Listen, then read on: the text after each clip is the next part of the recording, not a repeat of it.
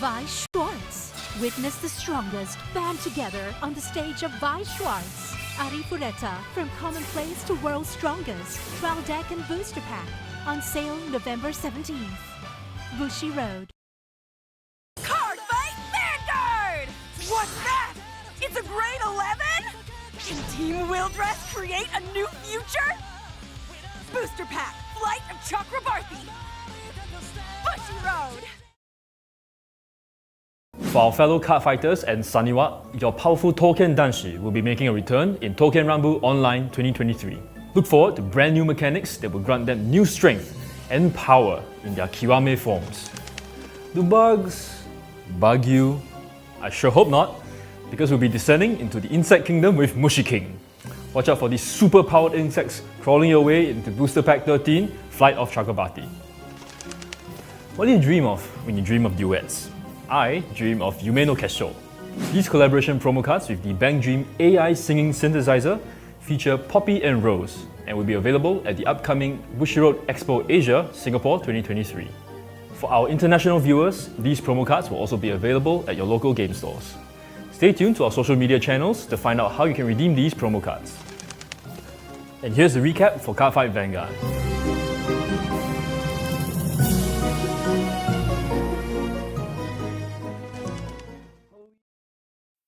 Weiss Schwarz. The Stage Girl Silver Screen Review is now a card game on the stage of Weiss Schwarz. Review Starlight, the movie booster pack. Now on sale. Bushiroad.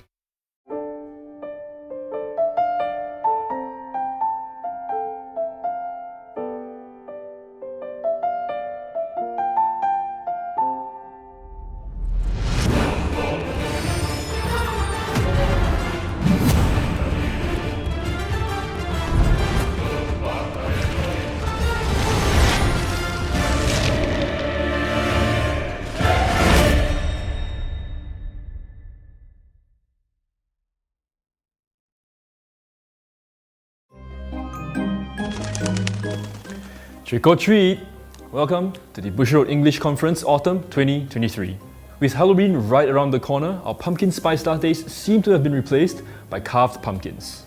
Ready your hearts and your wallets, you're in for a fright. Now that we're halfway through the Bushiroad Championship Series 2023 season, if you've been living under a pumpkin, the World Finals will take place on February 3rd, 2024 at Akihabara UDX. That's right, we're heading back to Tokyo, Japan. I can't wait to see all of you again and crown some new world champions. If you need even more motivation to take part, here's your first look at the promo cards you'll receive for participating. And the champions for each game and format will be receiving these. Oh, those are some impressive promo cards. If you were to win an invite, fret not. BCS is still ongoing, so you still have a chance to earn an invite at the following locations. Here are the dates for North and Latin America, Europe, Asia and Oceania. The top 3 winners for each game and format will be invited to participate at the World Finals. What's more, if you emerge champion of your region, your flight and accommodations will be on us. Weiss Schwarz. The Kansen of Azure Lane join the battle on the stage of Weiss Schwarz. Trial decks and booster pack Azure Lane.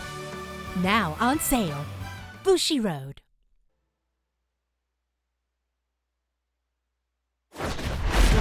Shadowverse, which took the world by storm, greets a second dawn. As a trading card game. Arise, warriors. Be anointed in light and soar towards a horizon more brilliant than you've ever seen before.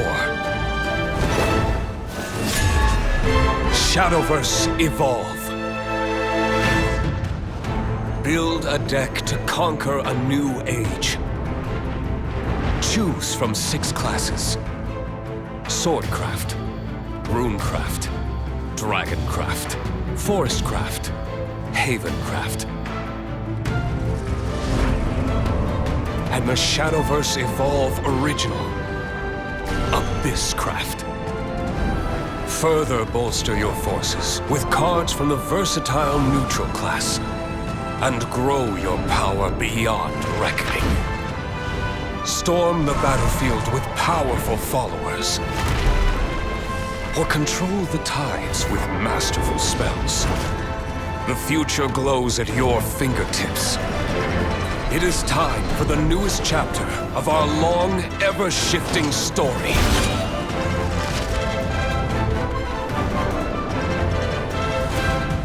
Shadowverse Evolve.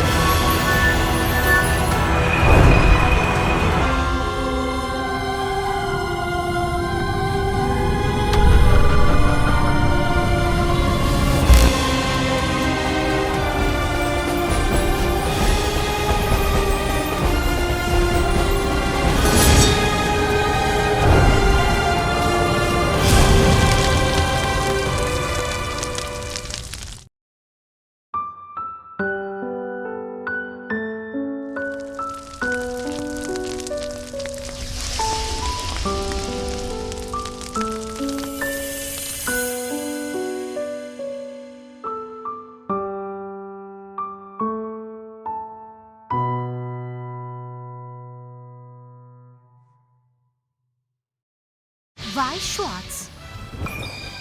The name of Eins Oregon continues to expand on the stage of Weiss Schwarz. Booster Pack Nazareth Tomb of the Undead Volume 2, now on sale, Bushiroad. Cardfight Vanguard! Encounters with heroes! Stories that will shape your soul are waiting for you! Booster Pack Clash of the Heroes! Bushiroad! Are you dreaming of becoming the world champion? Don't let your dreams be dreams. Take part in the upcoming World Invitational 2023 Last Chance Qualifiers for, well, one last chance to qualify for the World Finals. The Last Chance Qualifiers will be open to all participants except those who have already earned a sponsored invite to the World Finals. I know many of you are raring to go, so here are the locations where the Last Chance Qualifiers will be held.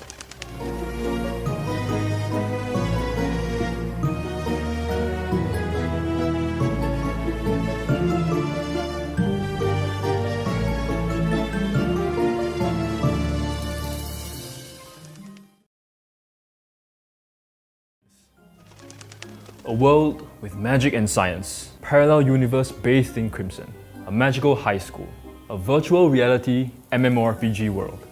It's time to take a trip down memory lane with Dengeki Bunko. Nostalgic titles like A Certain Magical Index, Shakugan no Shana, The Irregular at Magic High School, Sword Art Online, and many more are making a comeback with new illustrations. With 51 titles included in the set, there's definitely something for everyone. For our Bang Dream fans, Trial Deck Plus Bang Dream My Goal will also be performing on a Weiss Schwarz stage near you. The set features new illustrations that fans will want to add to their existing collections. Let's count down to the party! Premium Booster Bang Dream Girls Band Party Countdown Collection will also be performing on a stage to celebrate their 6th anniversary with glittering illustrations of your favorite Bang Dream girls. Don't miss out on this chance to update your collection with these new cards. From one idol to the next. You hear those cheers for an encore? We're happy to announce that Bochi and her friends will be bringing their performance to the stage of Weiss Schwarz as well. We'd love to have them now, but it's gonna take a while to convince Bochi to come out of her room, so we'll let you know once we manage to do so. One can never have enough idols performing, but heroines need a stage too. The heroines from Sai Kano will be making their comeback on the stage of Weiss Schwarz. The series may have reached its finale a few years back with the movie. Welcome everybody to the winter edition of Bushiroad Rumble Online. Welcome everybody. Hopefully y'all are doing great. Here with you guys, I'm JJ. Nice to meet all of you. Hopefully, y'all are doing great today. Then we have over here the illustrious keeper of time himself. Eric, how are you doing, homie? What's up? Hey JJ, I'm doing great. It's been an honor and a great time to be back again at BRO Premium. It's sadly the last edition for BRO this year, but it's gonna be exciting today and even tomorrow. And I'm very ecstatic to be here and see some fireworks coming hours. Awesome. Good. So hopefully we get to see some really cool, interesting decks, maybe some Gear Chronicles, since this is where it came from. So we'll hopefully get to see some of those. But what about you, John? How are you doing today? Welcome. How are you feeling today? Our honorary European. Yeah, I'm happy to be back. Guys, every single time I travel, no matter what happens, it's always going to look like my bedroom over here in Europe. So I appreciate that. But I'm excited to be back for the last edition this year of hashtag BRO 2023 Premium. It's looking to be really exciting. I can't wait to see a whole bunch of fun and interesting decks and see what everyone's playing today. Oh, man. But before we do all of that, first, we got to do a little bit of housekeeping. We got to talk about the format. We got to talk about the schedule, and we got to talk a little bit about the pricing. So first things first, let's take a look at the schedule for today. So for November 18th and 19th, we got 2 whole days of premium, best of one Swiss, and also in the top 8 is also best of one. We currently have around 102 players or so, which is a whole lot. And for a little bit of regulations for this format, got to make sure your camera is all set up. Got to make sure to call a judge if you happen to have any rulings needed. There are going to be some time penalties dished out if you happen to be taking a little bit too long. Make sure that you're shuffling correctly, declaring your effects. The eligibility is all fighters can take part in all of these events, which makes it super great. English only, sadly enough, can't use any OCG, can't use any other Italian cards, sadly enough. I would love to be able to use any of those. I would love to hear the sound of me writing a Chronojet in Italian. You're telling me I can't play my crossover dress Farina support right now? Oh, goodness. Exactly. Make sure that they're sleeved correctly, because they'll always be checked out and taken care of. But then, taking care of something else, let's take care of this schedule. What do we have up, John? Yeah, of course. So as JJ stated earlier, this will be a 2-day event. So if you do miss any sort of card fight action, of course, there is going to be the top 8 cut that is happening tomorrow. And of course, because this is an online tournament, do not forget to double check your time zones. I know we have a whole bunch of people from a whole bunch of different regions from across the globe, from anywhere from the North American, the Asia, Oceania, and of course, the European side. So of course, make sure to double check your time zones to know when exactly it is you need to tune in for these exciting matches. And then, of course, we have the time zones, we have the discussions. But speaking of time, there is a certain prize card that we could talk about, right? I think it's on theme. It's been very much on theme, I think, for the entire BRO season of what that prize card is. If Eric wants to take it away for us. Yeah, because if anybody's been paying attention this whole year for BRO, there is one theme going on here, and that's, of course, Chronojet being present in every single format in the game right now. As the prize card that players are going to participate this tournament is going to be the original artwork of the very first Chronojet trial deck. So any OG Chronojet fans are going to be ecstatic to try to win these cards. But, of course, this isn't the only prize they're going to play for, because as you see right now in front of you, the players are participating to potentially win a couple of prizes, because if you manage to get the 4th place, you get an official certificate that states that you managed to get into top 4 for this tournament with your name and what type of tournament it is. So it's basically bragging rights for all your friends and families and potential co-workers to say, hey, I'm a legit good Cardfight Vanguard player, and who knows, maybe even do more in the future. But beyond that, if players manage to get to 3rd place, they not only get a certificate, they do not only get a copy of the prize card Chronojet Dragon itself, but they also get a booster box itself. So a lot of prizes to be had if you manage to get 3rd place. Now moving up to 2nd place, they get all the aforementioned prizes, but instead of 1 copy, they manage to get 2 copies of the Chronojet Dragon card. But in my personal opinion, the most exciting one here is, of course, getting first place, because not only do you get the certificate, the booster box, but you get a whole playset of these beautiful hot stamped Chrono Jet Dragon original artworks with, of course, the Biro signature of being it's significant that you are the champion here. So any OG Chrono Jet player or just a main Gear Chronicle player is aiming for this first place spot. So I am expecting a lot of fireworks for people to show up here to claim these prizes. But that said, but basically now that we know everything what's going to happen in this tournament, I think there are a couple of players with the latest edition of the game that are a little bit new to Premium or maybe even new to Vanguard. So before we jump into the first game of the tournament, let's do a refreshing course of what Premium is and how it's being played. And luckily for you guys, we have a nice tutorial video to give you up to speed very quickly. Today's tournament will be played in the premium format, and we can't wait to get started and see all the exciting plays and unique deck ideas that the players will be bringing. Before we jump into it, let's brush up on what makes the premium format unique and what you can expect to see today. In the premium format, players bring not only their constructed 50 card main deck, but it is also accompanied by a G-Zone. An additional 16 cards composed of various cards that aid you throughout the game and can be accessed easily. Unlike the standard format, the decks are built around one of the 24 different clans that belong to the nations that you may be familiar with through Overdress. The two types of cards that you will find in the G-Zone are Strides and G-Guardians. Strides are cards that have a red border around them and are various warriors that come from either the past or the future of the Planet Krei setting. Strides have a power value, a cost that must be paid if you wish to access the stride, as well as the effects of the card. In order to stride, you have to meet one of the following conditions. The first is if both you and your opponent have a grade 3 Vanguard, then after the ride step, there is the stride step. This is where you can choose to pay the cost of stride, which is typically to discard cards in your hand whose grades add up to 3 or higher. There are also special grade 1 and grade 0 cards that are regarded as grade 3s in your hand when you discard them for stride, which you will see quite often. After you pay this cost, you can choose one of the face down strides in your G-Zone and place it on top of your existing Vanguard on the Vanguard circle, turning the card under the stride into a heart card.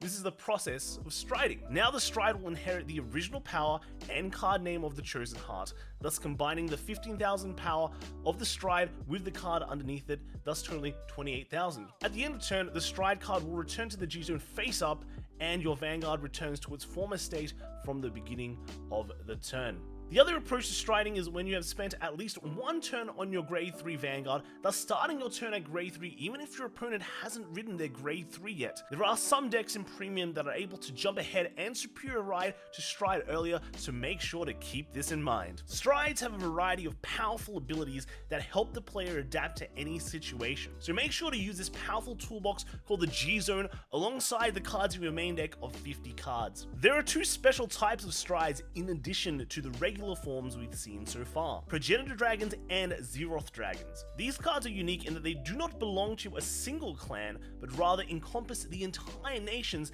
that the clans belong to, such as Dragon Empire or Stargate, otherwise known as Brantgate as well. These symbolize the beginning and the end, either bring additional life to your game plan or putting everything on the line to finish it all. In order to stride a Progenitor Dragon, a player must discard a card of the same name as their Vanguard. The Progenitor Dragons each have unique abilities, but one shared ability is that after they have returned to the G-Zone face up, they will allow you to stride without paying the cost for stride for the rest of the game. The Zeroth Dragons also require you to discard a card with the same name as your Vanguard in order to stride them, but they have an additional restriction needing to have at least 3 face-up cards in your G-Zone to stride, thus making them quite the late game finishers. Be careful though, when you stride with a Zeroth Dragon, your entire G-Zone will be removed from the game, leaving you with your 50 card main deck, so be sure to time these finishes well. As previously mentioned, strides aren't the only type of cards encompassing your 16 card G-Zone. G-Guardians are a powerful defensive mechanic which is also brought to the playing field from the G-Zone. All G-Guardians have a green border as pictured and are called using the same method at all times. During your opponent's battle phase, one of your opponent's units attacks and you would be able to guard while both players' Vanguards are grade 3. You may discard a heal trigger from your hand to choose to face down G-Guardian from your G-Zone and call it to the Guardian Circle. G-Guardians have various abilities that either bolster your defense or interrupt your opponent's plays, making them a key factor in any player's his game plan in the premium format. There are plenty of other incredible mechanics and types of abilities that make premium unique and exciting, whether it be Generation Break, Legion, Limit Break, Imaginary Gifts, and many of the other unique mechanics that have been introduced to the game throughout the years. You can even make a premium deck out of the recent Overdress decks. Just keep in mind, there is no Rye deck in this format. That's all for this brief explanation of the premium format. Let's wish all the participating players today the best of luck, and we hope that all of you watching at home enjoy the show. Today's tournament will be played in the premium Weiss format. Schwarz. Witness the strongest band together on the stage of Weiss Schwarz. Ari Fureta, from commonplace to world's strongest. Trial deck and booster pack. On sale November 17th. Bushiroad. Cardfight Vanguard! What's that? It's a grade 11? Can Team Wildress create a new future? Booster Pack, Flight of Chakrabarthi! Bushiroad! For our fellow card fighters and Saniwa, your powerful Token Danshi will be making a return in Token Rumble Online 2023. Look forward to brand new mechanics that will grant them new strength and power in their Kiwame forms. Do bugs bug you? I sure hope not, because we'll be descending into the insect kingdom with Mushi King. Watch out for these super powered insects crawling your way into Booster Pack 13, Flight of Chakrabarthi. What do you dream of when you dream of duets? I dream of Yume no Kesho. These collaboration promo cards with the Bang Dream AI singing synthesizer feature Poppy and Rose and will be available at the upcoming Bushiroad Expo Asia, Singapore 2023. For our international viewers, these promo cards will also be available at your local game stores. Stay tuned to our social media channels to find out how you can redeem these promo cards. And here's the recap for Cardfight Vanguard.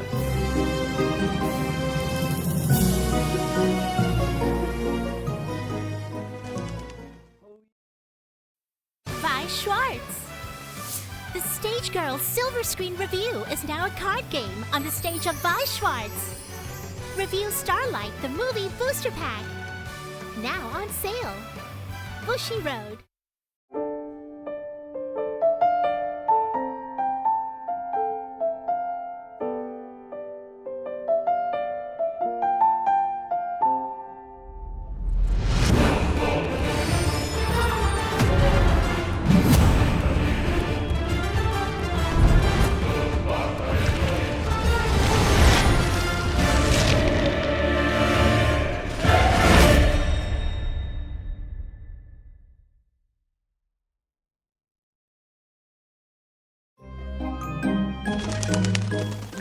Trick or treat! Welcome to the Bushiroad English Conference Autumn 2023. With Halloween right around the corner, our pumpkin spice lattes seem to have been replaced by carved pumpkins. Ready your hearts and your wallets, you're in for a fright.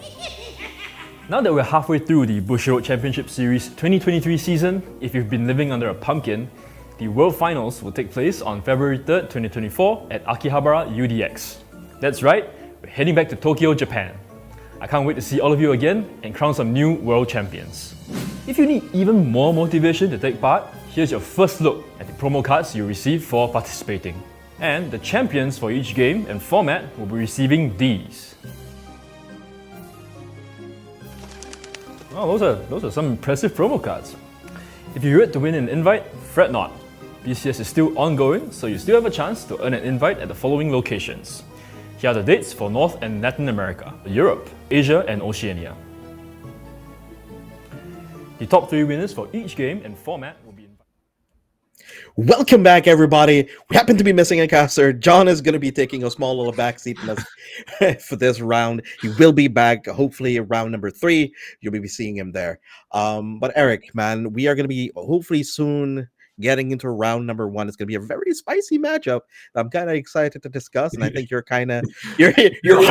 Oh yeah, like, you're hyper for it already. I don't want to tease anything, but I'm already representing, so we're good. We're good. I'm excited for round 1 once the players are ready to jump in. But oh boy, if this is a statement for what is to come for the rest of the weekend, oh boy, I'm here. I'm ready. I'm locked and loaded in. I'm also keen to see like what this deck does as well, because these two decks do. because they like one of them has been like one of the stronger decks during the format. It has like multiple cards already as promo prize cards, for a while now. But the other one has been sort of like a little bit of a boogeyman, when board-based decks tend to like go run rampant, a lot of like Nova, a lot of like Narukami, a lot of like decks that tends to like go really wide, like Gold Paladin or Grand Blue, that sometimes tend to leave their board behind, maybe like a straggling Beatrice or a Colombard or something. This deck tends to prey on those decks a lot. So I'm really keen to see how that turns out. Yeah, it's a quite interesting matchup dynamic of what can happen. Like for you guys that are known what they actually, we don't want to spoil it just yet, so it's a bit confusing what we're saying here, but it makes sense in a second. But the interesting thing is that both these decks they play into each other quite well, but at the same time, I don't think they interact as much with each other as they more like playing alongside each other. Something you see like in other Bushiroad games a lot of the time. And I'm curious how this will impact the players' decision making here and what type of interesting plays we're going to see. Because one of the lists, it looks cookie cutter, but there are a couple of interesting decks that that could change things quite effectively. That things go from 0 to 100 real quick. That's for sure. Oh man, but like, how have you been feeling about premium? Because I know you tend to go a little bit more closer to like V premium and overdress. That seems to be a bit of your wheelhouse. So premium is not like your biggest playground ever. But how you've been feeling a little bit, like coming back into premium with the history collection support that's been coming out recently? I'm honestly kind of very excited for premium right now because of the prospect of a couple of cards coming in. I'm waiting to get my feet wet until we get the new Gear Chronicle promo, because every client's getting these new cycle promos, and Gears has been the great twos. Yeah, I've been seeing them. They're so good, right? Gears has been confirmed, but we haven't got it yet in the English format. And once we get it in the English format, that's when I can start cooking for some interesting spicy builds. And that's when I'm gonna dedicate more time to premium, because oh boy, are there some fun things you can do with the clan. Okay, let me pick your brain. What are some of the lines that you can extend into now, if you can like lay it out for us? Okay, so you have a couple of ideas. You have the generic things that everybody knows. Steam Maidens. Yes, Steam Maidens got a bit hit, but Steam Maiden is still a viable option because it's basically Time Leap in a different direction. Then we have the OG Time Leap mechanic that's now been validated thanks to the Premium Collection support, allowing you to have 2 Force Markers while you're Pros Grade 2. Hello, 31k Melon where you're 10k base. Yes, please.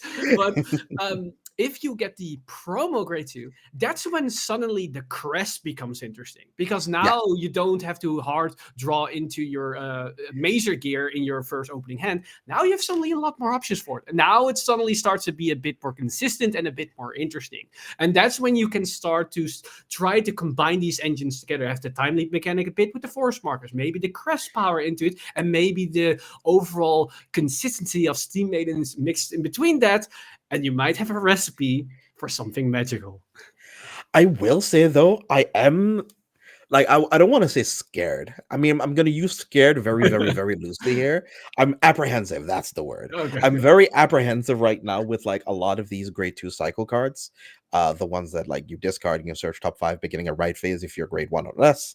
It allows you to get a lot of like 2 ofs or 3 ofs that you possibly might be playing. It allows you to kind of play a little bit more fast and loose with a lot of like a lot of tech options that you might want to go for. So I'm kind of interested how that one turns out, because then it allows you to play a bit more greedy.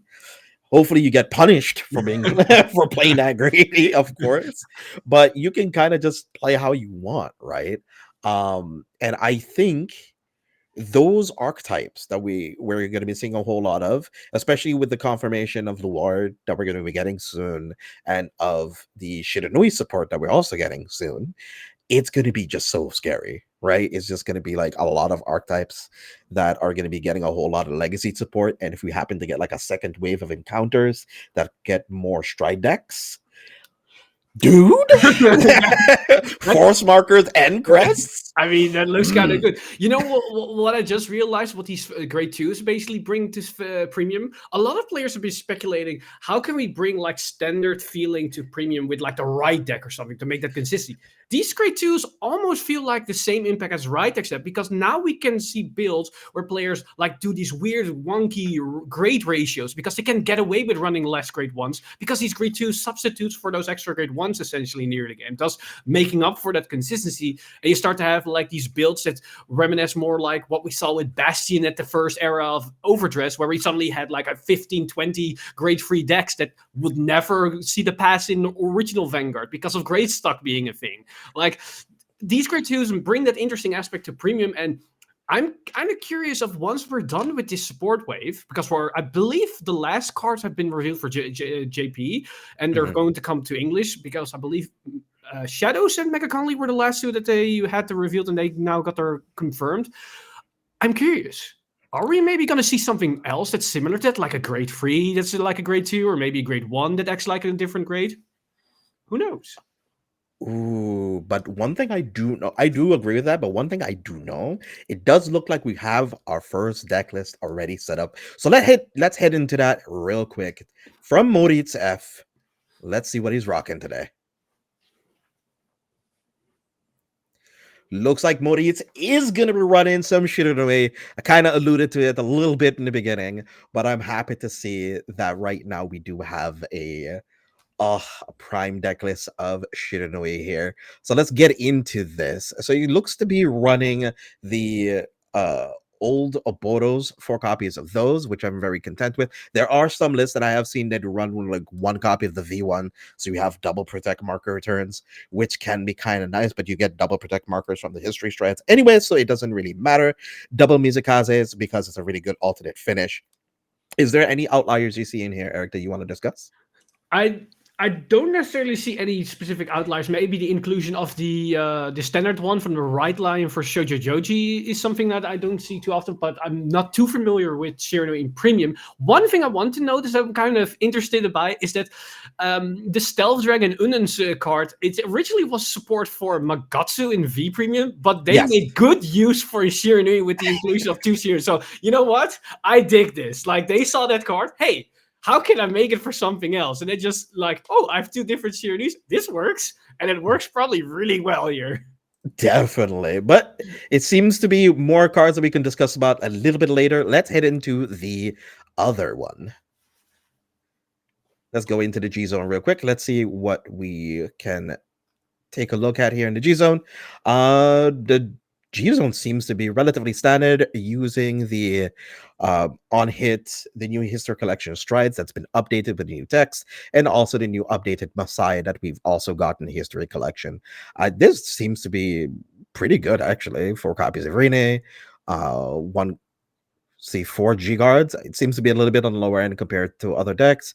He is running 2 copies of Mujin Lord, and then of course 1 Mukuro. Sukumoticon, 1 copy, and Jakuratsu also 1 copy of that as well, since it's only in very niche situations.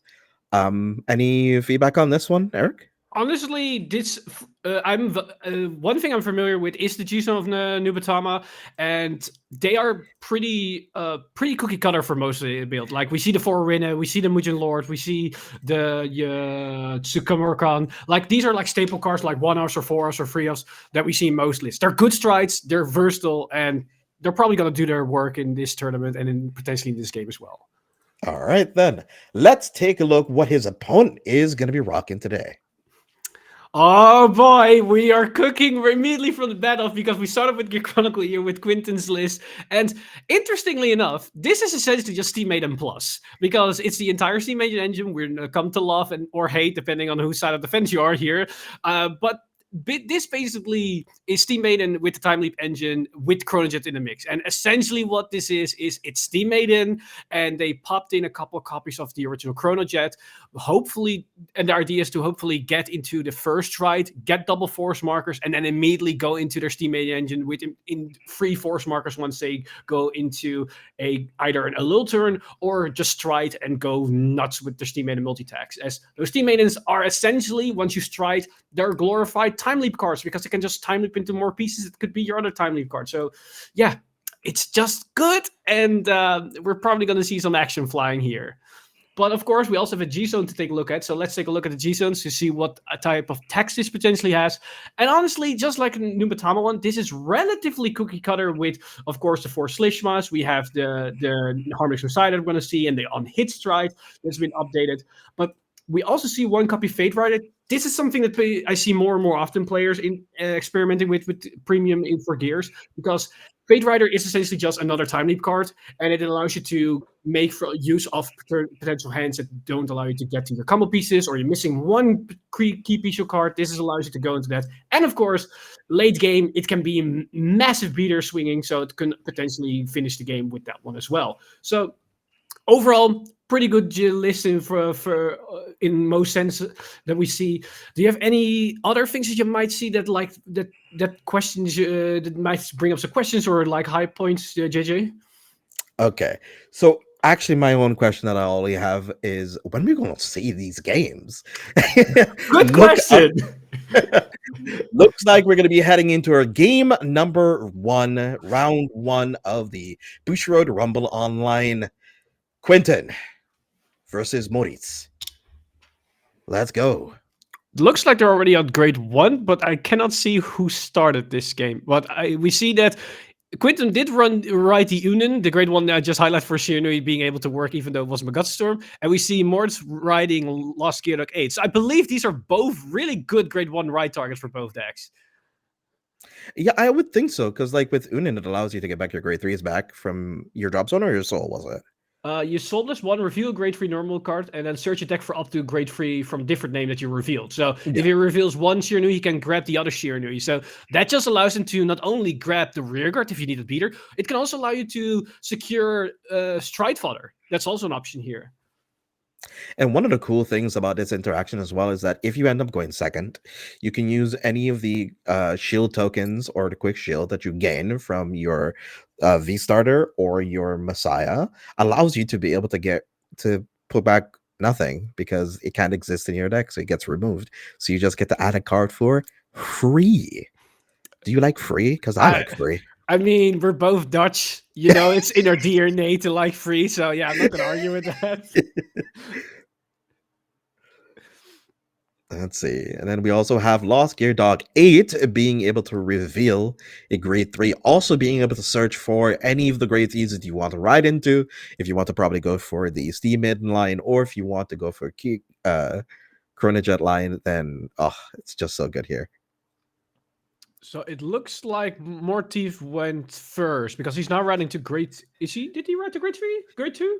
Yeah, he did ride into grade 2. Okay. It does look like Quinton did hit like over trigger defensively, which is good for Moritz here because then don't really need to care about it later. So that's awesome. That's going to be going into grade 2 turn.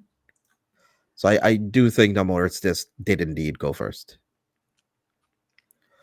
But one thing to note is that his Morteef's drop zone was empty. So either he so that probably means that he didn't use the Lost Gearlock 8 or he couldn't use the effect. Because you discard a quick shield because you need to discard a grade 3 or total of grade 3s in order to pay the cost for that card. That is a possibility, or we probably ended up missing it at some point. I think, yeah, we actually didn't discard anything. So it's going to be searching for Forbital here as a good setup card because it gets you Mizukaze and also the regular base Shiranui, V Shiranui, which allows you to draw an extra card, bounce a card, and also force your opponent to discard one, which is really, really good. Oh, that is actually way better than I thought. I completely forgot that the order is also grade 3 and that thing searches just a grade 3 card, not a unit. So exactly. That right effect that was supposed to be a +1 essentially now becomes potentially a +2. Yes. And it filters for free cards. That's really good. So it's going to declare the quick shield here to discard. Now he also has Magatsu Kill to resolve here. Going to Counter Blast 1, Soul Blast 1, draw a card, gain +6, allowing him to gain a bit more cards. Also attacking for 15, so making it a little bit more awkward for Moritz to guard. If he guards with 15k shield, it only makes it 25, so it's going to be a 1 to pass here. So I think Moritz here does want the Counter Blast. I think he's gonna take the damage because either he's going to ride Chrono Jet and just do some time leap shenanigans, or he's gonna ride into Illu and then can use the counter blast to get some multi-tech going here. So either way, I would just say take the damage because you need to throw down at least 20k shield in order to do something. And it looks like he's saying no guard here.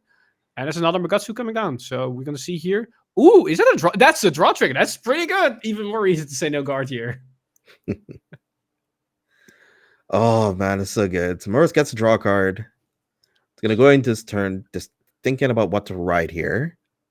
It looks. Oh, that's a Chrono Jet. So he's gonna stride. Yeah, he's got. Okay, so we're gonna immediately see the new stride in action from Revival Select. Is it selection or collection?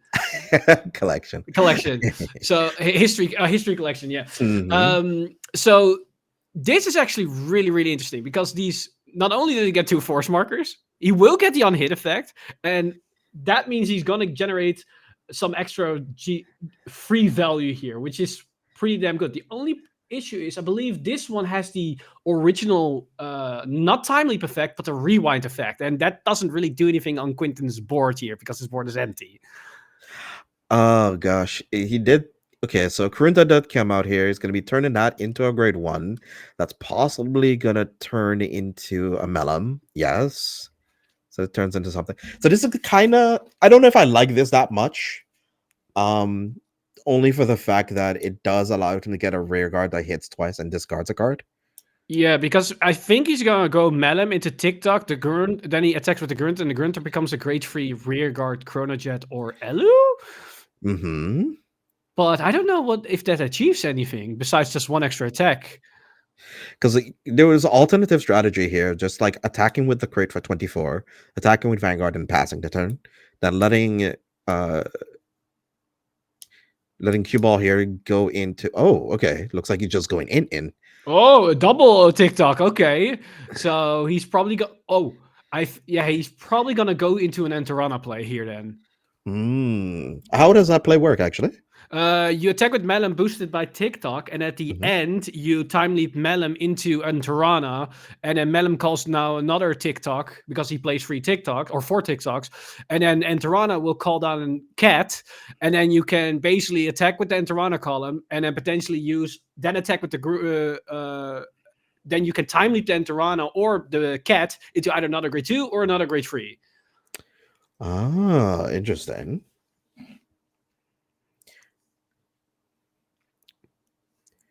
So looks like here, going to be swinging here for 31, 36. I don't think he's going to go into Enterana now that I think about it, because the Enterana play, I forgot, to get the cat, you need to pay another counterblast, and he only has 1. So he's probably going to go into a Steam Mechanic Naboo here to just draw extra cards and maybe bind an extra card from his drop zone to set up the bind zone. I think that could be a play. And it also clears the board. Okay. It does still leave the Karunta up, though. Because already attacked with it already. Mm-hmm. So it's exactly as you said. It's going to be going for Karunta here.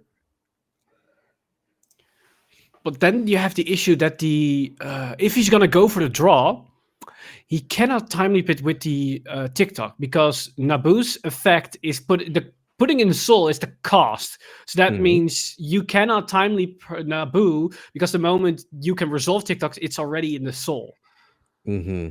So he could be using it for setup for next turn, which does leave it a prime target for almost literally any of the Nuba cards to retire here. So this is going to be, I believe, a 30k attack with the guard restrict, which it's pretty still decent. It forces at least 2 triggers from cue ball, unless he's using the heal guardians. But it's gonna be pretty painful here. It's gonna be putting him at 3. This is literally before attacks of the Vanguard already. This is kind of a scary spot. I think you. No guard this. Oh, puts you on. Oh, 29. So then you can guard for 15 on Van, making it a 2 to pass. It doesn't get to draw a card here. Oh, he's just gonna go for aggro here. I mean, depending on his hand, that is completely fine because he probably thinks I don't need that extra card in hand because that means he can attack me more with more dominated effects.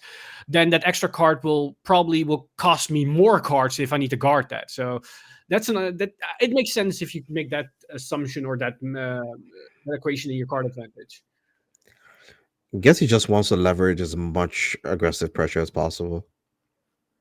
Looks like he's still drawing a card. Is that you just talked about it just now? Are you sure that he can? I'm double checking, but I believe when did you text bind a card for Joshua your opponent calls? Oh no! It's I'm remembering with another card that has the puts into soul to cost. It's same as Melem. It's just an end of battle trigger. Yeah, so it works. It works that you can draw the card. Ah, nice. Oh, and he has a cat as well for next turn. So that's pretty good because there's more card advantage and more boosting power. And keep in mind, he is now already at 3 damage. Wasted kind of couple of cards to not go to 4 or 5. And 2 force markers for a potential timely combo next turn because he is at 1 damage. So every single damage next turn can equate to an extra attack or 2. So 2 cards are bound. I guess they're discussing whether or not he gets to resolve it or not. Just making sure. Yeah, because there are a couple of cards within Gear Chronicle that are like some works the way like Melem, and in this case Naboo works the same because it's an end of trigger. But there are a couple of cards in the clan that specifically have the cost that they move to a different zone, and then they don't work. And it's very important to keep track of those cards that you don't make mishaps and make mistakes that I just made. And I thought Naboo was one of those cards. Yeah, I mean that can happen to anybody. Oh, he's gonna be discarding the Forbidal here. Well, that's not a good sign. Because that means I feel like they're desperate, or they already have all the pieces. Oh, actually, he's activating the Forbidal. Oh, okay. It's gonna be activating Forbidal here. It's gonna be getting 2 cards. The second one is gonna be either Mizukaze. Yeah, there you go. I was about to say that means they don't stride, but then I forgot. Oh yeah, wait, the new strides they can do that in main phase. Yeah, they're both act. Yeah, because all the great frees for cue ball are basically at least besides the rearguard Shiranui, but it's a rearguard. They're all non-force markers or non-protect markers, so they can just stride into this one. So he's gonna.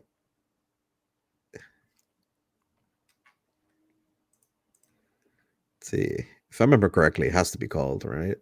It's only the great fours that go into hand. Yeah. The great frees are going to be called, and the great fours are going to go to hand. I think they're thinking about the placement, maybe.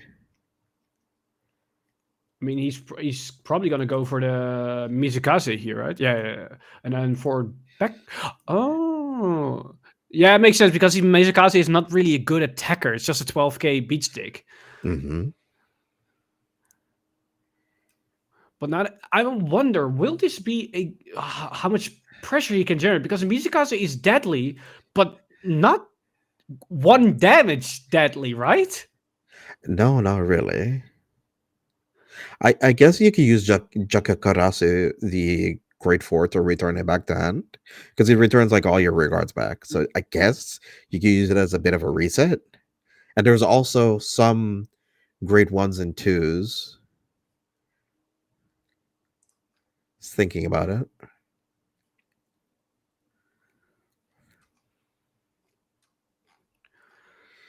It's considering his options here.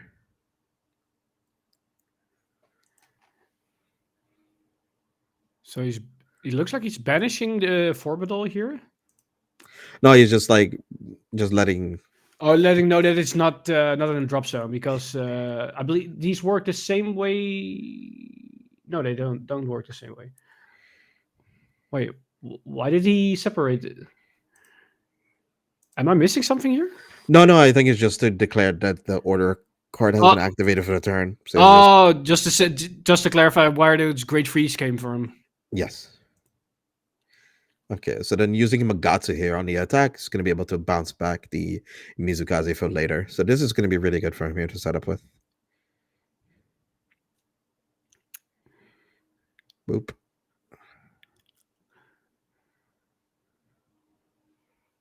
At least that's another Unen he's culling down, so pretty full board immediately. But most of this is gonna disappear because the grade 3 is gonna go to Soul, the Magatsu can go to Soul, the grade 1 can go to Soul.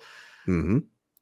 And then he can bounce the rest. So that's honestly pretty good because I think we're gonna see like an empty board after this turn as well. So it's going to be swinging in for 23 right now.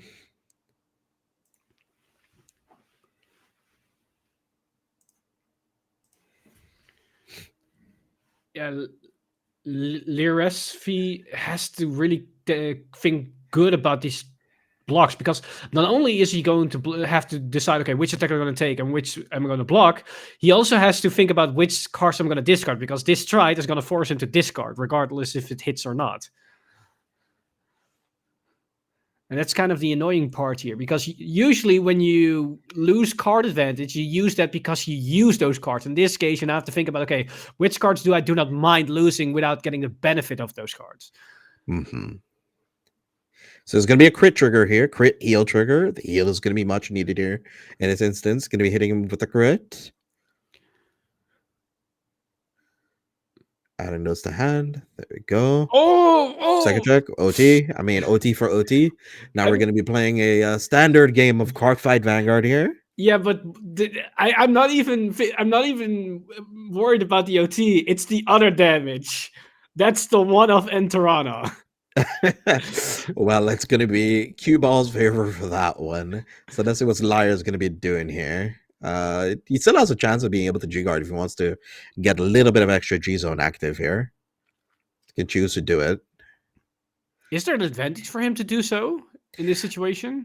I guess if he wants to get rid of a grade 3, he can get rid of an Oboro to make cue ball have a second Oboro to reride, so that he can have the second grade 3 in the soul to do Mizukaze. So it puts him like one behind on that, if that makes sense. No, okay. Yeah, it makes sense. But then the question is, like, does he have all the resources, and is he willing to go that route here? Because even though we just got a pretty big turn, it's still really relatively early in the game. Both players are at 2 damage right now because of the heal. Yes, but now we are going to be going into the Lishma turn, though. So Lishma is possibly going to come out. He can use the stride skill of Chronojet to spin back the grade 1. And then I think it's all there. Or it could still go into... Maybe Fate Rider if his hand is not ideal. If his hand is not ideal, then he might have to go that direction. Possibility, because you kind of don't want to really overextend too much unless you're trying to really finish them off. And second turn strides are usually like really backbreaking mostly. So I think that's what they're going to be going for here. So here's highbrow Steam and Lishma being able in the G zone to call herself over a grade 3 when it attacks by binding that unit and then calling this card to rearguard circle and plus with 2 force markers. That's a big girl. She's big. Yeah, she's big. She whole big. We also just saw him calling down a Gear Cat that searches Steam Melon. So that's another potential attacker that goes into another card here. That's pretty good. Also keep in mind the only option for Liresfi is that he has the grade 2 Steam Maiden and Melem in the bind zone. So those are the cards that most likely going to come out, unless he calls something better from his hand and he binds that with Slishma. Mm-hmm. And most likely he's want to get a grade 3 somewhere so he can go make the grade 2 go into the grade 3 so he can make the grade 3 go into his Slishma. But that depends on what he has. It actually doesn't really need to because there's a Melem outside. Oh, yeah, he can TikTok. Yeah. So he has like 2 more TikToks left. So I think he's good. That is that's a very good observation. I completely forgot about that. No worries, man. Like that's the great thing about if you combine Steam Maidens with the Time Leap engine, then suddenly you don't have to worry about your bind zone as much because your deck is your bind zone. Mm-hmm. But it looks like Larissa is really contemplating about his options here. It's a very methodical deck. Like placement is very important. Like premium, I think is probably one of the most difficult formats outside of like I would say Overdress is maybe second difficult. Because there's also like placement issues. There's also thinking about like resource management, maybe like trying to guard sometimes, even though powers can be seemingly insurmountable. But like premium punishes you super hard for sequencing. Mm-hmm.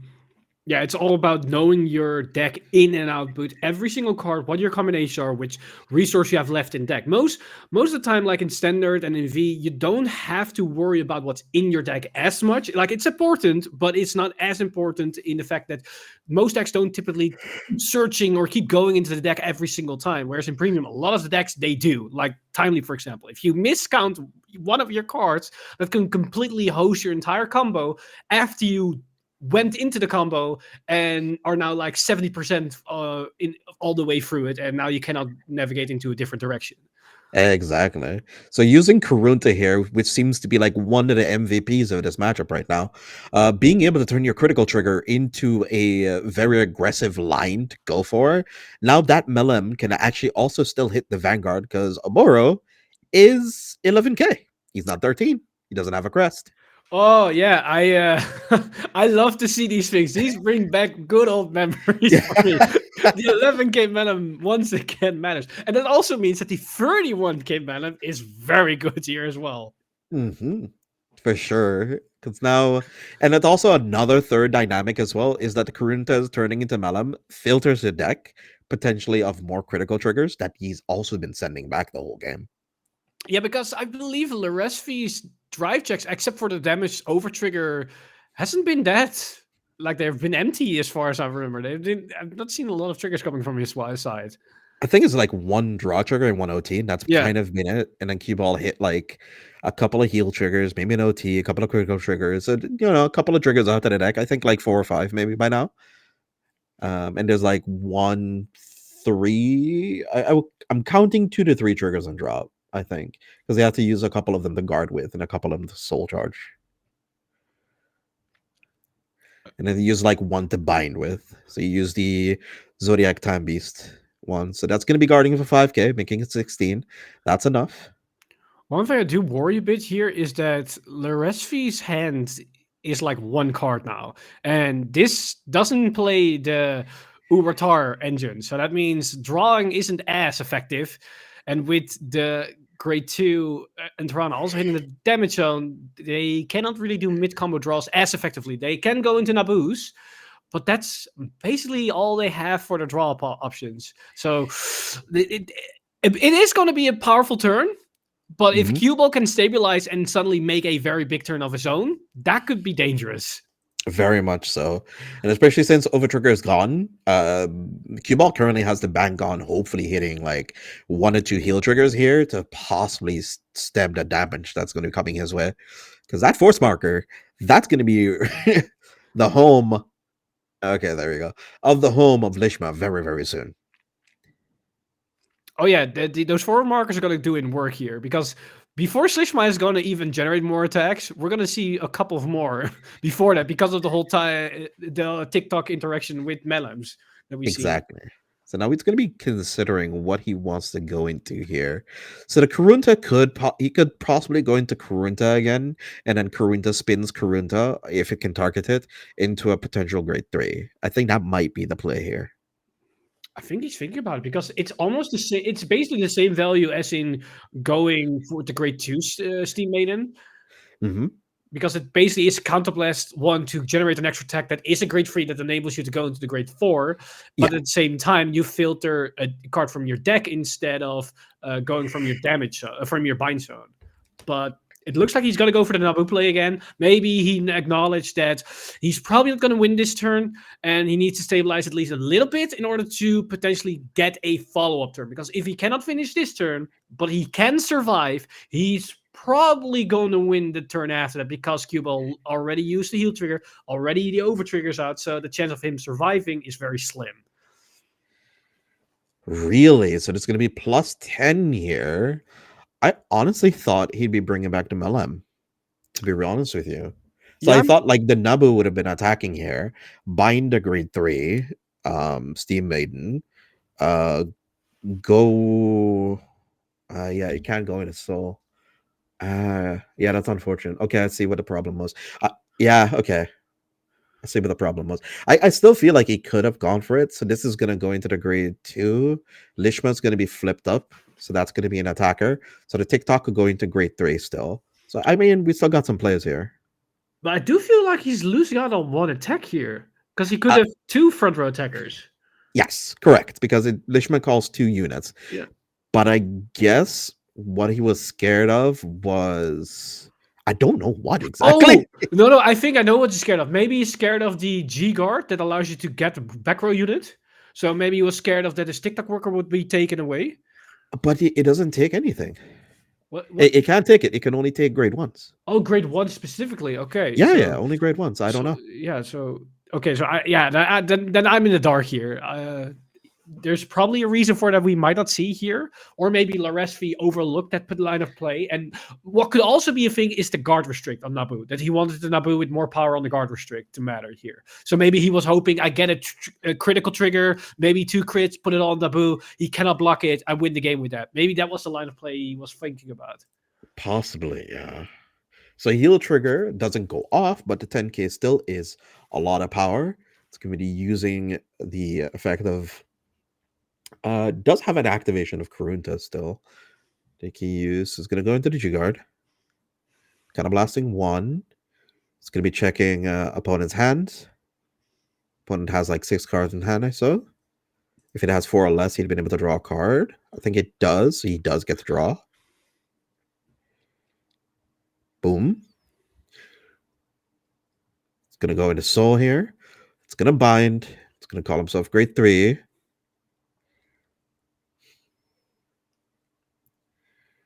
That's going to be a big one because I think there's like 6 cards bound and she gets plus 2k, yes?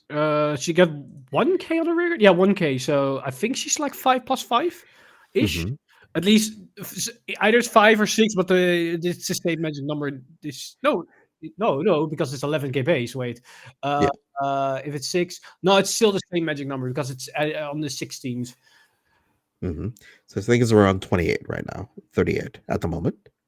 Yeah. So that's like 30k shield-ish. Mm-hmm. Okay, it's going to be using Lishma here to call. It's going to be attacking here for 35. Still big number here. Although Q-Ball does have a healthy grip, but at the same time, we know a couple of those cards are grade 3s. Yeah, that's for sure. What?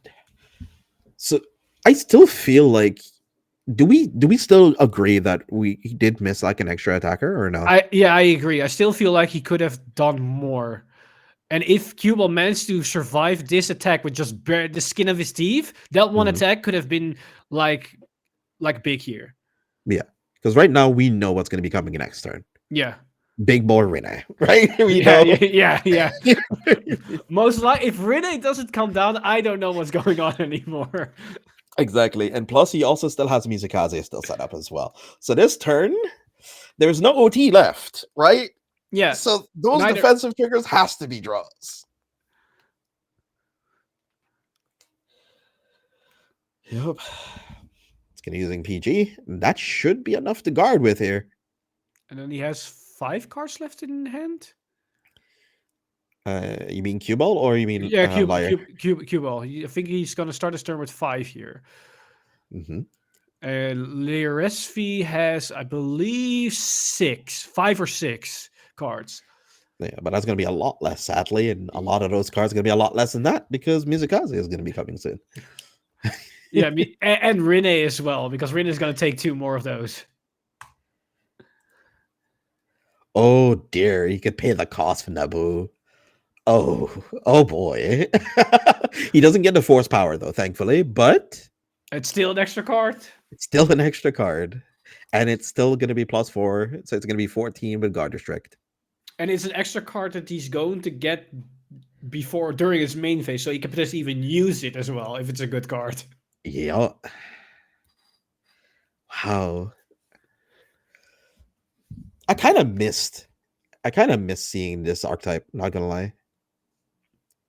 What, dominate? Shouldn't we? Yeah. I kind of miss seeing it a little bit. Yeah, it's been like it was very prominent like at the early days of premium when we came freshly into the format.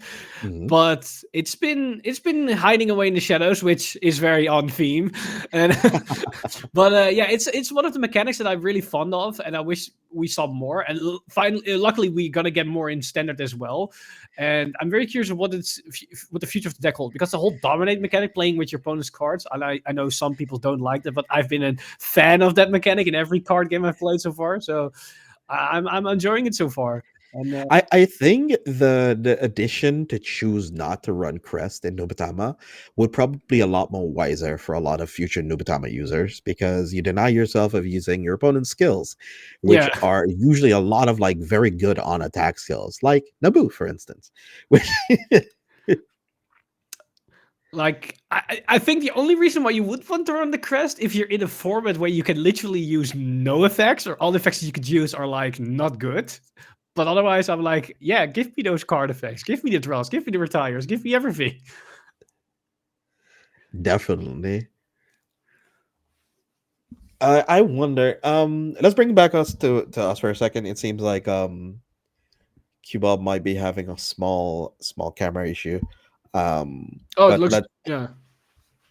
But hopefully we'll be able to solve it in a second. So hopefully have patience with us. We'll be right with you guys in a second. But that match looked so fun. Premium is looking kind of gas. I'm not gonna lie.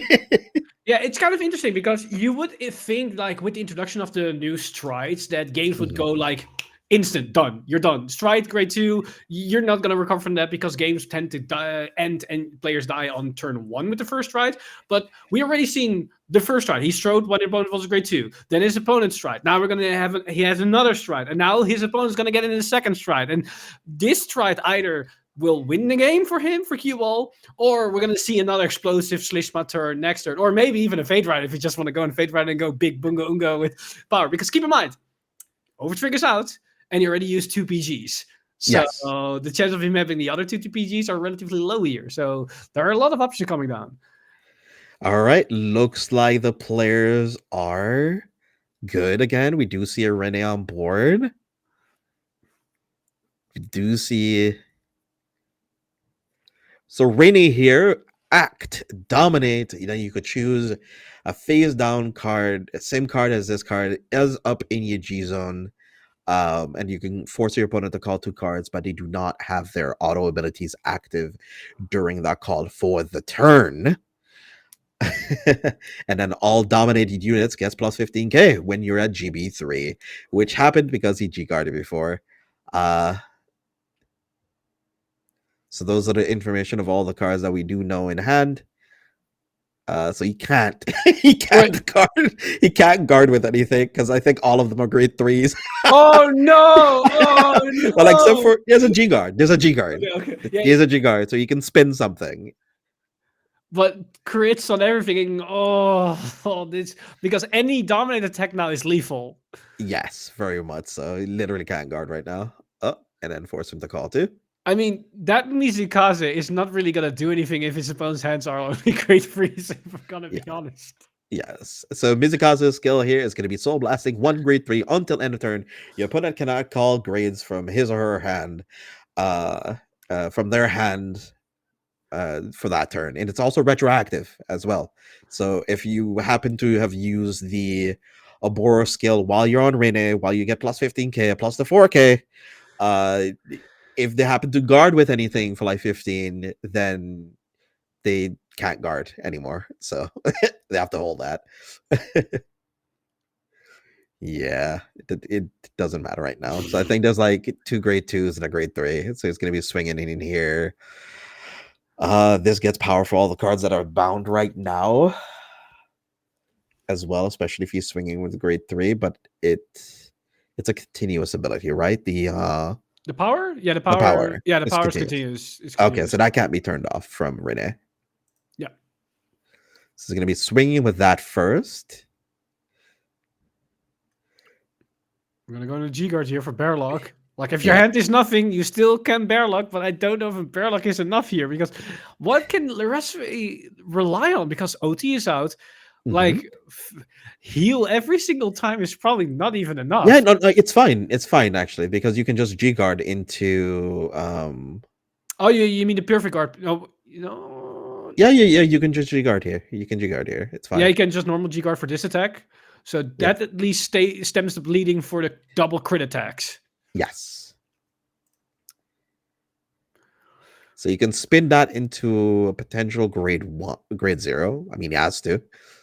For the extra plus 10k shield, if he wants to stop this from coming in. So going into Rafana here.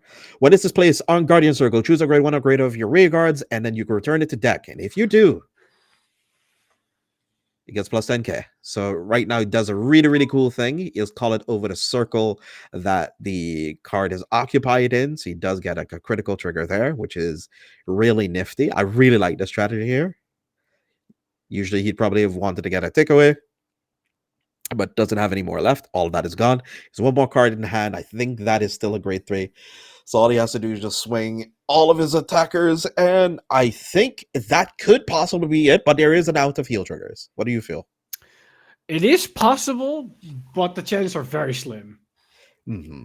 But we have seen more impossible situations happen on BRO before, so... Like a double heal trigger into like a final turn sort of strategy? Yeah, we have seen numerous of those. I'm definitely not going to count outlier here. I mean, he could hit a draw trigger that draws into another PG, and then a heal trigger on 6 damage. I mean, it's possible. It's possible.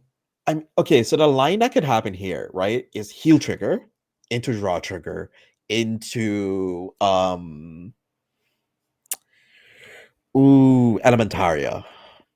Oh, that could also be good. I feel that that's a thing that can happen.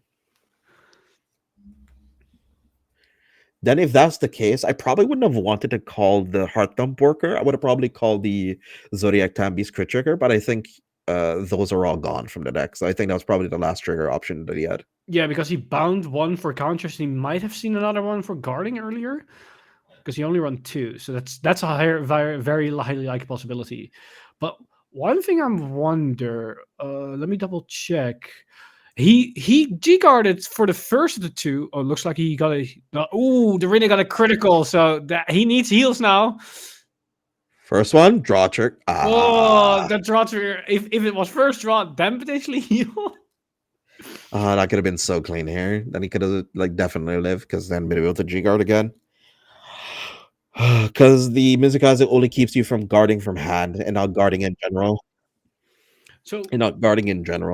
So one thing I do wonder, like when he did the Rina turn and he double dominated for 2 attacks, we saw him, I believe, G-guard with Bearlock for the first attack and then did Ravana. But couldn't he done Ravana first to negate the second attack as well? Possibly, yeah. So he could have saved another Bearlock potentially. Yeah. So, like, I don't think it would have changed in this situation because the Rene was still attack with a crit. Yeah, but it was too big. But if the Rene didn't get a crit, he would have had another Bearlock to have an extra shield, so he wouldn't even have to bet on a heal trigger for that. So that's why I said like premium doesn't forgive sequencing. It's very sequence oriented, and especially if you're being featured and there's a lot of pressure on the line, even in a run tournament, and a prestigious tournament like this, tension is high. You gotta try to navigate ways of getting wins, and it just so happens he didn't see the line. You saw it, we saw it, but we're the peanut gallery. We're the peanut gallery. We're always gonna see it. We have eyesight 2020, right? Yeah, exactly. But with that being said, let us take a quick break here, pay some bills, and we'll be right back after this. Weiss Schwarz. Witness the strongest band together on the stage of Weiss Schwarz. Ari Fureta, from commonplace to world's strongest. Trial deck and booster pack. On sale November 17th. Bushiroad. Cardfight Vanguard! What's that? It's a grade 11? Can Team Wildress create a new future? Booster pack, Flight of Chakrabarthi. Bushiroad! For our fellow card fighters and Saniwa, your powerful Token Danshi will be making a return in Token Rumble Online 2023. Look forward to brand new mechanics that will grant them new strength and power in their Kiwame forms. Do bugs bug you? I sure hope not, because we'll be descending into the insect kingdom with Mushi King. Watch out for these super powered insects crawling your way into Booster Pack 13, Flight of Chakrabarthi. What do you dream of when you dream of duets? I dream of Yume no Kesho. These collaboration promo cards with the Bang Dream AI singing synthesizer feature Poppy and Rose, and will be available at the upcoming Bushiroad Expo Asia, Singapore 2023. For our international viewers, these promo cards will also be available at your local game stores. Stay tuned to our social media channels to find out how you can redeem these promo cards. And here's the recap for Cardfight Vanguard.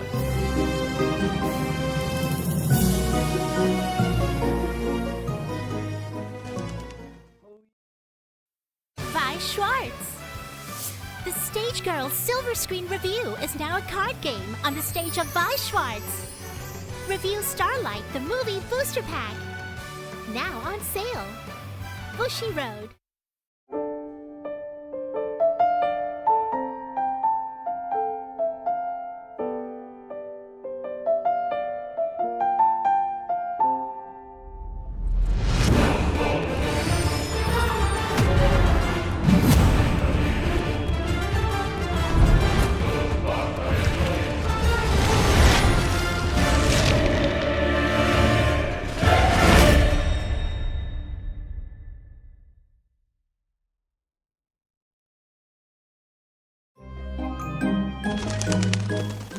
Trick or treat! Welcome to the Bushiroad English Conference Autumn 2023.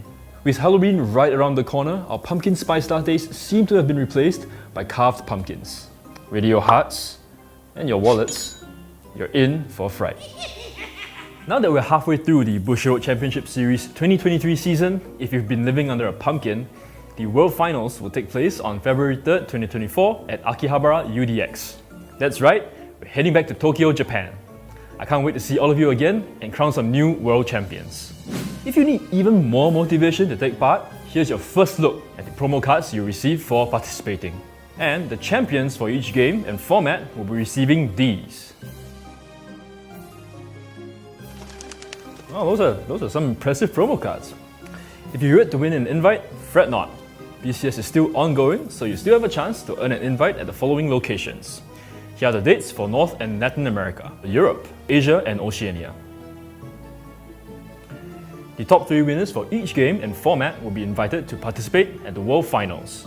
What's more, if you emerge champion of your region, your flight and accommodations will be on us. Weiss Schwarz.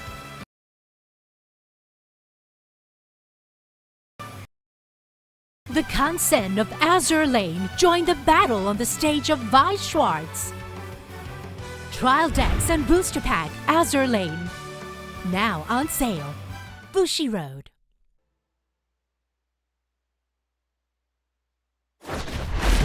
Shadowverse, which took the world by storm, greets a second dawn. As a trading card game. Arise, warriors. Be anointed in light and soar towards a horizon more brilliant than you've ever seen before. Cardfight Vanguard! What's that? It's a grade 11? Can Team Wildress create a new future? Booster pack, Flight of Chakrabarthi. Bushiroad. Weiss Schwarz. The Kansen of Azur Lane join the battle on the stage of Weiss Schwarz. Trial decks and booster pack Azur Lane. Now on sale. Bushiroad. A world with magic and science, parallel universe bathed in crimson, a magical high school, a virtual reality MMORPG world. It's time to take a trip down memory lane with Dengeki Bunko. Nostalgic titles like A Certain Magical Index, Shakugan no Shana, The Irregular at Magic High School, Sword Art Online, and many more are making a comeback with new illustrations. With 51 titles included in the set, there's definitely something for everyone. For our Bang Dream fans, Trial Deck Plus Bang Dream My Goal will also be performing on a Weiss Schwarz stage near you. The set features new illustrations that fans will want to add to their existing collections. Let's count down to the party! Premium Booster Bang Dream Girls Band Party Countdown Collection will also be performing on a stage to celebrate their 6th anniversary with glittering illustrations of your favorite Bang Dream girls. Don't miss out on this chance to update your collection with these new cards. From one idol to the next. You hear those cheers for an encore? We're happy to announce that Bochi and her friends will be bringing their performance to the stage of Weiss Schwarz as well. We'd love to have them now, But it's gonna take a while to convince Butcher to come out of a room, so we'll let you know once we manage to do so. One can never have enough idols performing, but heroines need a stage too. The heroines from Sai Kano will be making their comeback on the stage of Weiss Schwarz. The series may have reached its finale a few years back with the movie installment, but no matter who you root for, this is your chance to create a different ending for your favorite girl. Did you catch my clue at the start of this segment? We're returning to the world of Remnant in Premium Booster Ruby. Join Team Ruby and their newfound allies as they protect their world from the Grim. Intern Kun has shown me some tweets and I'm really impressed with your collections, and I look forward to seeing your updated collections once this set launches next year.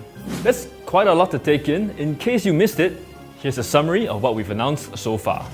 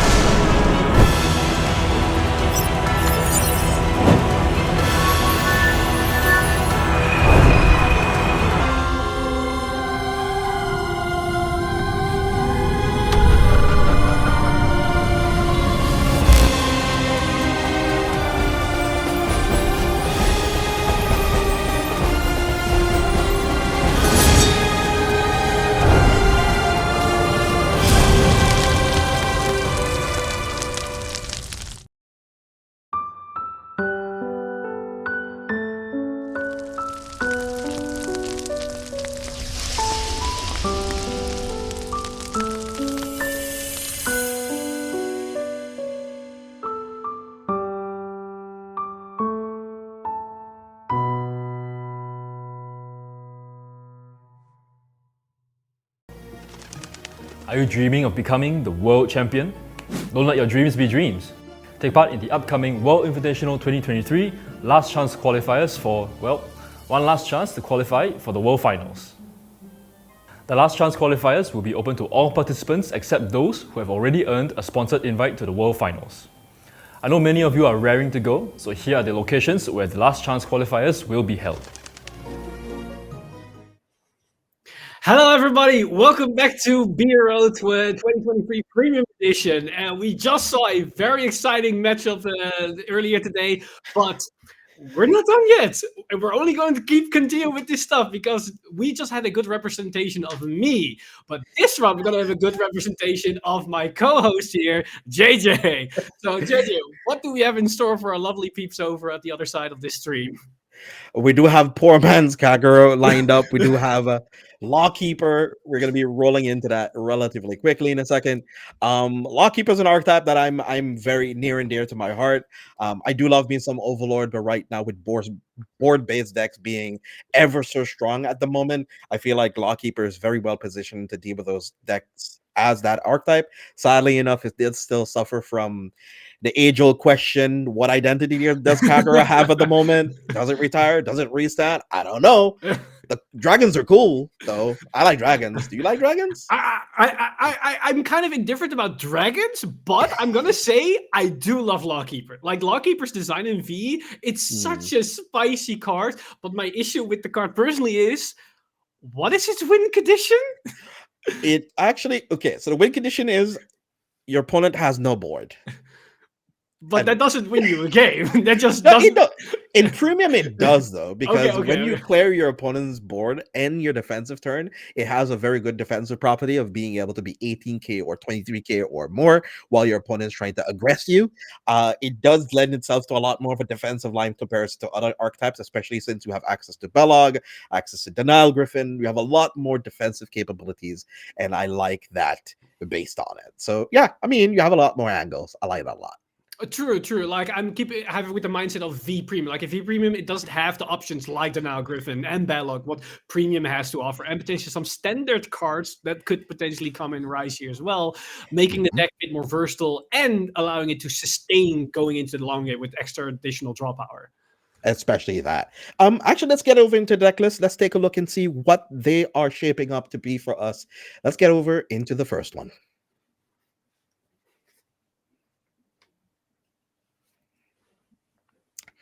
So we are still here on the. There we go. Too soon tech here with the Kagura updated with a history option. If you do happen to see like a straggling Blade Master by himself, by him lonesome, next to the Blazing Flare Dragon, that is for the sake of getting 2 extra force markers. Usually you want to try to go into force 2. For this archetype, since you do want to pressure out your opponents with extra rear guards that have force 2 pressure, which can be very dangerous, especially when your opponent's trying to guard against it. It also helps against the Link Joker matchup, since you can just write into this and then rewrite into Lockkeeper later. Defensively speaking, going into your Lockkeeper turn after your first Blade Master turn doesn't really hamper you that much after your first 2 markers, and everything else does seem to be pretty nice, actually. A lot more crit triggers than we usually conventionally see. I think he's leaning closer to 10, closer to 10 crit triggers, especially you want to like try close out a game as quickly as possible. You do draw a lot of cards off of Best Harvest as your order, your namesake order, and having Hisha Dragon and the Lava Flow Dragon searching for the Best Harvest is one of the best things in this deck. Yeah, a lot of the cards that we see here are like staple cards in Kagura, because Kagura has a lot of good generic cards like the Grade 3 Searchers, the Grade 1 that's like a Pseudo Searcher, the Retire stuff like in Belloc. One thing I do want to point out, this is something that John taught me during the breaks when we discussed this deck a bit earlier, is that there is apparently a Blitz order for Kagura that allows you to reuse the same Belloc in the same turn. This allows you to bounce back a Guardian. So you could guard with Belloc, retire something, bounce it back, and then call it again to retire something. Sadly, we don't see that tech here, but that's another option that these decks have options to, which could be very devastating. And to be honest, I feel like that's something that could even be ran in like regular Blade Master. If somebody wants to try that out, they could run like Ballogs in there with the order. It does become a bit lean into your rear guards and stuff, but I feel like I like that. All right, let's head over into the G Zone. Let's take a look and see what is going on in there. Seems to be some history updated stuff with Mahamud. Baccarat, it does look like it's running the new G Guard, the Sentinel G Guard, which a lot of the other archetypes have gotten, like Gear Chronicle and Shadow Paladin, for example. And we do also see Dumjet Valor running at 3 copies of it with 2 Flare Arms Ziegenberg. 3 Denial Griffins, which has come par for the course for Kagura at the moment. There's so many board-based strategies that tend to bait out your Denial Griffins a whole lot, and they tend not to expect you to run a 3rd one. And I am very, very happy that he's running the Supreme Dragon G-Guard that does get rid of the rested rear guards, so you can get rid of any annoying like TikTok workers or any rested rear guards the opponent might be using to use as utility in the back row. So I like this. I like this list a whole lot. Do you want to add anything to this, Eric? Honestly, it's the list that I've seen every time that I play against my local Kagura players, so I'm very familiar with this G-Zone. And it's strong, it's good, and it also makes sense why he's running that excess amount of criticals, because his main aggressive strides are probably going to be his restenders here, and they're probably going to do a lot of work. So I'm curious of how impactful these cards are going to be. But it might have a struggle with his opponent, because if we go into in the opponent's deck list, we might see a bit of a contradiction here, because we see this opponent's going to play Aqua Force, and you might think, oh, Aqua Force, that's a field deck. It's a lot of rear guards, a lot of popping potential. The issue is, it's the Blue Wing variant, and Blue Wings has a very particular grade 1 that he's running 3 copies of that allow you to give most of your rear guards resist. So depending on how this card, if this card comes into play early enough, this could be a very tough matchup for the Kagura player, for the Lawkeeper deck. But overall, this list, it's basically your Tevis good stuff cards, like you have your Coral Assaults, you have your Pursuit Assaults, you have your Tevis with Lambros for extra resends, we have the Cycle Grade 2 that has been introduced, and then most of the list is being filled up with as many copies of Blue Wings to get a certain amount of critical mass to get these free resends. Now, of course, it's not fully built out with like 4 offs of these cards, so it's not 100% guaranteed that this is going to be a counter strategy to the Lawkeeper player, but it's something to keep in mind with what this deck can do, as it's very aggressive, and with the extra draw potential, Pursuit Assault, it's very likely we're going to see a lot of these cards coming into action. And I do like the small little cheeky addition of title here, especially if he is happen to be running Alexandros in the G zone. It can potentially come up of being able to attack with a 34 or 35 kick column rear guard that's going to be attacking with multiple crits on it. So I kind of like this addition to the list overall. I think it could come up. I think it's kind of cheeky, but I want to see how far it takes him. Yeah, like there's a lot of interesting text choices that he made because we all see the one of Genovius for like the ripple potential because he's also running the correct starters. That's something he can go into late game if he feels like that's the push he's gonna need, or he needs more draw options. So a lot of options, a lot of directions, and I'm curious of what we're gonna see in this game. But we also have a G-Zone to look at, so see if the card is in there that you just highlighted. And we see a lot of strong strides here, but I feel like most of it is relatively generic, except for what strikes me as odd is the inclusion of the for Fergus Dragon. Is that something most people keep playing? Because I sometimes see the list, I sometimes don't see the list for Aquaforce play, because the most generic stuff are of course your Alexandros, is your Lambros, your Valius Revive, and of course the new one Hit Stride that we're going to see, and the Jump Ball Dragon, that's a Genball Dragon, that's just good generic value. But I feel like, can the deck utilize that stride from the, I believe this is the last premium collection support for Aquaforce? This is a bit of a unique Aquaforce deck. I think it can, especially the ways of it being able to attack. I think Vios is probably like one of the best ways to go for right now, since it's one of the better ways to play against the potential of your opponent hitting like multiple triggers, because Aquaforce suffers from that the most, right? Is that your opponent hitting a bunch of defensive triggers against you while you're trying to go for an aggressive push. It's something that it lends itself a lot of issues, that it can draw a whole lot of cards. It's always been known as being able to draw a whole lot, but now it's trying to lean itself more into an aggressive slant with this build by Kaiser here. And I am keen to see how this turns up. But it looks like the players are ready. Let's head over to the table and let's get ready for round number 2. It looks like the Aquaforce player went first because we already see him on Pursuit Assault, and White rode into Lava Flow, which potentially could have fetched him a grade 3. It's hard to say if he did found something, because if he went second, that means he could discard the shield ticket. We do see a draw trigger immediately from Kaiser coming down for offensive, so that's pretty good. So more draw potential for Aquaforce, and we know the more card advantage for Aquaforce, the more option the deck has to play with. One thing I think we feel like we overlooked with the deck list for Aquaforce, for the Aquaforce players, that he doesn't run that many restanding rear guards. It's not that many. No, not that much at all. Most of them, it just goes very, very, very wide.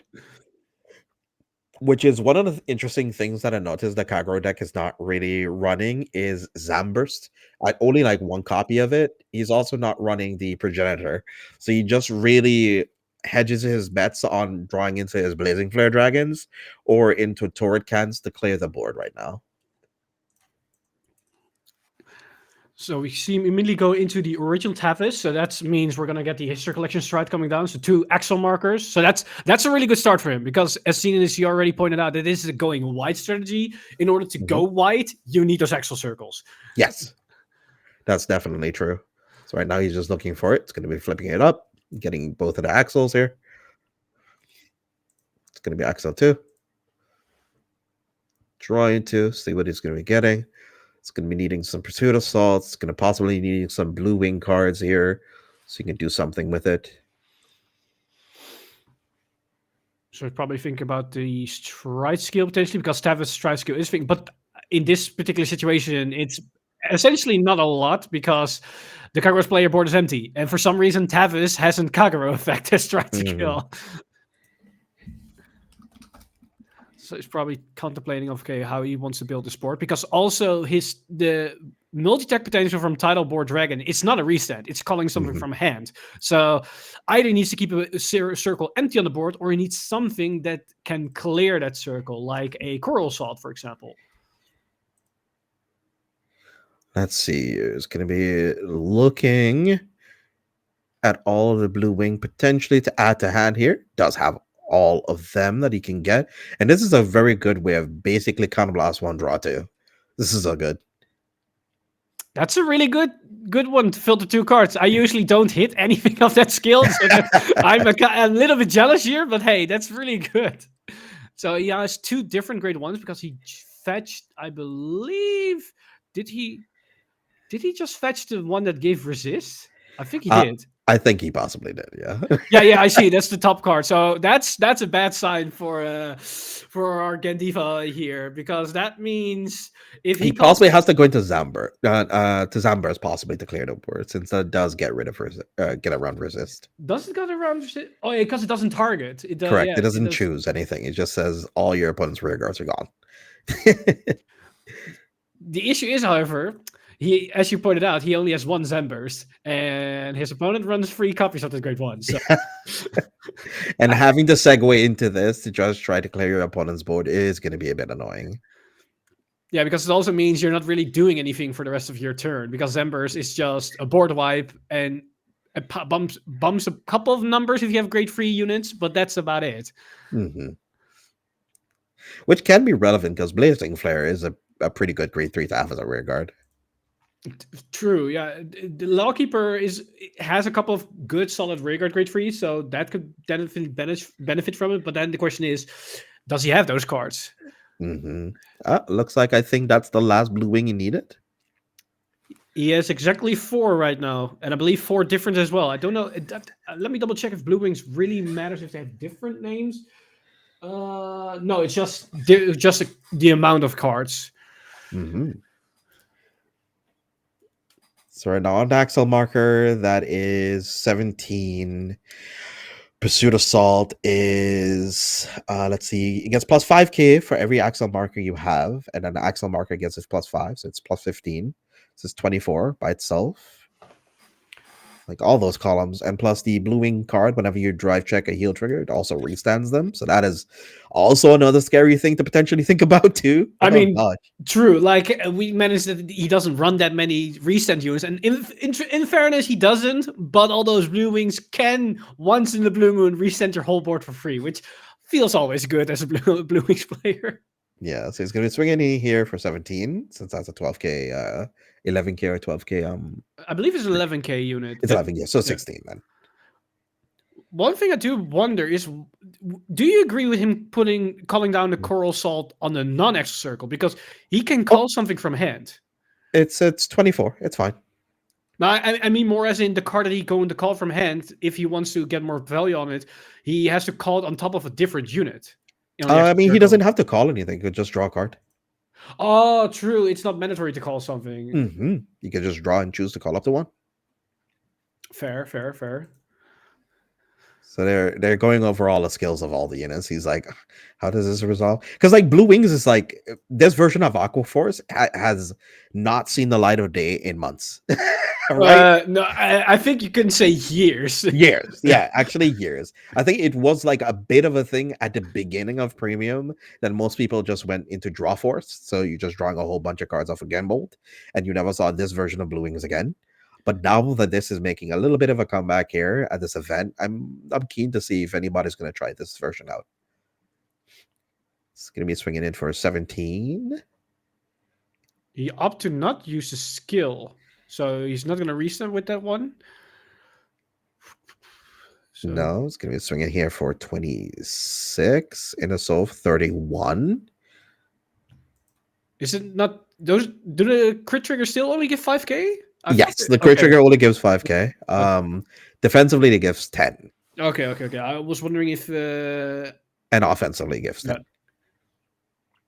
So Pursuit and Nikki. And a critical trigger? Crit and power to Quarrel or Pursuit. Any of them is fine. I think he's he's probably opting for Pursuit here. Yeah, I mean, they're both the same power. Both are 24, so it doesn't really matter which one he chooses. It's crit trigger. That is not the draw crit that he needs. Power Van makes him 20k. Okay. Second check, draw trigger. That is very, very good. That's really good. That shuts down one attack. Definitely. Gets to draw a card here. It doesn't have to call anything. I That's mean, one of the cool things about Aquafor. He still doesn't need to call anything. He could call a booster, maybe. yeah, it could call a booster if he wants to, but I don't think that's worth it in this situation. And this is the larger attack. This can guard for 15, making it 45 if he wants to stay at 3 damage. I think that's very good for his best interest here. 35, 5k shield, because that's 34. It's Torrid Cannon. You can't retire any of it anyway, so it doesn't really matter. yeah, that's like you can just throw it away if you can get guard value at this stage. Like, I feel like he's probably thinking about the Zen Burst this stage because of the whole board state, but you're really dependent on if your opponent draws another one of those great ones.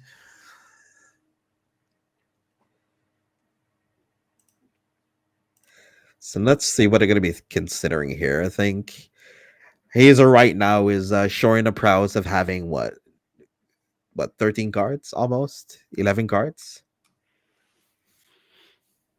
Oh my god, that's a lot. That's a lot. Yeah, Aquaforce has still been like, even though it's not the high draw variant with any of the other battle sirens or anything, I still feel like it's still a very draw heavy archetype. So it's. I mean, Pursuit Assault is a card. Yes, it is indeed. Yeah, so he's gonna go for, he's possibly baited into Zamburst there. He's gonna go Best Harvest. Not that much of a bait anymore because he's gonna be able to draw. He's like, yo, you draw cards. We draw cards. Yeah, we draw cards. Also, one thing to keep in mind: even though he runs 2 additional copies of the Great One that gives resist, he doesn't run that many amount of blue wings in general, and he just retired 4 of those. Yeah, exactly. So even if he gets another copy of the Great One, does he have enough blue wings to even get to the skill? There's a possibility. I mean, he did draw 11 cards and he hasn't like used anything yet. So using Zamburst Dragon in combination with Best Harvest during your main phase, whenever your opponent's rear guards are retired by your card ability, you get to draw a card in combination with Zamburst. Retiring your board and giving all your grade 3 or greater units plus 10k power is really good. And as you just pointed out earlier, there's a Blazing Flare that he just, I believe, added, or so at least I saw Blazing Flare coming somewhere on the board. So I think he's gonna call it down as a rear to have even more pressure because he equalized the board state, but now he needs to at least either equalize or get ahead in damage count here.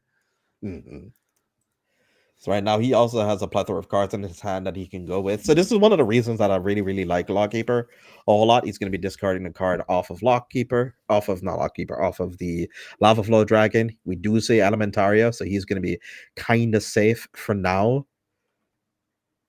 Going to be using this skill. Going to have boost for the turn. It's a grade 2 that does gain boost. And gets to draw a card if your opponent doesn't have any cards. On the rear guard circle, it's going to do it again. He has to draw another card. He's just drawing all the cards right now.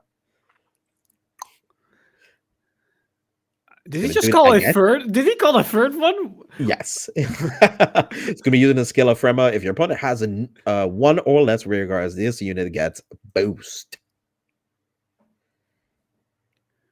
It's going to drive into a critical trigger. Oh, that's good. That's a good start. Second check, another Frema. Third check, Bellog. Ooh, Bellog is good. So first check, Elementaria. Oh, second check, critical trigger. That's really good for him. That's 10k bonus. Third check, nothing. Oh, that's something. That's another copy of the Great One. Oh, that is indeed something. And Otigo to Soul. Yep, that's fair. That's unfortunate. Oh dear.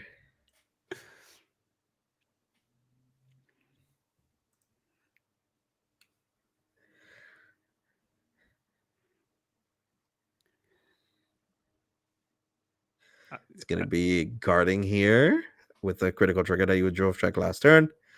I think this is also another 20k shield here because Lava Flow does get plus 10k.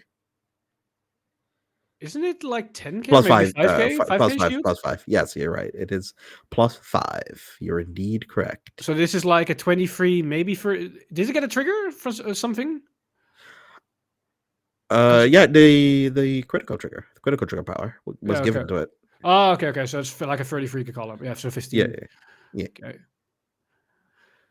It's gonna rewrite into Genovius. Oh, okay. So we're gonna get the.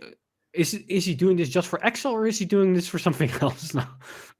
Possibly for Axel, because thankfully a lot of the regards that he's currently running does not need Thavas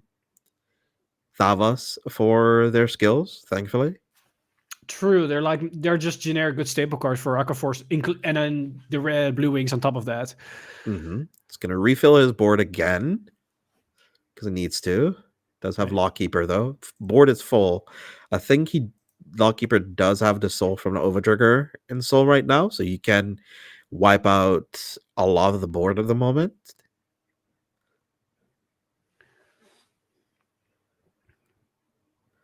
I think he did hit 2 blue wing units. It's the same one. It's the grade 1 that counter +1 to call. Yeah, when plays counter +1 to reveal the top 3. So you can use the ability to ice now. I don't think it's worth it at this stage because I don't think he has that many left in deck anymore. I mean, if he gets a filter 1, it's quite literally better than nothing, right? Oh yeah, he found the out. He found the third one. Oh no, wait, that's the one. That's the other one. It's the one of this one just gets it's just a big beater. It's a 17k unit. That could be a booster. Now the question is, did he found the other grade 1? It's gonna choose 2-1. It's gonna resolve the skill again. No hits. That's fine. I mean, I still feel like it's okay to resolve the skill twice, since you're just looking to heal anyway, right? The thing is, depending on if he has no blue wings in his hand, there were 3 targets left in deck. Is that worth it? The chance of that?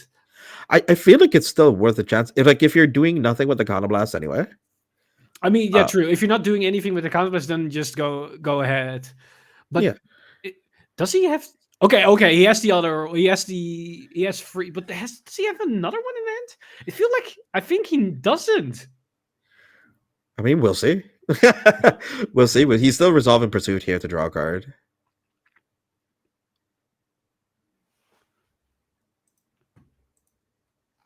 He's asking him like what he's drawing off a Pursuit here. It's like, why are they arrested? I feel like he's really trying to dig towards that grade 1. That's my suspicion, that he's really trying to dig for that particular one. Because if he gets it, he protects his board for the rest of the game. I mean, he is drawing. He's just trying to draw to his deck as well. There's nothing wrong with it. It also fulfills the requirement of Genbol too as well, since you do need a lot of rested rear guards to do what you need to do. But you're sacrificing attacks for that, basically, because you can just attack with the units to get those resting conditions, right? No, Genbold, yeah, you could, but Genbold just restands them anyway. So, sure, you're losing maybe potentially 1 or 2 extra attacks. There we go. Yeah, so Genbold, when it's placed, you look at top 7 to call 2, and then when it attacks, you can turn a card face up in your G zone, and you get to retire for every 3 you have. You retire 1 of theirs, so you can almost clear a whole board if need be. So he's going to use the G guard here to counter charge 1, so it feeds back into it. And since he's been soul charging a whole lot of off of Coral and off of his critical trigger, does have a plethora of soul here to be able to pay for any additional skills and costs that he needs be. So it came out to parity right now. So if he heals once or twice here, which is likely possible since he filtered a whole lot, I think Kaiser can do a whole lot of damage here. Well, keep in mind, Lawkeeper is going to activate now, and this is going to be 4 units. They're going to disappear. Yes, he can't choose any of the... Oh, he can, because he doesn't have the grade 1 that gives protect. Oh, true. He doesn't. He's missing that one. So this is 4 units going to disappear, and he has a Belloc in his hand as well. Yeah, so that clears off a lot of cards right now. So 1, 2, 3. So 3 of these. He's thinking which one he wants to keep right now. So he keeps the great, gets rid of the Pursuit, the attackers. Okay. So Lawkeeper not only blocked 2 attacks, or maybe no 3 because those could have restands. But if Belloc is gonna come down as well, that's another attack. So he's basically blocked like 4 attacks by doing nothing almost. That's I told you, that can be kind of cute. That can be kind of cute. So Lockkeeper's skill was Counterblast 1, Soul Blast 1 at the beginning of the battle phase of your opponent, or either you or your opponent. Your opponent chooses for every 3 cards, so it's a reverse gambled. For every 3 cards, your opponent chooses one to retire to bind face up, and then it comes back in the end phase. But the auto abilities of those cards do not go off. It is also additional skill that if your opponent has no cards in the back row of their rearguard circles, it gets your whole board, all of your rearguards and your Vanguard gets plus 5k, and if they have no cards on the board, it gets plus 10. Okay, the drop PG is pretty good here because he's gonna need that for next turn. Yes, it's gonna be really good into a potential Ziegenberg or Dungeon Valid turn. Critical, all effects. Second check should also be a trigger. It looked for a second I thought it was another crit, but okay, so he's going to 4. I thought 5 because did he heal earlier? I don't know if that's like a face down sleeve or if that's his desk. It's hard to see. Yeah, having black sleeves can sometimes. He might be at 5. Yeah, no, I think he might be at 5. I think he might be at 5. So they're both at 5 damage right now. All right, so and he they can both go have for a rewrite here, or he can go for a stride here. And they both have a massive grip. Yeah. All right, so all the rearguards returned. So he's thinking of what to go into next. So this is one of the other situations where I tend to also go into Gilgal here. Because Gilgal, yeah, because exactly, you get to clear the board because you don't need to worry about like your retirement and stuff. I guess you could also alternatively play just like a second Sunburst Dragon to clear the board again.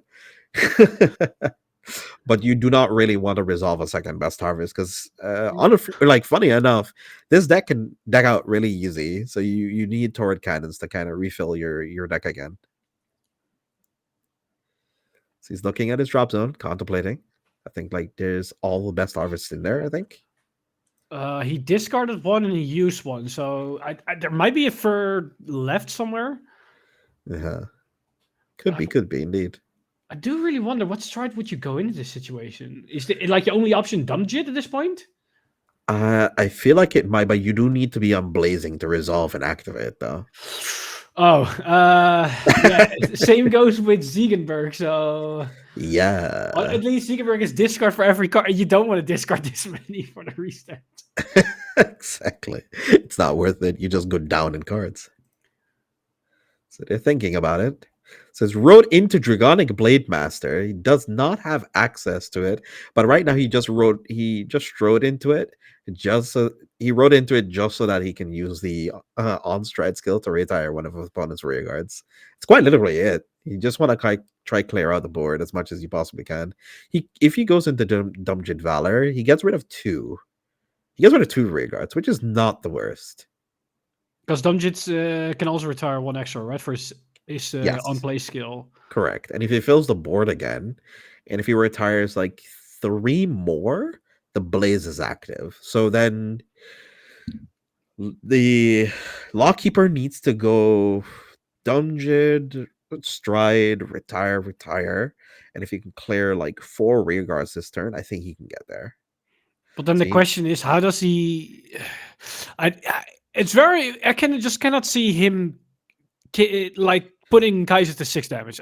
It's just very unlikely with that massive a hand grip, as well knowing that he has at least 1 PG in his hand. So what is Gendiva going to do next turn? Because now that he's sitting on Blade Master, he's not going to get the free stopping battle phase effect from Lawkeeper. No, there's not. He's just going to pick apart the board now. I think that's probably one of the best.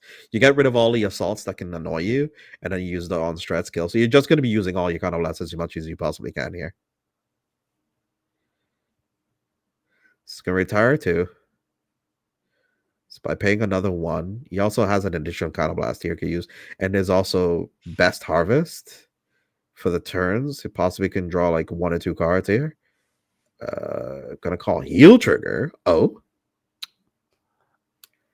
Interested? Does he have a way to do anything with that heel trigger? Oh, he gets to retire a column. Ah, Oh, yes. because it boosts. Oh, Yeah. okay. But then, Yep. what is the other cards in his hand if he calls out a heel trigger? I feel like I don't know about the heel trigger call, to be honest. Because now he's almost forced to call over. Oh, no, I figured. Huh? He doesn't have another grade 3 in his hand. Ah, fair. So that's the only grade 3 that he has. So he's gonna retire this. But then the question is, would you, instead of riding the Blade Master, just call the Blade Master then? But you don't have soul. Oh, he's completely out of soul. Yeah, he was completely out of soul. Oh, okay. Yeah. He needed that extra soul. I don't know about the heel trigger call though, to be honest, but Yeah, especially now that he called the other card on top of the heel trigger. because even if he was like hurting for retirements, he could have called like any other rear guard, maybe like a critical trigger or something. Keep the heel trigger in hand.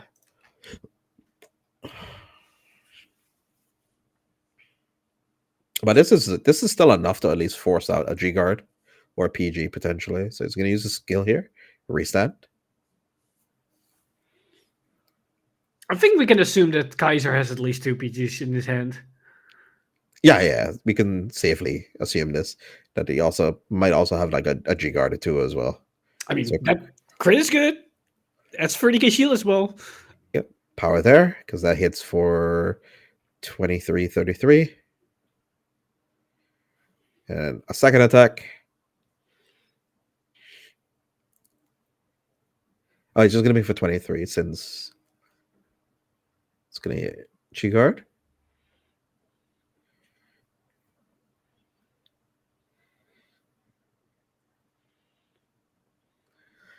Now that gives resist to all the rear guards, and they all can be hit. And plus, he gets power for the rear guards that he controls. Plus extra 20k shield. It's 5k for 2. Yeah, because this makes him 32 against 26. Mm-hmm. I mean, it's a potentially 1 to pass. Doesn't that? No, it doesn't pass. It doesn't pass because he's on Genovius. Remember, he's on 37. Oh wait, yeah, I forgot the extra. Yeah. Yeah. So then, it's kind of last one. Then you could choose a card and you use them to turn face up, and then when it's placed on it, then you could choose up to 5 of your rear guards. They get 5k, and then for every rear guard you chose, you get 5k for them as well. So that's plus 20k shield on top of it. For some reason, I heard the plus 20, so I thought it was plus 20k shield in total, but it's plus 20k shield on top of the 15. So that's why I was like, I'm missing 20k shield. So I'm like, wait a second.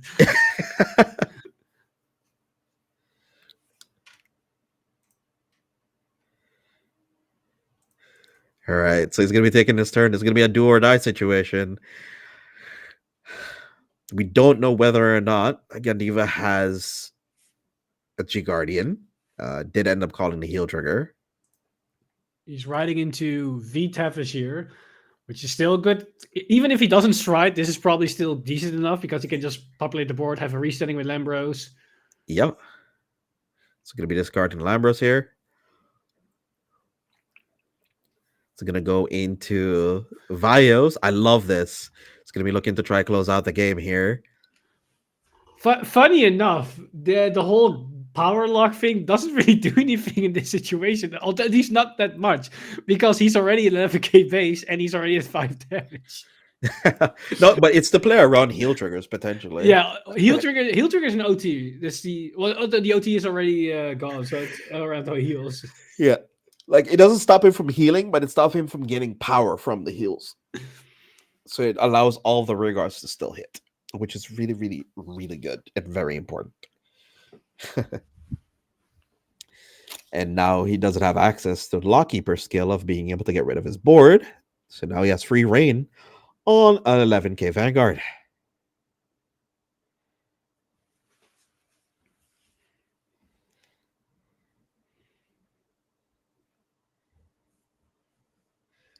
Savayo's skill here locks down his opponent. Can't gain any power from shields. Can't gain power from effects.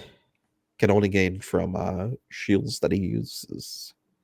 So the Guardians can gain a shield, the Vanguard can't, sadly. So that's 13. God, it's so much attacks. It's so many attacks. It's like 1, 2, 3, 4, 5, 6, and then another 2, 7, 8, potentially more. 9 with the restender. Yeah, it's gonna get retired. Nikki goes. This goes into soul. Gets the counter charge too. So that Nikki was retired. Yeah, he was. Okay, so the skill of the grade 1 Armates is that whenever your opponent's rearguard is retired, it doesn't matter really when. So it's really one of the cool reasons why this deck is such a very cool combat centric deck, which a lot of people don't really play much against. There's also another combo with Hulk Roar that not a lot of people play that as well, but it's really nice. It's another Belog again. It's going to be swinging with the Vanguard. I think contemplating. Yeah, there's another 16 here. No, that's more because I believe that's a 7. There's a 12k booster behind it. I believe it's 12k, right? Oh no, that's just a normal 7. So that's 7 plus. There's a 15. 15. So it's 15. So it's gonna draw cards. It's gonna call cards from hand, and then draw cards equal to the cards that he called. Also needs to be very careful because you might be getting really close to deck out here.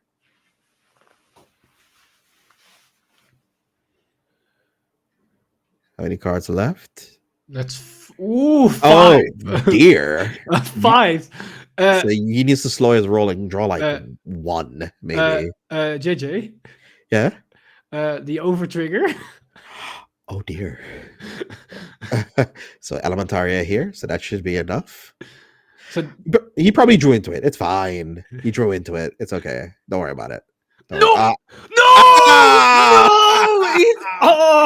No way! So Elementary was used here. Like he drew into OT, I think. So it was fine. It was fine. Yeah, he drew the OT because he called the draw trigger. So I'm like, okay, he probably is out of draw triggers at this point. Nope, there was one more.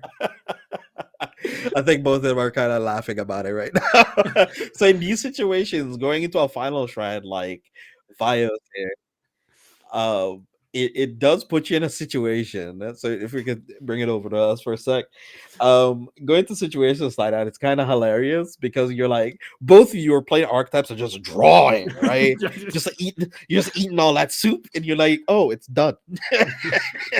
You just realize, oh crap, I hit the bottom of the bowl. And now what happens sometimes when playing those archetypes, man, you're just drawing a whole bunch of cards trying to get into pieces, and then you realize, oh, I am out of cards. Like it's kind of interesting and funny at the same time because as I mentioned earlier, like what is Lawkeeper's win condition? Like it doesn't really do much, it just stalls the game to some point. And then you pointing out, well, in premium you have this and this, and then at the end of the day, you want my deck out. I'm like, you know what? Yeah. Hey, it's a win con. It's a win con. It's a win con. You played the angle and you got to. It's like it's also one of the situations where I have been testing a whole lot against stuff like Genesis, since they have like the Melissa package that can also mill you out as well. And then you're like, man, I kind of want to have a way to play against it. So you learn that hey, Torcan is actually kind of insane because you call it usually when you have like a big hand, but you also want to call it when you have a little bit of the counter charge. So you play the grade 1 that counter charges, goes into soul, feeds the soul, but you also want a wide board. So it teaches you, it conditions you in very specific lines of play with it. And so like watching that matchup and watching that game, you get to see a whole lot of like him being almost in trouble, especially with the fact that his opponent did end up missing the other card with resist again, and the other one got hit to damage, but he also got rewarded by playing it well, being how to explain it, being frugal, being conditioned into knowing what to do into certain game positions. And that's one of the cool things about premium. Yeah, it's very interesting because, as we pointed out earlier, is that both these decks have their own game plan and they counter each other in some regard. And we saw both aspects coming in this game. We saw how the resist was annoying the Kagero player because he had to dedicate his Zenburst turn, but at the same time, we saw that he only has one Zenburst. He has only one clear out to that board. So it was like getting very tricky for him to keep moving on in the rest of the game. And then we saw the Aquaforce player building up just not the correct board to deal with the situation, because if he had that one card, this whole game was flipped on his head completely. So you can see how close these matches are next to each other, even though if you just talk somebody in the hallway like, oh yeah, it's Kagero against Aquaforce, you're like, oh, that's an easy game for Kagero. It's Retire against a field deck. And then you see, no. Things are more nuanced than that. It's very specific with these situations. So we might be seeing a new age where Aquaforce might be coming a little bit closer back into its olden days of Resist Force. I mean, I'm keen to see it. As a Kagero player, I don't like it, but you know, allez, we will see how that turns out. But with that being said, let's go pay some bills. We'll be seeing you guys in a second with round number 3. I won't be here. You'll have Fuzzy. Take care. Cardfight Vanguard! What's that? It's a grade 11? Can Team Wildress create a new future? Booster Pack, Flight of Chakrabarthi. Bushiroad. Weiss Schwarz. The Kansen of Azure Lane joined the battle on the stage of Weiss Schwarz. Trial decks and booster pack Azure Lane. Now on sale. Bushiroad. A world with magic and science, parallel universe bathed in crimson, a magical high school, a virtual reality MMORPG world. It's time to take a trip down memory lane with Dengeki Bunko. Nostalgic titles like A Certain Magical Index, Shakugan no Shana, The Irregular at Magic High School, Sword Art Online, and many more are making a comeback with new illustrations. With 51 titles included in the set, there's definitely something for everyone. For our Bang Dream fans, Trial Deck Plus Bang Dream My Goal will also be performing on a Weiss Schwarz stage near you. The set features new illustrations that fans will want to add to their existing collections. Let's count down to the party! Premium Booster Bang Dream Girls Band Party Countdown Collection will also be performing on a stage to celebrate their 6th anniversary with glittering illustrations of your favorite Bang Dream girls. Don't miss out on this chance to update your collection with these new cards. From one idol to the next. You hear those cheers for an encore? We're happy to announce that Bochi and her friends will be bringing their performance to the stage of Weiss Schwarz as well. We'd love to have them now, but it's gonna take a while to convince Bochi to come out of her room, so we'll let you know once we manage to do so. One can never have enough idols performing, but heroines need a stage too. The heroines from Sai Kano will be making their comeback on the stage of Weiss Schwarz. The series may have reached its finale a few years back with the movie installment, but no matter who you root for, this is your chance to create a different ending for your favorite girl. Did you catch my clue at the start of this segment? We're returning to the world of Remnant in Premium Booster Ruby. Join Team Ruby and their newfound allies as they protect their world from the Grim. Intern-kun has shown me some tweets and I'm really impressed with your collections, and I look forward to seeing your updated collections once this set launches next year. That's quite a lot to take in. In case you missed it, here's a summary of what we've announced so far.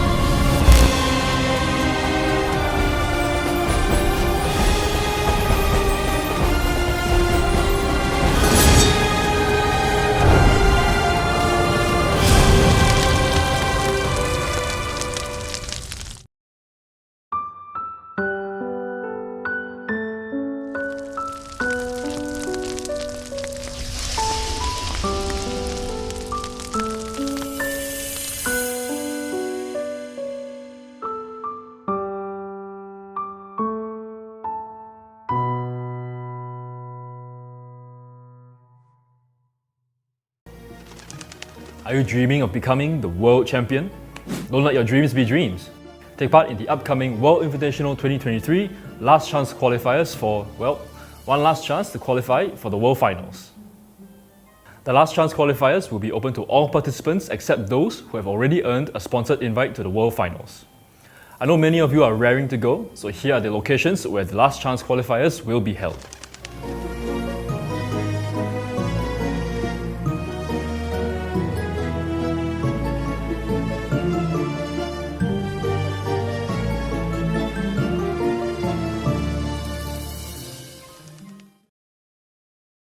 Weiss Schwarz. The name of Eins Oregon continues to expand on the stage of Weiss Schwarz. Booster Pack Nazareth Tomb of the Undead Volume 2, now on sale, Bushiroad. For our fellow card fighters and Saniwa, your powerful Token Danshi will be making a return in Token Rumble Online 2023. Look forward to brand new mechanics that will grant them new strength and power in their Kiwame forms. Do bugs bug you? I sure hope not, because we'll be descending into the insect kingdom with Mushi King. Watch out for these super powered insects crawling your way into Booster Pack 13, Flight of Chakrabarti. What do you dream of when you dream of duets? I dream of Yume no Kesho. These collaboration promo cards with the Bang Dream AI singing synthesizer feature Poppy and Rose and will be available at the upcoming Bushiroad Expo Asia, Singapore 2023. For our international viewers, these promo cards will also be available at your local game stores. Stay tuned to our social media channels to find out how you can redeem these promo cards. And here's the recap for Cardfight Vanguard.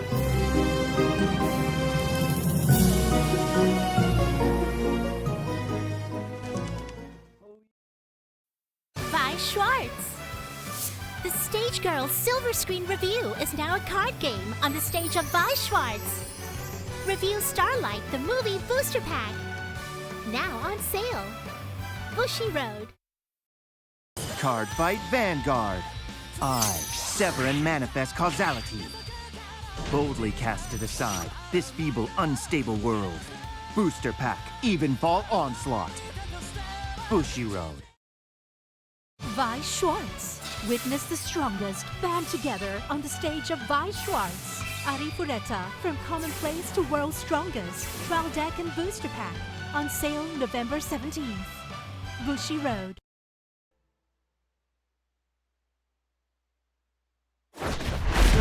Shadowverse, which took the world by storm, greets a second dawn. As a trading card game. Arise, warriors. Be anointed in light, and soar towards a horizon more brilliant than you've ever seen before. Shadowverse Evolve. Build a deck to conquer a new age. Choose from 6 classes. Swordcraft, Runecraft, Dragoncraft, Forestcraft, Havencraft. And the Shadowverse Evolve Original, Abysscraft.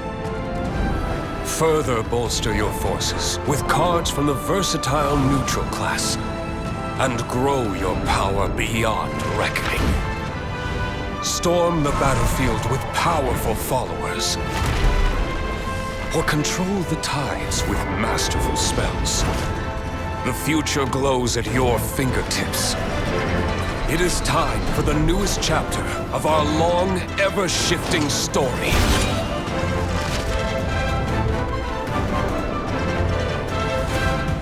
Shadowverse Evolve.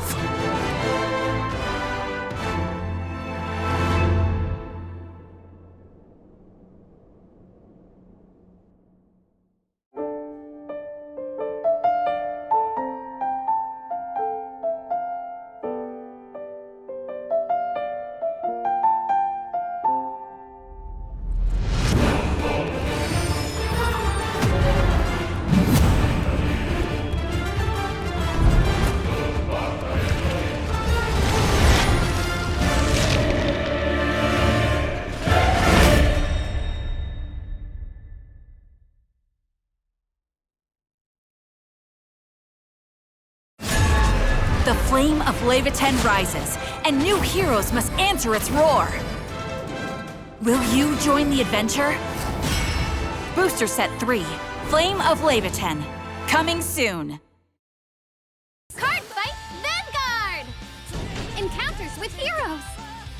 Stories that will shape your soul are waiting for you. Booster Pack, Clash of the Heroes. Bushiroad!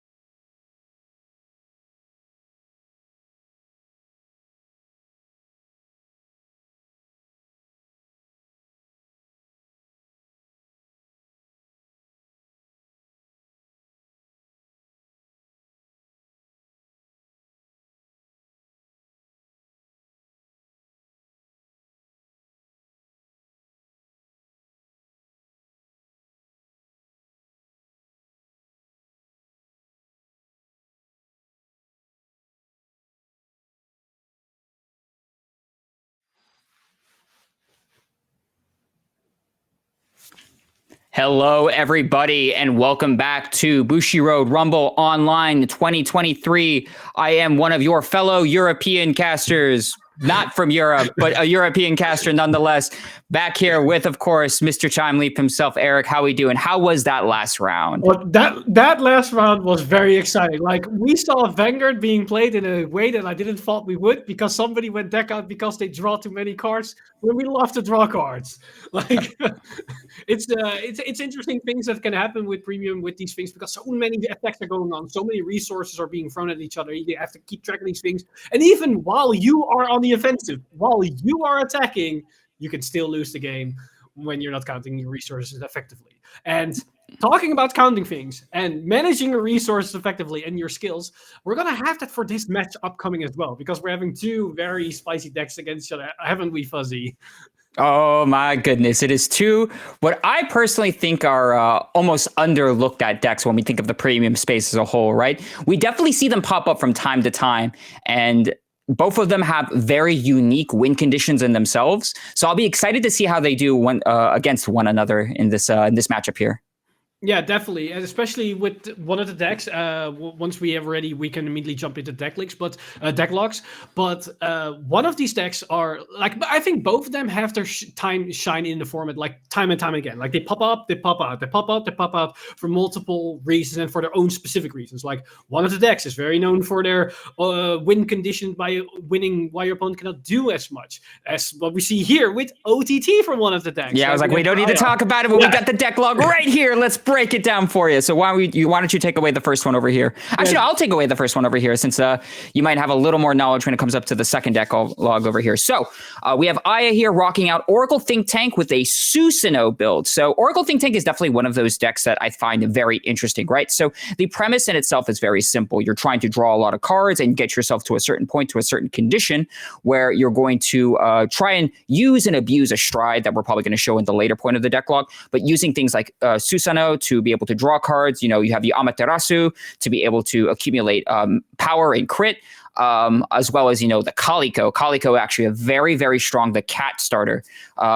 grade 0, which allows you to do a lot of powerful setup for this deck. So I'll be excited to see how Aya utilizes this deck to be able to get to a certain win condition, because if you pay attention, I think, in my opinion, one of the main win conditions is using the grade 3 Popo, along with in conjunction with another card. If we want to take it over to the G zone real quick, we can take a quick highlight of it.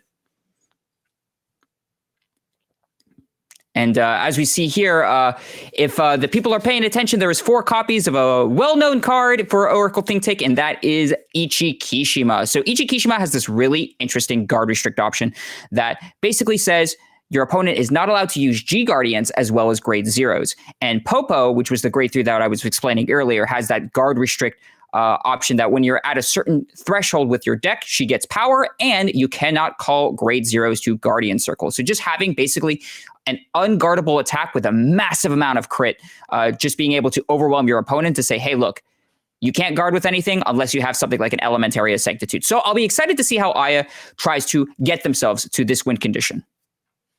And it's going to be a very fast race, because if we take a look at this opponent, we're going to see that this OTT player is going to race against a clock, because his opponent is going to play, we're currently seeing not the right deck, but his opponent is going to play Nova Grappler, and it's the Victor variant. And if we know what about Victor and Nova Grappler is that they like to play fast and they like to play loose. Like everything about their deck is basically going gas, gas, gas, and another much gas. And as we can see here, this is the list that we have right now for this Victor deck. It's basically as many restand units that you have in the board and a couple of tech card options, like, of course, the grade 1 that gives everything potentially resist. We have, of course, the new inclusion of the grade 2, the cycle card that allows you to fetch your grade 1s. We have, of course, the promo grade 2 Zazanda, which can be a massive beater. And, of course, Suzachi, which is one of their staple cards since the card has been released, because it only is the solid beater, a resender. It also puts another resist unit on the board. And, of course, with the inclusion of the new stride that is Merciless Dragon, we have more interaction with main phase restanding options. So you can do shenanigans like with Scarlet Bird, as well as Brutal Jack, to get even more draw options, as well as manipulating the battle phase and restanding units and resting units during the main phase to get even more options and more advantage and more aggression at any stage of the game. And that's basically what this deck is all known for. Just gas, more gas, and more gas. And if we take a look at the G-Zone, that basically reflect in those strides as well, because this is a lot of the cards that you come to love for Nova Grappler. We have, of course, every finishing card they have in their arsenal, like Favorite Champ Victor, their GB8, as well as Universe Ace Busted, if you want to go for a multi-massive drive-checking, restanding Vanguard. We also have Winning Champ Victor, as well as, of course, one of their latest edition, Merciless Dragon, that can potentially interact with Brutal Jack, as well as Scarlet Bird, to potentially go that direction. So a lot of aggressive cards, a lot of resources go into this, but any experienced and veteran Nova Grappler player knows that those resources are meant to be used in order to smack down your opponent, because you want to play this game aggressive and fast. Is there any more things you want to highlight, Fuzzy, before we dive into this game that's going to be basically fireworks?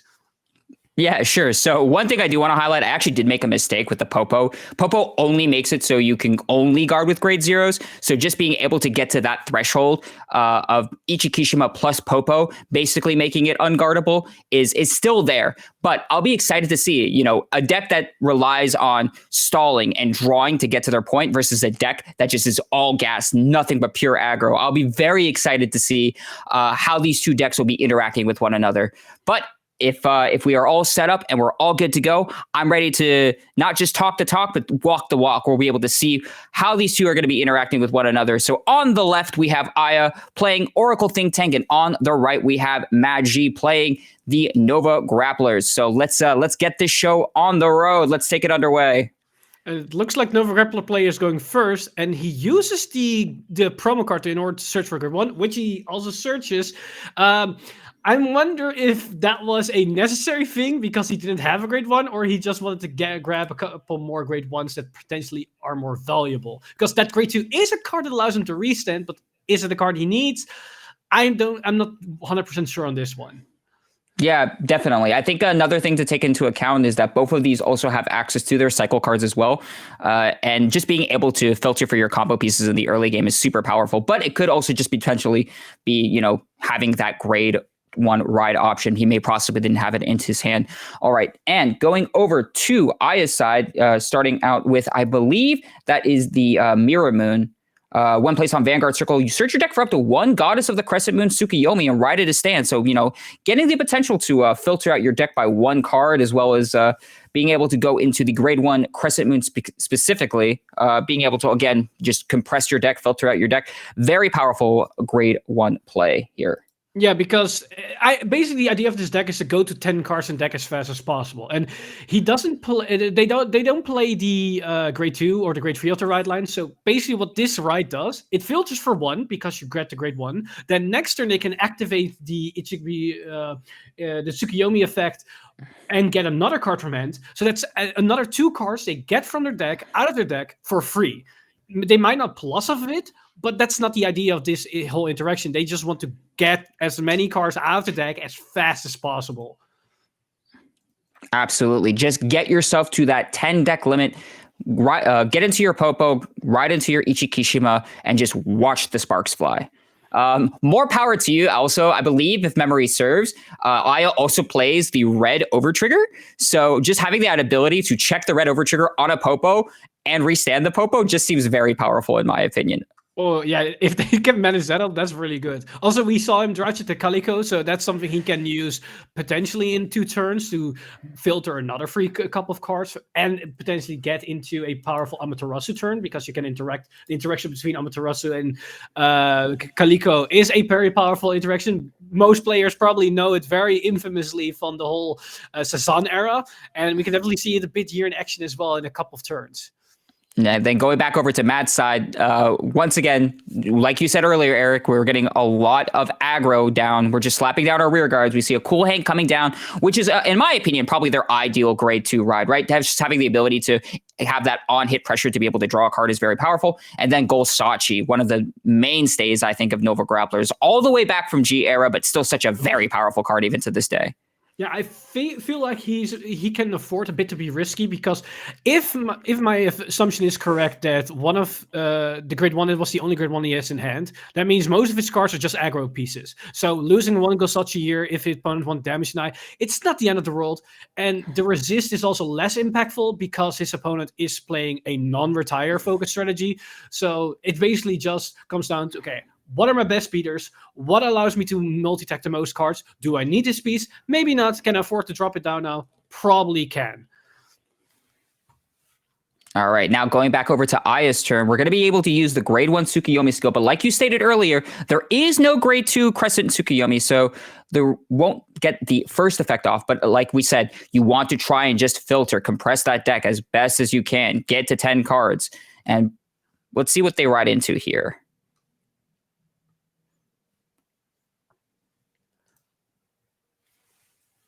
Oh, choosing to go for... Oh, no, actually, no, never mind. They're actually choosing to go into what I believe to be the Kurohei Kazuchi, I believe that's what its card name is. Yeah, this is the one that reveals a card, and then you can activate all the trigger effects of it. So it's essentially an extra drive check it generates. Oh, and like I was stating earlier, there's the Popo. We're getting there. Part of your win conditions already here. Aya is 1 inch closer to getting off their main combo piece. And so far, Aya has also been drawing, or at least going for the deck quite effectively, because not only did they were able to get 2 cards out because of the Tsukiyomi interaction. Now they're gonna get an additional card out because of Kuro Kazuchi's extra pseudo drive check. So those are 2 extra cards you're gonna get out, and the 1 filter off of the Great Researcher as well. Like, they're going fast, and this is like similar level that we saw with Yakufor's player. The only difference is that going almost deck out is Aya's win condition. Discarding the Calico here, and we're revealing what the top card here is looking like. It's a heal trigger, right? Yeah. Yeah. It looked like a grade 0 card, but apparently it was on the grade 3. Like, it couldn't see it too well because of the little bit of the glare in the camera, but apparently a heal is also really good because that means Aya can safely just take a couple of more damage. Also, an extra damage means another card out of the deck, and that's another heal. And that's another heal in the deck, putting Mats at 2 damage now. We'll see if that's a comfortable threshold. I don't know about you, but the idea of giving Nova Grapplers extra counterblasts if they potentially go into their Victor turns seems very scary, because as we know, with the new History Collection, they're just immediately able to go into their on-hit and then just be able to pop off with all of their GB effects. And as we see here, we see Matt immediately go into the Victor, get 2 XL2 markers, very strong here, so we'll be able to see how far they can push Aya here. Also keep in mind the on-hit stride that's going to activate. It's going to resend something. Then we have the Victor on the stride skill, which is going to resend something. Then we have the Golzachi that's still on the board that's going to potentially resend something. We're going to get a couple of attacks. And there is a Zazanda hitting the board. So that means we're going to have a massive boy that's going to swing potentially multiple times here. So this is going to be a very powerful turn depending on the other cards that we're going to see from Metsky. As 2CB with this stride is at least 3 extra attacks that he puts on the board.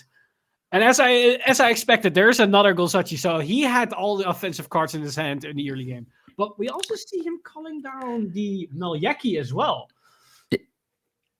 Absolutely. Malyaki, actually a very powerful card here too. If you have a Vanguard with Victor in its card name, all of your other units in the same column as it get the Rush ability, where it says when this unit stands due to the effect of one of your cards until end of turn, when this unit attacks, you choose up to 2 of your units and they get plus 4K.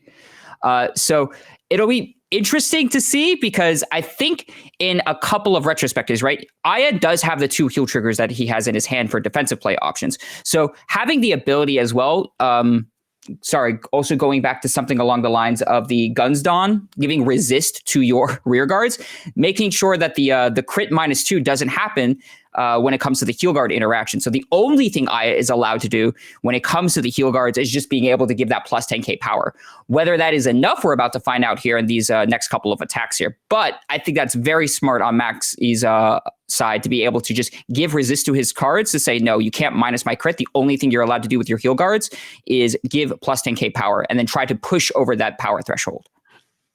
That 10k power is something he's going to need, but I'm curious if it's actually enough, because he has the grade 2 that resends something for Assault as we just saw activate. So that's another resend he's going to get. So that means that Zazanda is going to hit for so big that extra 10k of the heal trigger, it's not really going to matter. Then on top of that, the other 2 beaters he has are the Golzachis, which on their own are already 16k.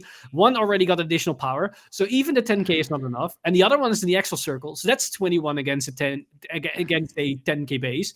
And it gets another 4k power because of, I believe, Moyaki that gives power. There's something that gives it power, but that means that Heal Guardian 10k, it's not gonna be enough. He needs 1 or 2 defensive triggers to save himself to going to like 3 or 4 damage. Because if you go to 3 damage or 4, that's basically lethal range for Nova Grappler. They can shoot somebody comfortably from 4 to 6 or from 3 to 6, and in some cases even from 2. Yep, another heal guard coming down from Aya's side, so that's going to be putting them at plus 20k power, so now at a 30k base. But I think, as you stated earlier, Eric, Magi is just going to be trying to push over it. Lots of attacks, lots of gas, just try to pump up as much power as he can onto the rear guards. And I'll be seeing, I believe with that, Maoyaki is going to be standing not the Maoyaki, I apologize, with the Golsachi is going to be trying to restand the other Golsachi column. And then with Maoyaki's effect, being able to give it an additional power threshold. So just more power, more gas, just so many attacks coming down. Oh my goodness. Yeah, because this Golsachi is plus 7, so it's 16k. Gets another 10 because of Sazanda. So I believe that means it's at least 26. And I think there's another 4 pump. So that's 4. So I believe this thing is exactly hitting for 30k. So that forces already shield, even if he double heal guarded, and then the Vanguard will swing for a very decent number because of the crit trigger going to Soul. This is 31, I believe. So it's again enough over the 30k, and that's the Zanda is going to swing at least for 13k, and that's, I believe it got an additional 15 or maybe 20k on top of that. So that's the Zanda is huge because the Vanguard is going to resend something else. So more than likely, it might be that Golsachi, right? Because if I remember this correctly, the Maoyaki stacks. That's not a once per turn trigger, so just more power on top of it. Ooh, yeah, so that's even bigger. So those are big numbers coming down then. And this is just first stride. Keep in mind, this is just first stride for the pure gas, just gas going on. Holy moly.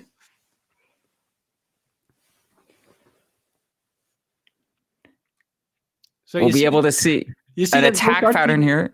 You see that Golsachi with all those dices? That is probably going to reset again there.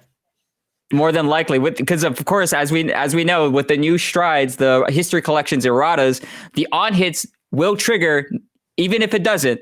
So being able to potentially restand the Golsachi, then the Golsachi getting more power due to the Maoyaki stacking it onto it due to the rush ability, is still hitting over these. Now, Aya does have that cushion. They are at 0 damage. They are allowed the flexibility of taking damage.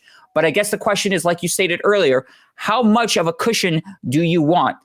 You know, Nova Grappler is known for pushing people over the edge, even when they feel like they have a low amount of damage. You know, be at 2 damage, be at 3 damage, it doesn't matter. I'm going to try and do a mass amount of attacks, and I'm going to try and push you over the edge. So I'll be excited to see how Aya is going to be responding here.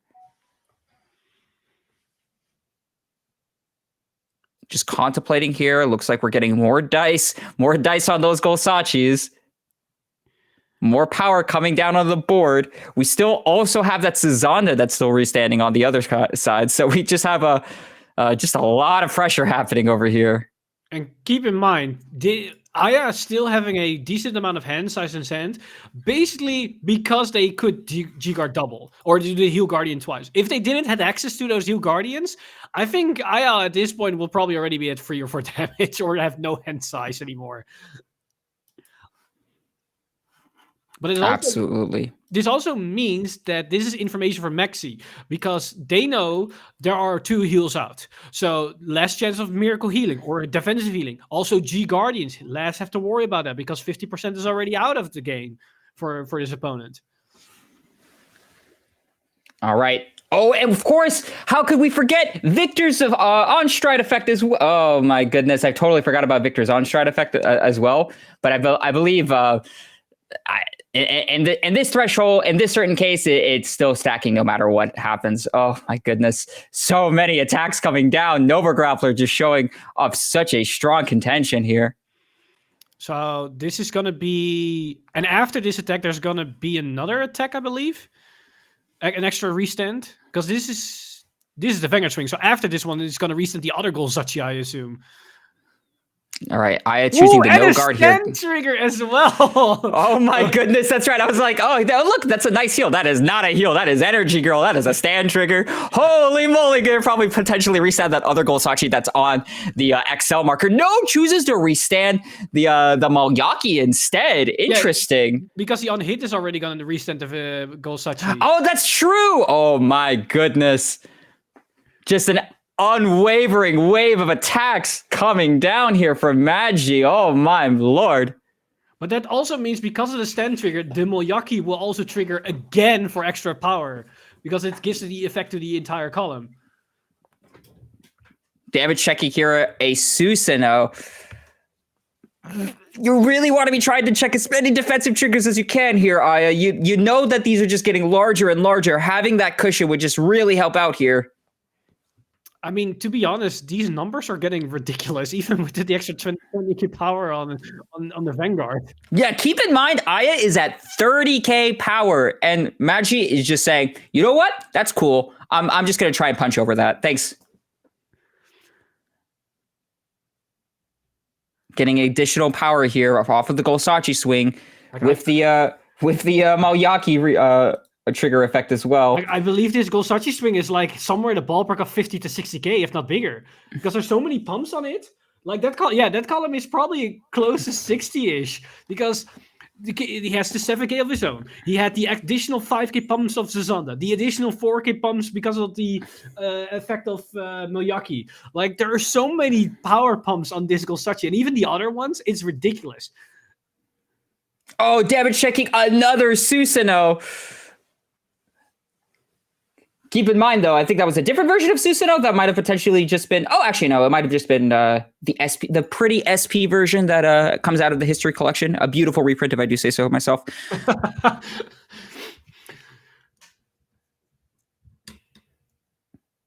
All right. I think we're finally wavering down. 6 times 4, or a couple of 5s. Like at least 6 times 4. So that's a...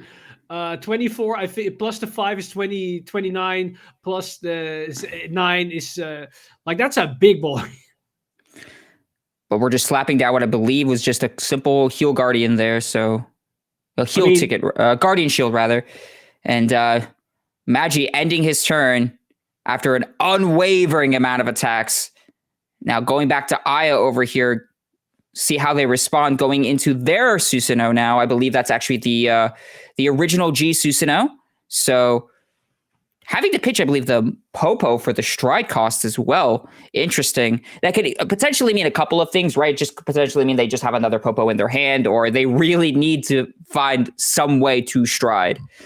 Because for those at home, in order to go into the specific on-hit strides, you do need to pitch a sum of grade 3 specifically. You cannot do something along the lines of the critical triggers that give the additional grade when you pitch it, or the pitch for strides that were known for back in the day. It has to specifically be the sum of the grades being 3.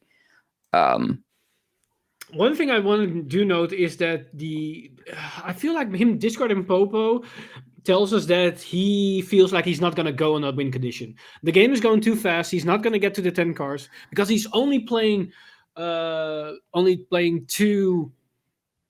Popos, and one is now already gone.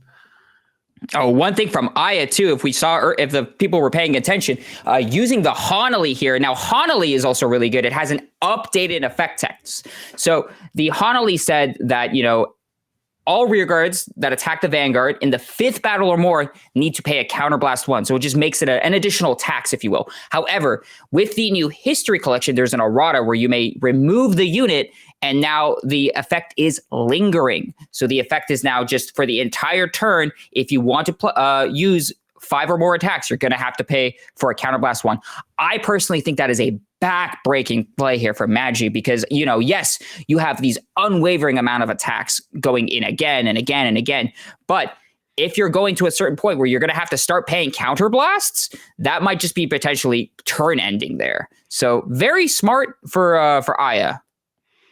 It's definitely something difficult for the Nova Grappler to play against because their whole strategy is just the fact that there's did we just see a double crit come down as well? Oh my goodness! Sparks are flying everywhere. Like the fact that there's another Hanali as well, that's not great for Metzi because that means the next 2 turns he's not gonna get any actual multi-tech. Though he'll crit draw in another heal, that's pretty good because that's pretty good. He stays at 4 and his Vanguard is gonna be a decent big number. 3 triggers back to back. You love to see that if you're in Magi's position. I mean, although in Aya's defense, there aren't that many attacks coming out on the receiving end, but a solid turn, a very solid turn. Having that ability just to farm up a little bit of hand, then just give this sort of all restriction to your opponent where you might have to end your turn if you don't have enough counterblasts to pay your taxes. So I will be very curious to see how Magi is going to try and play around the Hanali now that it's lingering on the board. I feel like maybe Bustard is like the best strat you can go into in this situation, because it's mainly just drive checking, like get many drive checks as possible without wasting CB, and then just farm up for a later turn. That is maybe option, because every other strat, it's so dependent on multi-attacking as many times with your riggers to get more Vanguard swings. But it's like you're wasting so much CB at this stage. Absolutely. We did see, I believe, a V Victor come down onto the board. So just having that ability to grab another Excel marker, be able to possibly draw into some sort of answer here. And who knows, maybe even just having that ability to use the on-place ability as well. So very nice here to maybe look for something to be able to combat what Aya slapped down in terms of the Hanali play. Go ahead, yep. Yeah, I'm kind of curious that either he's calling that unit to the rearguard circle there and not the Excel circle, which is kind of interesting because, like, at the 5th attack he needs a CB, so I don't think you want to dedicate more units unless he just want to go all out. We're seeing we just saw a stride a Victor being paid for the cost of stride. We'll see what they go into here, and it is going to be. Yeah, it looks like they're going to go. It is a bustard. Yep, it is a bustard. Which makes sense because at the very least they can still be aggressive, but at least most of their value comes back into card draw instead of just more attacks. Because those paying an extra CB, I would say hard. It's not really worth it as much in this stage. Like if this one was at 5, then I would say just pay the extra CB because you're probably gonna win it regardless. But at 3, you're paying so much for every single extra attack that just doesn't feel like it's that great of advantage. Yep. All right. So for those at home, Universe Ace Bustard was the stride they went into. When your rearguard stands, you may Soul Blast 1 and turn a card from your G-Zone face up. And this unit gets drive +1 until end of turn. And then its other ability at the end of the battle that it attacked, if your drive is 5 or more, discard 3 cards from your hand, stand it. And this unit gets drive -5 until end of turn. So one cool thing that we want to try and highlight here, right? So Hanali specifically says when your rear guard attacks, right? It doesn't say anything about the Vanguard attacking. So not needing to pay for the counterblast for your Vanguard could potentially really matter here, especially for the fact that this is a restanding Vanguard. So just having that idea of, all right, Soul Blasting, trying to get multiple drive checks onto my Bustard, then being able to restand my Bustard and just get this large amount of pressure coming down from my center column if I can't try to use my rear guards here.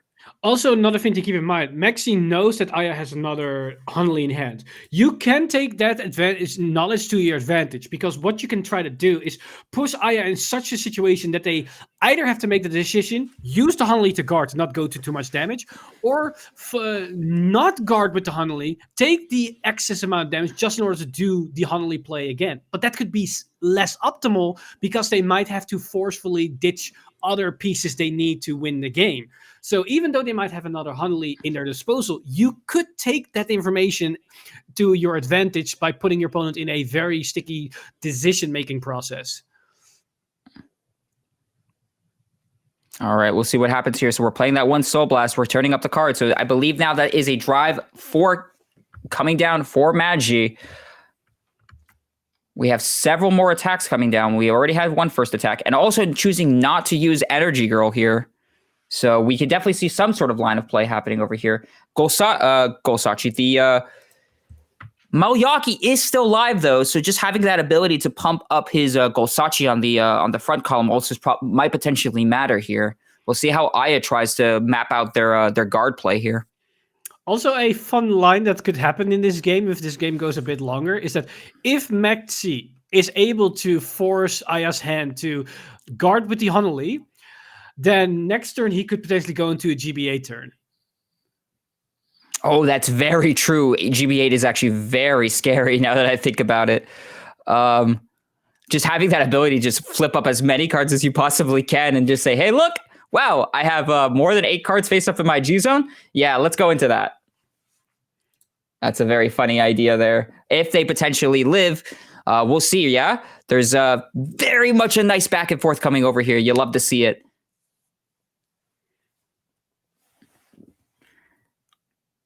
So the energy girl is being resolved here.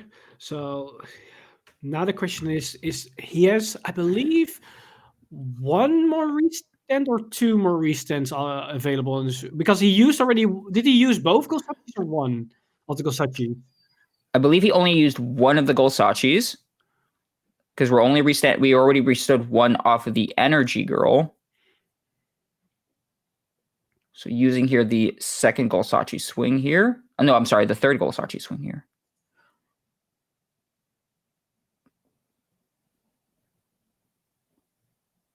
So there's another 4 pump off of the Moyaki effect. Granted, once again, the Moyaki does have that ability to stack its +4 effect. So there are 2 cards that are continuously giving power with every single attack essentially. It's the Zanda when the unit restands, and then the Moyaki whenever the card in the Moyaki column attacks gives 2 units 4k. So basically almost every single additional attack is generating more power to the board, thus increasing those numbers. So even defensives aren't necessarily an out to the deck because they just keep pumping those attacks non-stop. Although that said, a critical that gives you power 10 Vanguard 10k and potentially draws a card is pretty good. Absolutely. Playing the new and improved G critical triggers, now having that ability that when it's revealed from the damage check, you may draw a card. Such an amazing upgrade to the card. Just having that ability just to give it more playable options and just stuff that's outside of the norm that it was back in the GJs is just a nice utility option. So we see the second Golsachi effect coming up here, the other Golsachi, so that's another 5k to both. And then the Golsachi is going to attack again, giving 2 units again 4k again. So with that alone, they already basically negated the 10k power buff of the defensive trigger here.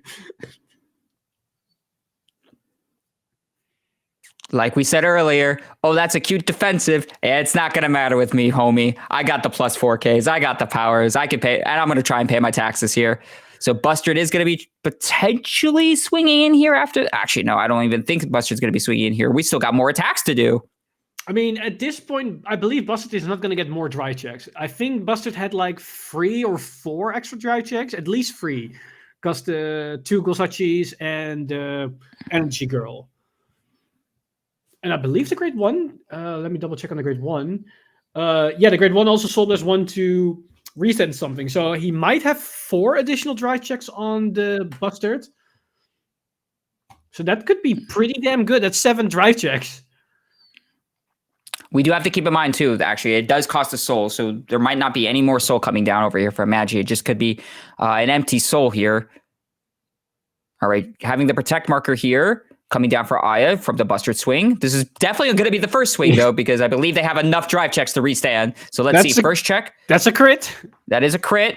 Where is it going to go? Are we thinking the Golsachi?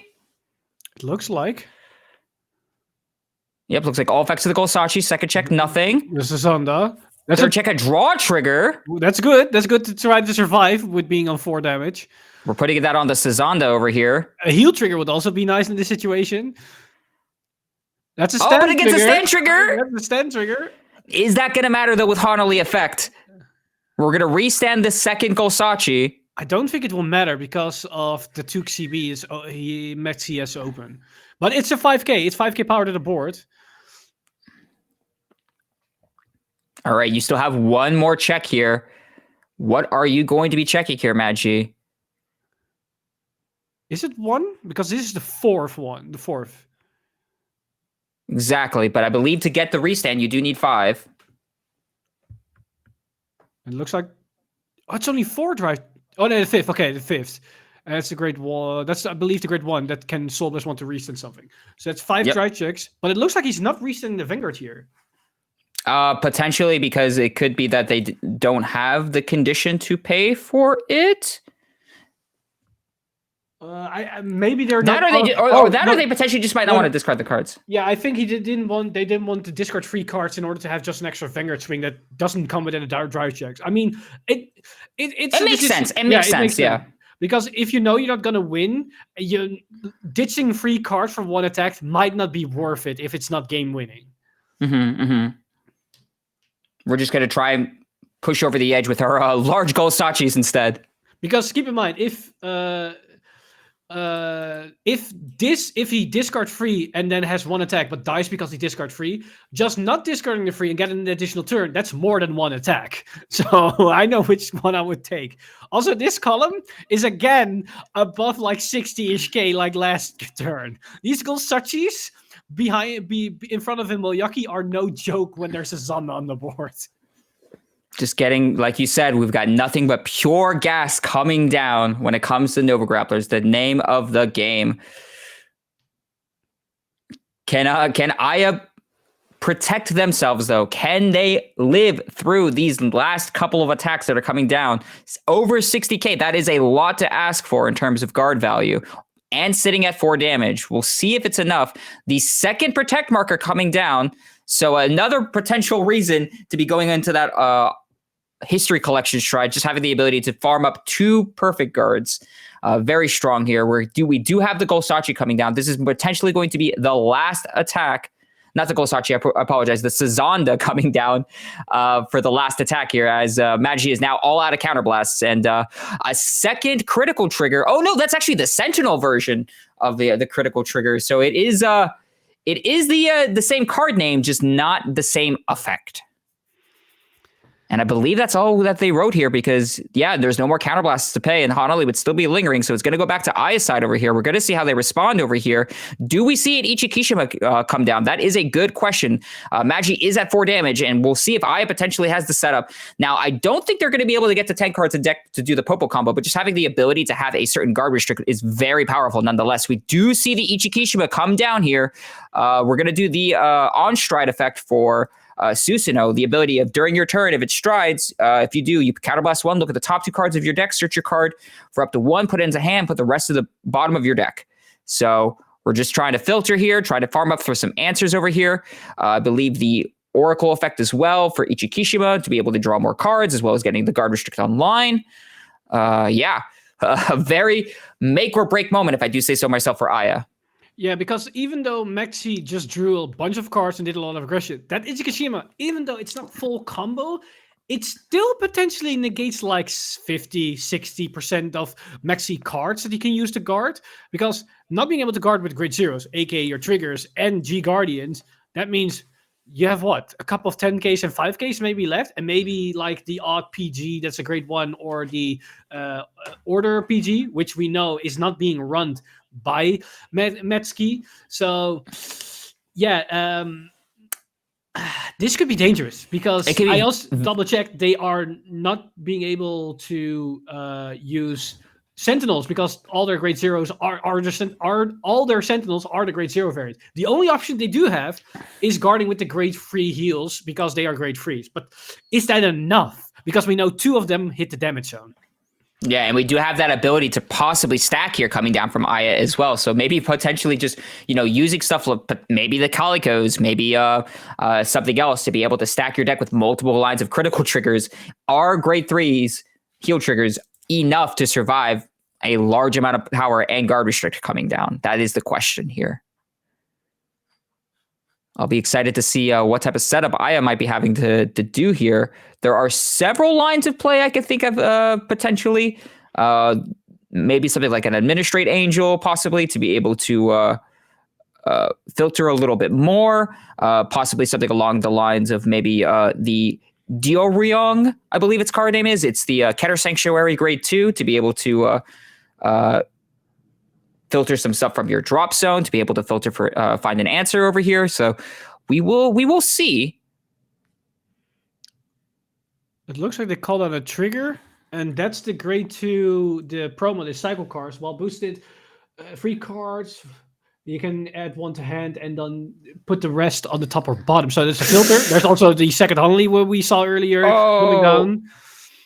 Okay, this to me, There's several lines of play I'm thinking here when it comes to that second Honolly, right? So having that ability to stack your deck is very powerful in this instance here, because you're leaving Magi at 4 damage with no open counterblasts, right? So having that ability to potentially stack a critical trigger on top of your deck and then say, okay, I'm going to attack with my Vanguard.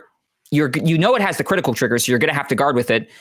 And if you guard the critical swing, if I swing with another critical, you're going to have to guard that as well. And then if I don't have a critical on my other rear guard, well, guess what? I'm just going to attack a rear guard, or I'm just not going to attack at all. And I'm going to leave you with no open counterblasts, because Honolly is going to be on the board to say you're going to need to pay counterblasts in order to get a certain amount of attacks going. So very powerful here. We do see the Popo also come down here for Aya. Whether the guard restrict is live, I am not 100% sure, but still a very powerful attacker in this instance. Yeah, if that guard restrict is live, I think that is basically the finishing blow. Because not being able to guard with anything, that's just taking it damage. But I think it's not live because the deck is too big. They weren't able to draw. They were at a good start of the game, but somewhere down the line in the middle of the game, they stopped drawing as aggressively, thus not being able to capitalize on their earlier progress. So these are a couple of beaters that are coming down. But as you pointed out, this grade 2, this effect could be important. All right, so when this unit attacks while boosted, Counterblast 1, look at the top 3 cards of your deck. You choose up to 1 card from among it. You put it into your hand and put the remaining cards to the top or bottom of your deck in any order. So like I stated, we're just going to try and stack the deck, potentially get some sort of critical trigger, some form of trigger here coming down. Who knows? Maybe even an over trigger. That might actually matter here. He put 2 cards on top of his deck. Holy moly. That is scary. I think that's a telling sign. Now the question, would you have guarded this attack? Like, you're at 4. This is a 1 damage attack. Well, no, he could have also potentially been attacking a rear guard here, because Administrate Angel is just when it attacks. It might just be that mindset. I do not want to give my opponent that open counterblast. I would rather just attack a rear and then attack with my Vanguard, stack it with potential triggers, and just see how my opponent's going to try and respond with the guard here. Yeah, I think he then attacked directly into the Golsachi. That makes more sense. But this, I do not want to be in Maxi's shoes at this point, because this is tough. Like, you have all these cards in your hand, but are they enough when there's just this ample amount of guard restrict coming down from Aya's board? This is a very scary position to be in. The thing is, you can bet on a heal trigger for yourself or the over trigger, but then the question is, he stacked 2 cards. Is there double critical on top? Like, that's the thought. All right, we see a heal coming down as well as a grade 1. So we're looking at, I believe, 38k coming through. 48k. I think this is now 37, because the heal is 15k shield, and this is another. Oh wait, there's a grade 1's 10ks. I forget the V. So 15, 25, 35k shield. So this 47. Yep. And that's 47. I believe that's 57. Yeah, I think that's 57 against what? That might be a 2 to pass. That's a heal. Oh, that is a heal. That is a heal. That's not a crit. Oh, putting it on the Popo. That's a telling sign that this. Yeah, that means that second check might not be a critical trigger, as we were stating earlier. It could be something else. Ooh, it was a crit. It is a crit. But it's a 5k crit. It's a 5k crit. And a Calico. Okay. Okay, I see. Because if it was a 5k crit, it wasn't. It was a 2 of the V triggers in order to pass, and necessarily wasn't 2 triggers in general, because a 10k plus a 5k wouldn't have broken through. So I think Maxi is. Can Maxi guard this, or is it betting on a heal? Because Aya healing can be big for Maxi, because that means either of these damages is a live heal. So there might be a chance. There might be, because Maxi, I believe, has 1 heal left in deck, because they guarded 1, 2, 3, 4. They had 2 earlier. I don't think there was another one in the early game. We're just getting a quick deck count and a quick trigger count coming in from both sides here. We're just making sure everything is in the proper. This is a very scary situation. Yeah, this is a very scary situation. They can guard? It looks like they can. They have a double intercept. They have a triple intercept because actually of the Excel marker as well. Oh, yeah, this is another Excel. Everything coming down, and it was enough. Magi lives it. But can he do something with it? Because his opponent has 4. There is a Hanali on the board. He has no open CV. If Nova Grapplers has a way to retire, you're going to want to try and pop that Hanali if possible, but I'm not sure if Matchy has anything to do something like that. What do we go into? Potentially, I don't even think we could go into another Buster. We could potentially go into a GBA here, but is that going to matter? We don't have a Counterblast to pay for it. What else do we have? We potentially have something like Favorite Champ. I think Favorite Champ also needs a Counterblast. What do we go into here? There's just... I'm excited. This is very nerve-wracking. It looks like he's going to go into Favorite Champ here. All right, Winning Champ is interesting. When your rearguard stands, you may Soul Blast 1 and choose a face-down card from your G-Zone. And this unit gets plus 5k until end of turn and GB3 at the end of the battle that it attacked. Then you draw a card, choose one of your opponent's rearguards, the lowest power, and retire it. Ooh. Problem is, interesting. There's the critical on the board, and that is lower power than the Hanali. You're right. That's a 4k and a 6k, and that means that the critical trigger would be retired instead. So you might have to find another way to retire something. If you could retire that critical trigger, possibly, if there's some way you could do that, you might be able to work around the Hanali. Question is, does Magi have an answer like that? We do see an Energy Girl coming down, so we do see potentially a certain wave of attacks coming in. Now, keep in mind, right? 5 attacks is still very strong. You know, the Hanali is there, yes, but if you have the setup to do 5 attacks, that still could potentially be lethal here. I mean, it's actually 6 attacks because he can just attack with the Vanguard for the last swing. So he can have like 5 rear, or is it like, no, wait, Hanali, let me double check. Hanali is like on the 5th or after the 5th that you... on the 5th, you must start paying your taxes. Yeah, so you have 4 rearguard swings and 1 Vanguard swing. So, this is tough. This is tough. And it looks like he's not even using the... he's trying to make maximum value out of the Moyaki here. He can reset the critical trigger, thus making the effect activate, thus pumping both columns. Okay, we see an Elementaria coming down from Aya's side. We'll see what happens here on Magi's drive checks. These are going to matter. First check is a draw. Here. I mean, that's another 10k and another PG in hand, potentially, for next turn. But if he goes in another Ichikashima, that does nothing. Second check. Another stand trigger. Okay. That could actually be useful here because now he can pump up the side column before having to use the side column with the Energy Girl to restand that unit. So this could actually be this could be really good for Mexi because now the Moyaki effect will activate. They give 2 units, the 2 front row, the 2 attacking units going to get 4k here. Absolutely. So that critical trigger is actually going to be able to hit over now. Now, would you go for the Popo here? That's the question. Because I think at the next turn, we'll be at that threshold to be able to pop up with Popo. So do you think that might be the play here to just try and restrict something out of Aya? It's a tough call. It is an honest to goodness tough call. Like, Aya's hand size is quite limited already. So you're going to get more and more information with every single card they guard, because at the same time, if you can deny the Oracle effect, that could also help you to at least stabilize a little bit. I don't know if it's enough, but like you need to keep in mind with the options that you have, because you also remove a unit on the board. So that means Aya needs to dedicate more cards from hand to at least do something, because that Hanali in that column is not going to threat for lethal anytime soon. So every rearguard you remove, that's another card Aya needs to dedicate to the board. Every guard Aya needs to use, that's another card out of the hand that they cannot use to get to the Oracle effect. And at the same time, they're also out of CB. So if you damage deny them, that also means Ichikashima cannot do anything. But apparently they're going to go for the 5. And I think they're trying to push here. But you can make the decision, as you pointed out, to go for the Popo here with this last attack.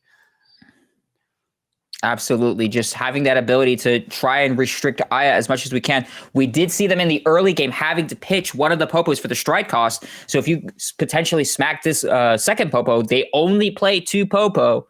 You potentially know, okay, one of their win conditions might be gone, but then the question remains, is that enough? Oh, guarding with the over trigger over here. So it didn't matter where that card was swinging. They had enough shield for everything. Oh my goodness. All right. So it looks like Aya lives that turn. We'll see how they respond here. Magi in a very tough, very tight position here. I don't think we saw Magi's overtrigger come out yet too. So there is the potential of something like that happening as well. We'll see what Aya does here. We do possibly see the second Ichikishima coming down here. Ichikishima being active now also with the Oracle ability, with the GB2 is live now, being able to draw cards to get to that position. So now they can only guard with they can't guard with grade zeros and they can't use their G Guardians. And then Popo saying, okay, you can only guard with grade zeros. So Popo is live here. So this is a very potential lethal swing here coming in from Aya. This is a very, very powerful play here. Yeah, honestly, now that I see the situation on the board, I feel like that Maxi's optimal play here was just to not go for face and just keep swinging into the Popo. Because not only do you remove the only absolute win condition from Aya, you also keep them at no open CB. And your drive checks were PG and another stand trigger. And you couldn't use your triggers last turn. So Maxi's hand is probably loaded with shield.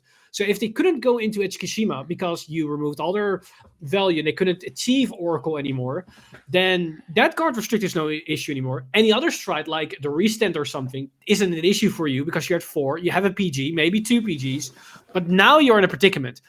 Because if there's a critical on top, which I feel like the chances are pretty big, that could be the end. And again, we did see those cards go on top. That's what I'm talking about. Like this is dangerous. The scary thing coming down from an OTT player is always when you see, yeah, I'm gonna put those cards on top. Staring down, but potentially might be a double trigger. We'll see how Magi decides to respond here. One potential funny thing, though, is that if this is going into Vanguard and Magi does decide to take this, if they check the over trigger, that actually could be very detrimental here. I would say if you can guard this attack, and take the Vanguard, but then again, you have a chance that it's a double critical. Like exactly. So my opinion is if this Amaterasu here is swinging into Vanguard, if you do take the 1 damage here, and if you manage to check that over trigger, that might potentially shut down Aya's turn here. But it's all a matter of where they are swinging.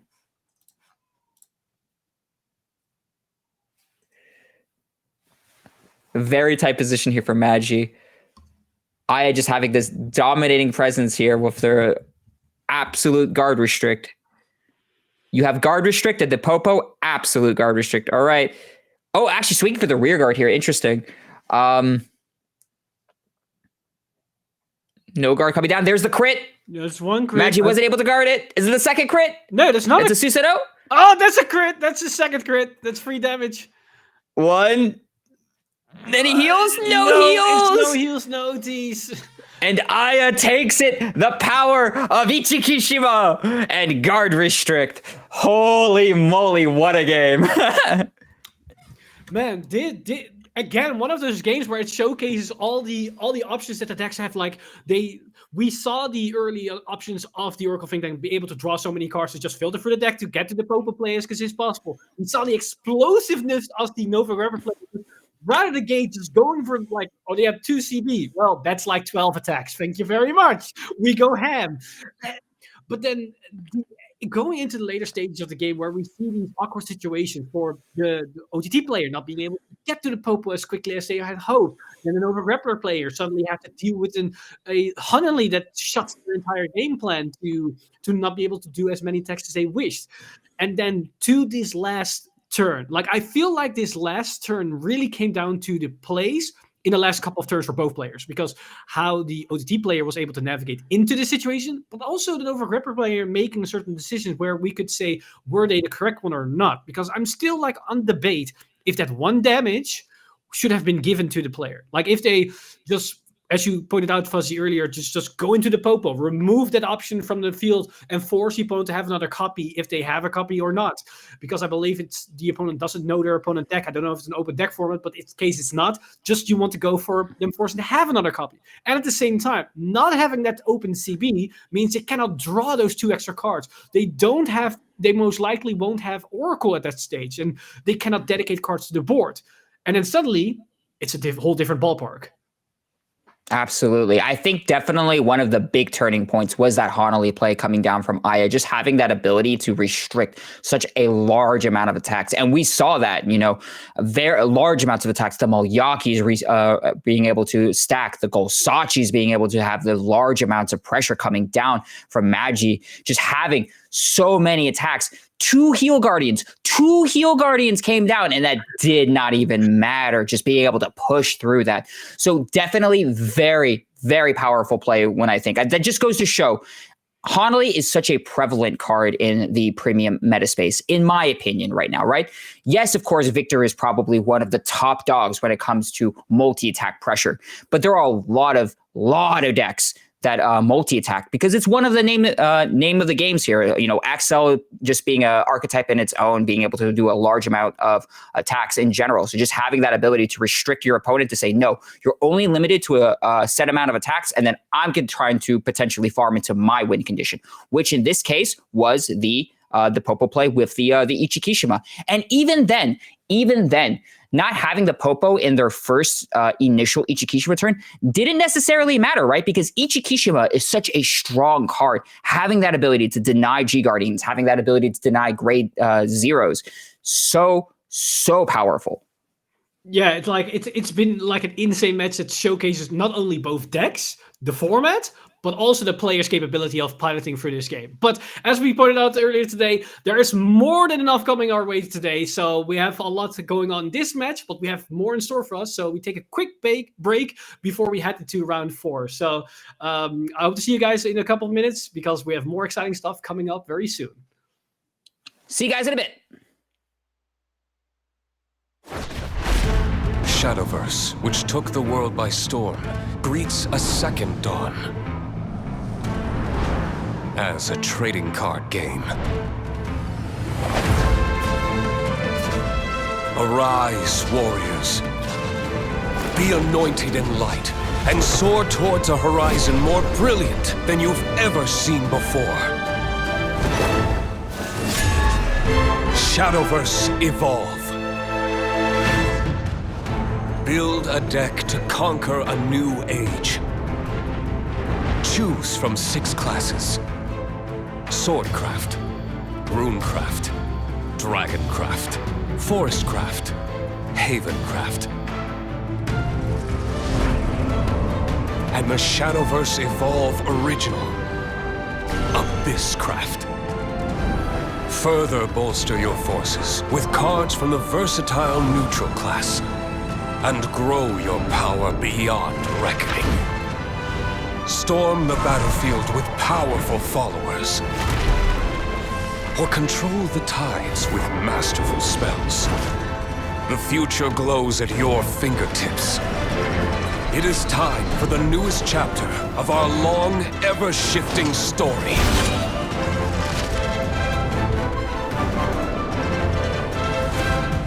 Shadowverse Evolve.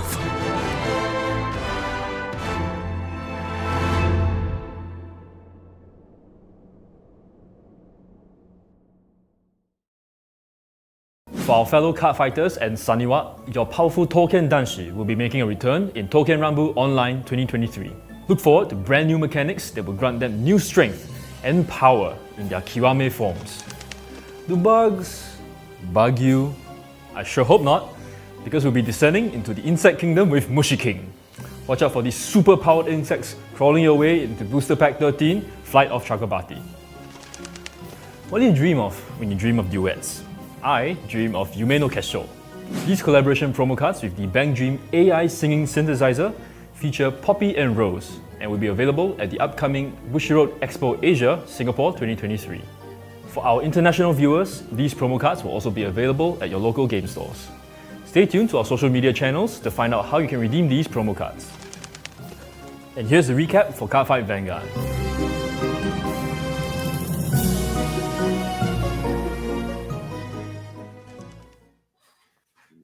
Hello everybody, welcome back to another round, a bit quicker than we thought, because that game went on longer than I thought. I thought it was going fast, but apparently players were playing even faster.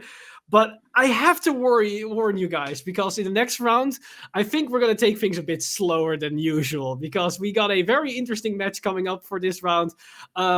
Fuzzy, do you have any notes before we go into decklock about what the players can expect in the coming minutes? Let's just say there's going to be a little bit of a infestation happening in our next round, and I'm just going to leave it at that. So why don't we just shift it quickly over to the decks, and we could talk about it, yeah?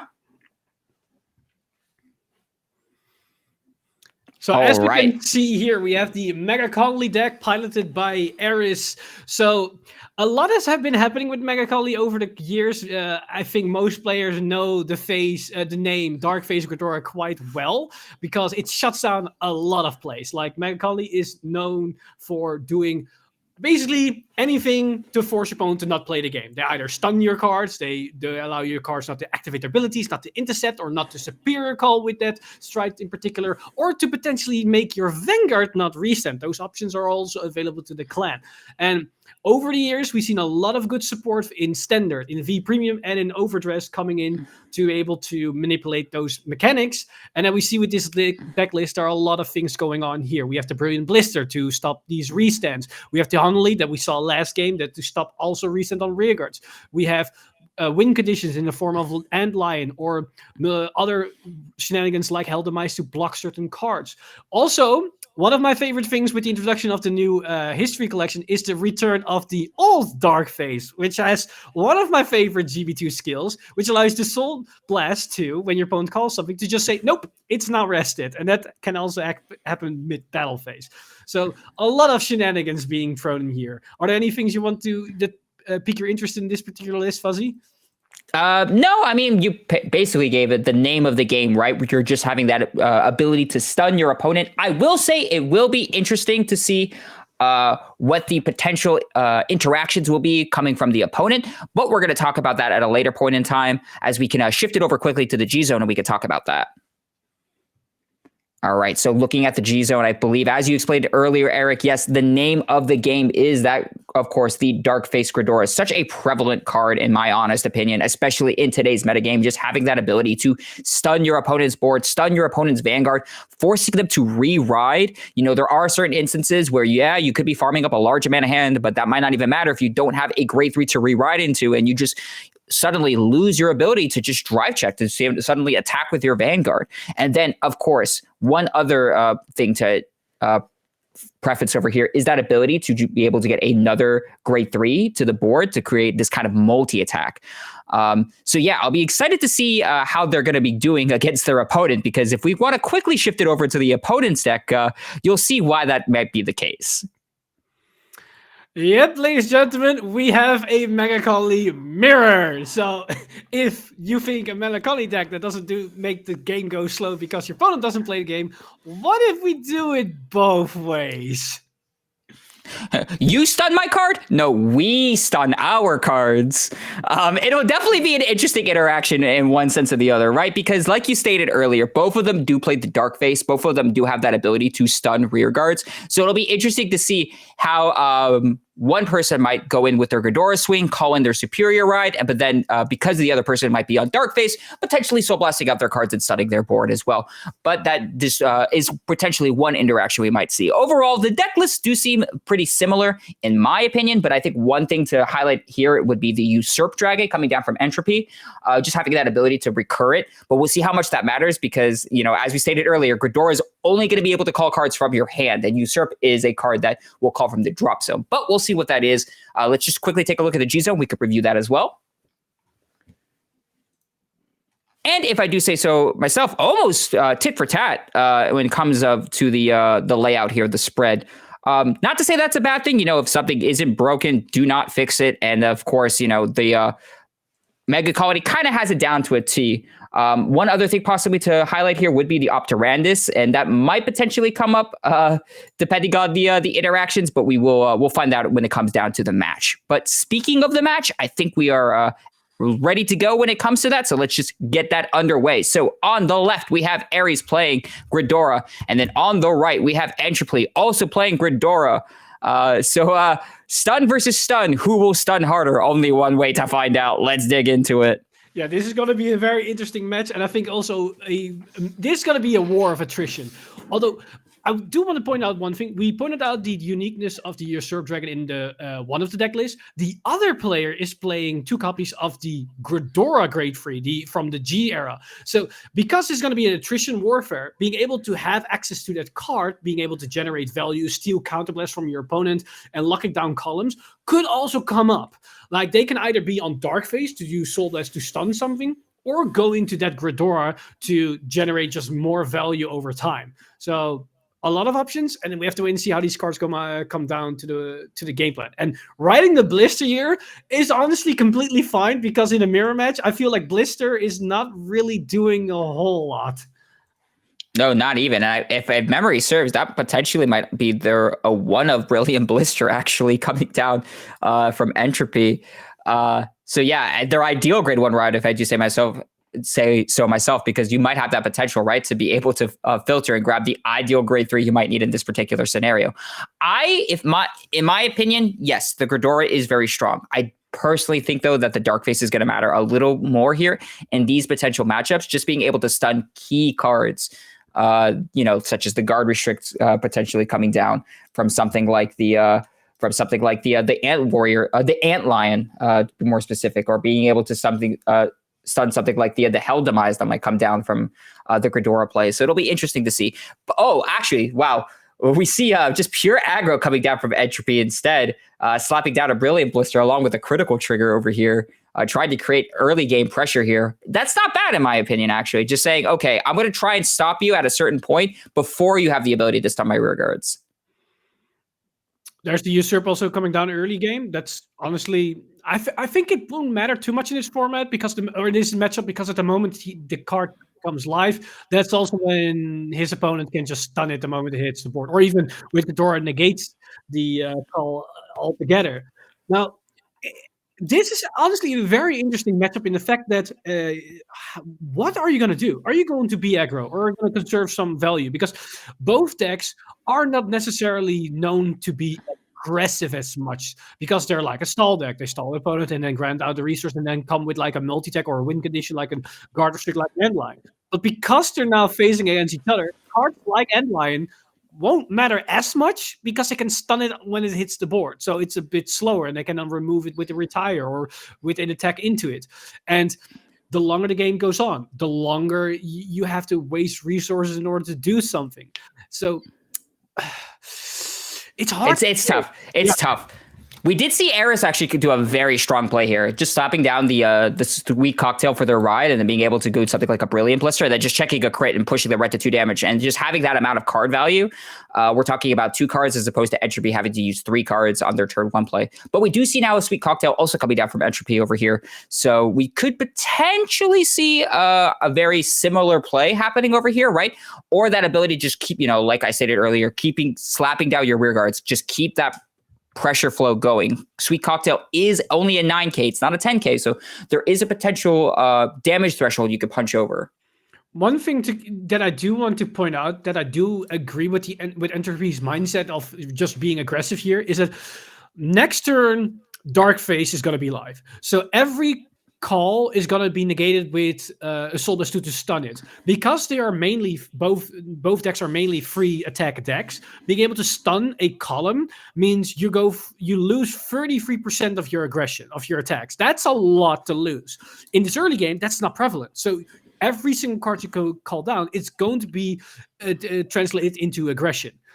So now is the value you can generate off of it. And that Ant Lion hitting the damage zone is also important, because they don't run a lot of copies. I mean, they only run one. Only copy. So yeah, they only run one. So that's actually really powerful. Having that ability to just knock out a Guard Restrict card is very good.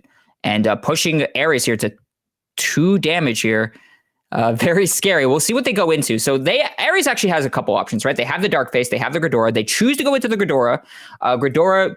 And this is not the V Gridora, right? This is the G Gridora. Yeah, it's the OG old school Gridora. When placed, you may, on Vanguard Circle, you may counterblast, or when it strides, you may counterblast 1. And then if you do, you choose a column, and your opponent cannot call rear guards into that column during that next turn.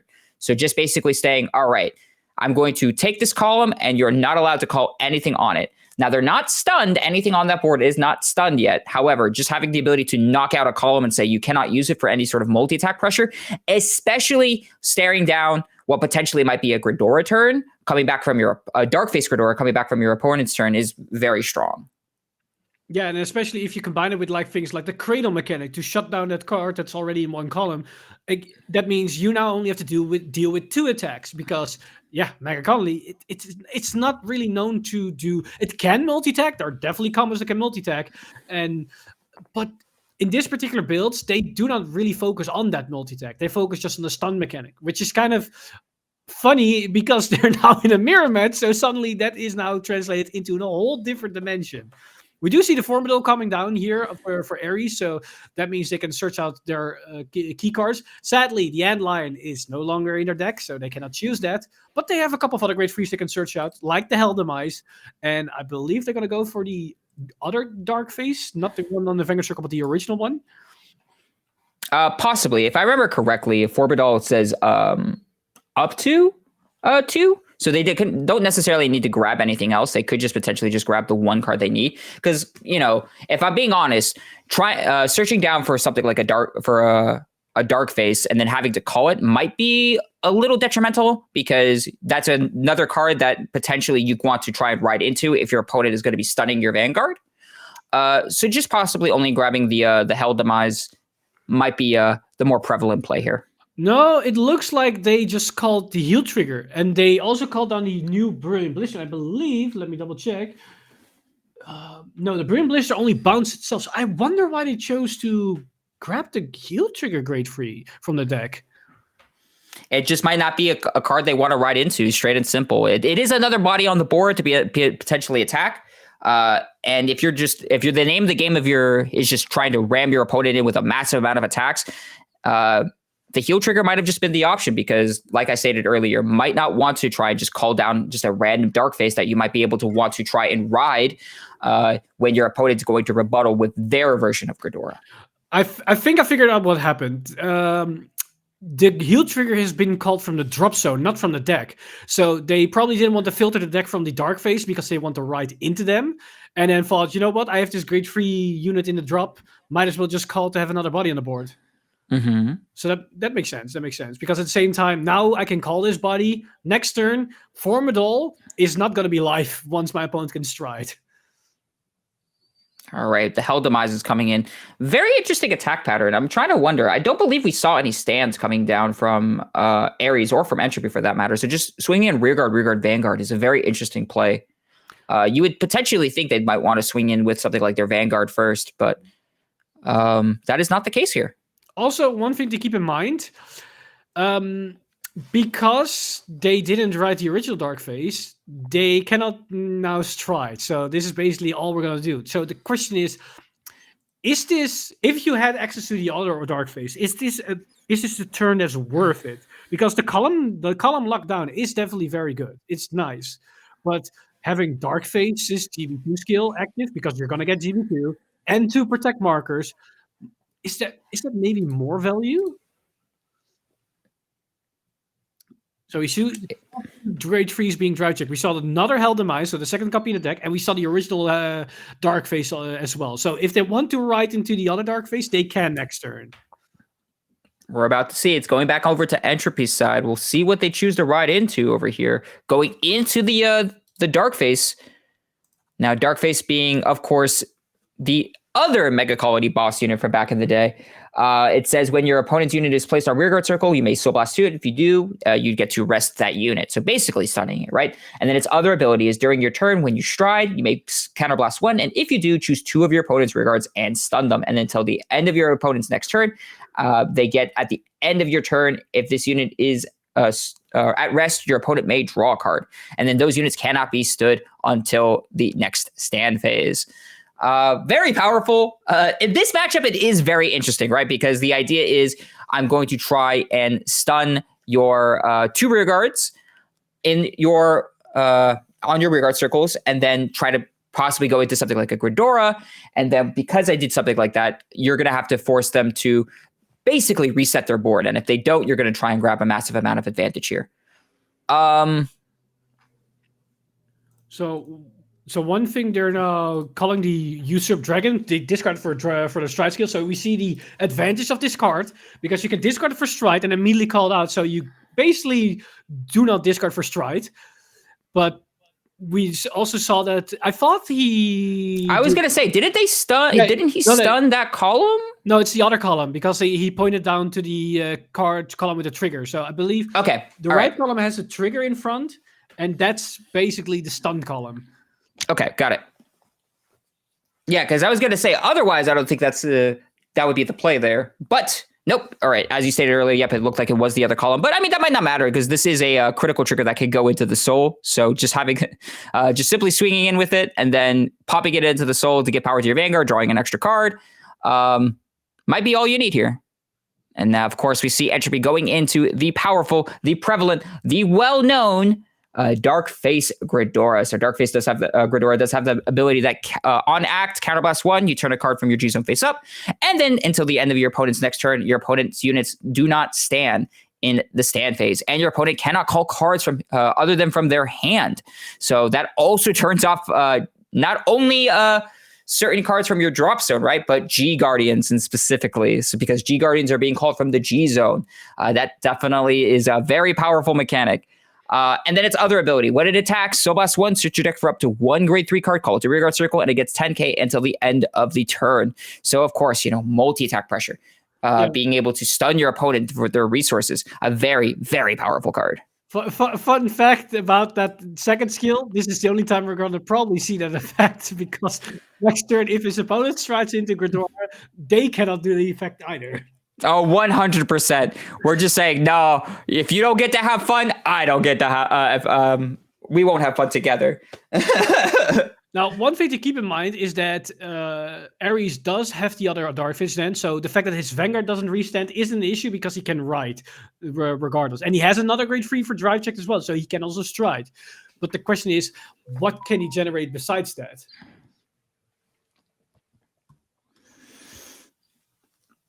It really will matter here. I mean, we possibly could see another antlion. I mean, we could see Entropy's antlion come down here rather than the Hell Demise, or just a possible Hell Demise swinging with the Gridora. Now, the question actually is going to, I'm thinking of, is that when Entropy swings in with the Gridora, and if they possibly do call down the Hell Demise, will Ares, in response, try to guard something with like a Brilliant Blister to potentially stun the Hell Demise or whatever they call off the Gridora? However, the column is locked as well, so we do have to keep that in mind. We are going to use the critical trigger. We're going to get some power, draw some more cards, and we're going to see if they're going to use the effect here. I believe they are. So blasting down the Usurp Dragon. Let's see what they're going to call here. So yeah, I believe the two targets here are going to be something along the lines of either Hell Demise or the Antlion. But we do see the Hell Demise come down.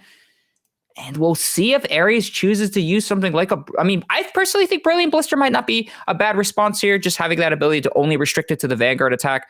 Granted, you are only giving yourself, depending on how you guard it, just one counterblast to use on the following turn. And we'll just see if Ares might want to go that route. I mean, Ares is going to get at least one extra CB because of the fact that Gridora is on his Vanguard. So, because, oh no, wait, he didn't G-card, so he doesn't have the GB. So yeah, that skill basically doesn't work as well. It's a bit awkward with a lot of, well, that does help. Tucks it, but he gets one of the new critical triggers coming down, so he gets a draw off of it. And then the second check is a Maple. Okay, so pushing Ares to 4 damage. However, there is a little bit of cushion coming down. We do see the Hell Demise coming through. And then Hell Demise, of course, does have that ability that when it's placed, you choose one of your opponent's rear guards, and then you stun it.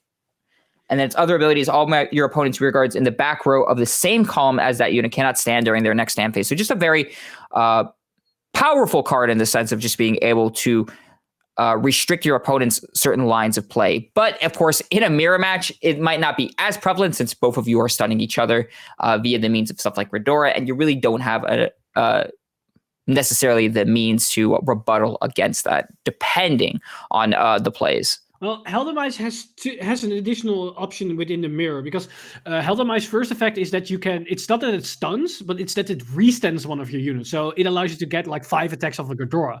The issue is this is the only moment in time where it's going to use something. That's why we saw, I believe, that it restands the blister behind it. So you can have a column restand because the other column was locked off. But if the opponent is going into Dark Phase and he's used Dark Phase Stride skill and it says they cannot stand until the next end step, next end phase, that means that if in order to negate the opponent to draw off of your units, instead of calling over your units, you can call Helldemize on one of the units and then restand the other unit with Helldemize, thus making them in the stand position instead of the rest position. So you have like options to play around your opponent in certain ways that might not be useful against non-Mega Connolly matches. All right, so we do see the Dark Face coming down from Ares over here, so resetting their Vanguard. But also, in my opinion, this is actually a very strong line of play here, right? Going into the Ghidorah first, then choosing to go into the Dark Face afterwards. Just restricting your opponent in the sense of, okay, stun the column first so they don't instigate a large amount of multi-attack pressure. And then once I get to my second turn, I'm going to rewrite into Dark Face regardless of whether or not I was stunned, and then having that ability to sit on a Dark Face while at GB2. So not that bad of a play if I do say so myself. We do see that also the Ghidorah also coming down here for Ares as well. So we're just going to see more and more multi-attack pressure. I am curious to know one potential thing coming down from Ares. I do see a what I believe is a cradle marker, but I don't know if it's an actual cradle marker. It is an actual cradle marker. Okay, just to make sure. Because like you stated earlier, there is the potential to be able to, even though your not your Dark Face, I apologize, your Helldemize was stud, you could in response then restand via the Helldemize to be able to ward off the potential stunning that Entropy is doing on their end. So it's a very mind gamey back and forth type of instance that's happening over here. So we see the crit trigger coming down as well as a Brilliant Blister. Not the biggest number columns, but it hits, I believe, just enough because that's 12k on its own. So that's just barely hitting the Dark Phase. But that's basically about it, what we're going to generate, because we're not going to multi-tag because Ghidorah is active. So it's just going to be two like this 12k, and then the Vanguard is going to be 27-ish, if not, because Ghidorah doesn't gain. Let me double check if Ghidorah gains 5. I believe not. She can if you sold. No, that's the unit he called. So yeah, that's just a 27k triple drive Vanguard, basically. So well, 37 because of the critical trigger, but yes. Oh, yeah. Okay, true. So I feel like at this point of the game, we're going to see a more slower game where they're now going to grind each other. Issue is, however, Ares is at 4 damage and Entropy is at 2. So that means Ares is already in a predicament. We have 2 to 4 actually potentially coming down. We do see a draw trigger coming down, so just probably just going to be putting it all into the Vanguard, right? You don't have any other rear guards that you could possibly go into for multi-attack lines of play here. And that's it, actually. No critical triggers to be seen. Taking the 1 damage here. I believe what looks like to be a heal trigger. It is a trigger, but I cannot see correctly which one it is. I think it might be one of the heals, yeah. Yeah, I think it might be one of the heals. Regardless, only pushing Entropy to 3 damage while Ares is actually staring down. This is potentially very scary. Just sitting at 4 damage, not knowing what your opponent might potentially try check out their crackback. And yeah, of course, Entropy tried, as we saw there, Entropy actually tried to call down that Usurp Dragon. But as we remember, Ghidorah says, nope, you're not allowed to do that. So it hurts when you're on the receiving end of it as well, right? Yeah. On one hand, you're like, all right, cool, I can do the stuff that I normally do, call stuff for my drop zone, all of this sort of thing. But then you stare down something like a Mega Colony Mirror and you say, oh, wait, all of a sudden, part of my engine has been turned off. And also keep in mind, at least Ares can just stun whatever comes down from hand here if they feel like, oh, that's too much of a threat. Potentially, yes. There is a limited amount of souls that Ares does have, so you definitely want to use that very carefully. but we'll see how they respond here in this instance. So I feel like Entropy is thinking, should I call should I bait into a weaker card, but still good enough in the case that he doesn't stun it? Okay, so that's pretty good because that's just yeah. Having the second Hell Demise is actually very powerful here. Because those are 12k against an 11k, so that's just 5 extra shield that forces off of Ares' hand. Besides, now the question comes here: what type of attack pattern do you think would matter in this instance? Would you go Vanguard first? Would you go the double rearguard circles? Because pushing your, I would go to traditional Vanguard, rearguard, but it looks like Ares decided to Soul Blast to stun it. Issue is now, if Entropy has like an Endlion or something, he can just slam it down, and I don't think Ares has enough soul to stun that. So they're calling down the green. Calls down the Sweet Cocktail, choosing not to stun the Sweet Cocktail with their GP2 ability, and calling down a Brilliant Blister. Will Ares respond? I don't think they can. I don't think they have enough soul. That could potentially be it too. Yeah, Darkface does cost 2 soul. It might not just be that they have enough to pay it. They only had enough for the 1 stun, and it looks like that's the case. Entropy coming in here with the Sweet Cocktail swing. Keep in mind also, the arts might be similar, but this is the new version of Sweet Cocktail, right? So when this unit is rode upon, you choose one of your opponent's rear guards without any cradle markers, and you put a cradle marker on it.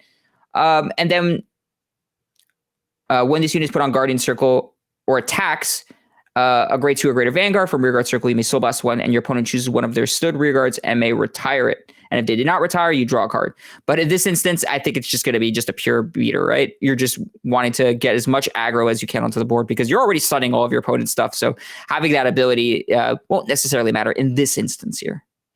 We do see another Darkface hitting the damage, which is a bit bad for Ares for 2 reasons. 1, he's going to 5.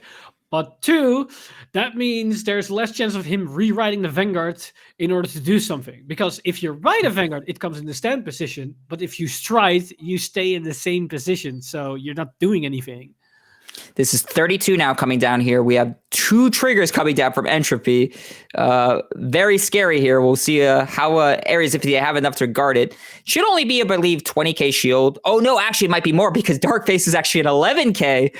It's not necessarily, it's not a 12k anymore. So that does matter in this instance. It might just needs a little more shield. So just potentially 25 just to break over that threshold.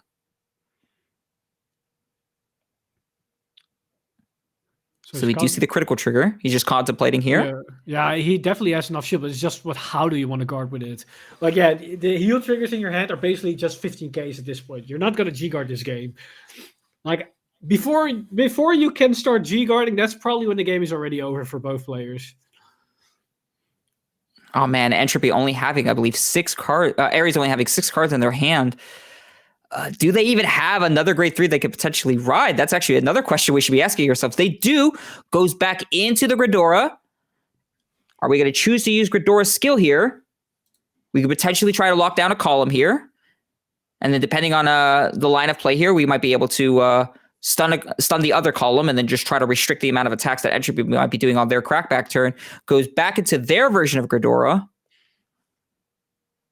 I think they're contemplating if they want to use a stride skill or not. I think they're skipping it. I mean, it makes sense, right? You only have a set amount of counterblasts to work with. So maybe potentially not using the counterblast for Ghidorah might potentially matter because it might be a counterblast you might need in the later stage of the game. We'll see here. Entropy does have a fair amount of cards in their hand. It's interesting to think about, right? Entropy was the one that slapped down all of their cards in the early game, just attack after attack. But then here, staring down in the later stages of the game, just farmed up a large amount of hand in response as well. I think not only that, but also the fact that Ares couldn't effectively mount an offensive, thus allowing Entropy to negate the minuses he made by being aggressive. And at the same time, a lot of his aggression came from cards that refund themselves, which put him into a very, very comfortable position. All right, so we did choose that. We did actually choose to do the on-stride effect for Ghidorah here. So we're going to be potentially locking down the column with Sweet Cocktail, and then we're going to be using the Ghidorah effect, and we're flipping over. One thing think we forgot to mention, Eric, was the being the ability to flip over any card in the G Zone with Ghidorah, right? And specifically, it looks like they're flipping over the Megalantis, and Megalantis is very powerful because it has the ability of both Vanguard and G Zone. If this unit is this unit is put onto your Vanguard circle, you may pay the cost with just turn it to face up. And if the card is face up, you may counterblast one to put a rearguard into your soul. Then choose one of your opponent's rearguards, your stood rearguards, and retire it. And if you retire a rearguard, you draw a card, countercharge one. And if you did not retire a card, choose one of your opponent's Vanguards, and it gets minus 10k until the end of turn. So just having that ability to just kind of have like that additional flip fodder is very strong here for Mega Colony, because Ghidorah specifically states flip anything, and this is, in my opinion, the ideal flip target. Yeah, it's like the go-to target, because if you can start multi-attacking, then potentially the minus 10k is detrimental. Well, we see Hanley, but I don't think Hanley is going to matter in this matchup. Ooh, 3 blanks as well. That's not what you want to see in this situation, especially if your opponent said no guard. Yeah, and no guard at 3 damage too. That's very scary. And then no other attack besides that. It's going to be passing it back to Entropy. Everything in his board is stunned because of Ghidorah. We'll see if they have anything to rewrite in response. In my opinion, they should, because they do have a large amount of hand. Oh, riding into an Entropy Dragon. Oh my goodness. Oh my goodness. Wait, one potential thing that might happen here. Entropy does have Persona Ride, do they not? Yeah, but they already have one in the drop zone, so they cannot Persona Ride. They only run 2 copies. No, that would have been hilarious. Just say, all right, well, I mean, I'm out of ride targets. I might as well just Persona Ride here. But no, that's all right. Just having that ability to just be able to rewrite it is a 13k base, though. That is something that we should also point out as well. So just having that ability to just sit a little more comfortably in terms of defensive options is also very nice. And of course, going back into the Ghidorah here, see if we're gonna flip up a Megalantis properly. No, not going for the flipping for the Megalantis. We're actually flipping up another card instead. I believe that's their on hit. Jaggy Devil, yeah. One thing to keep in mind, next turn, if Ares survives, he cannot go into Ghidorah. Or at least, no, he can, because he can count. He has the ability to countercharge. Yeah. Now he has the ability to countercharge. So he's potentially able to still keep this game going. Possibly. Ares does have a smaller amount of cards in their hand. We did see a draw trigger come down, but they are at 5 damage. Every attack matters here. We'll see if it's enough.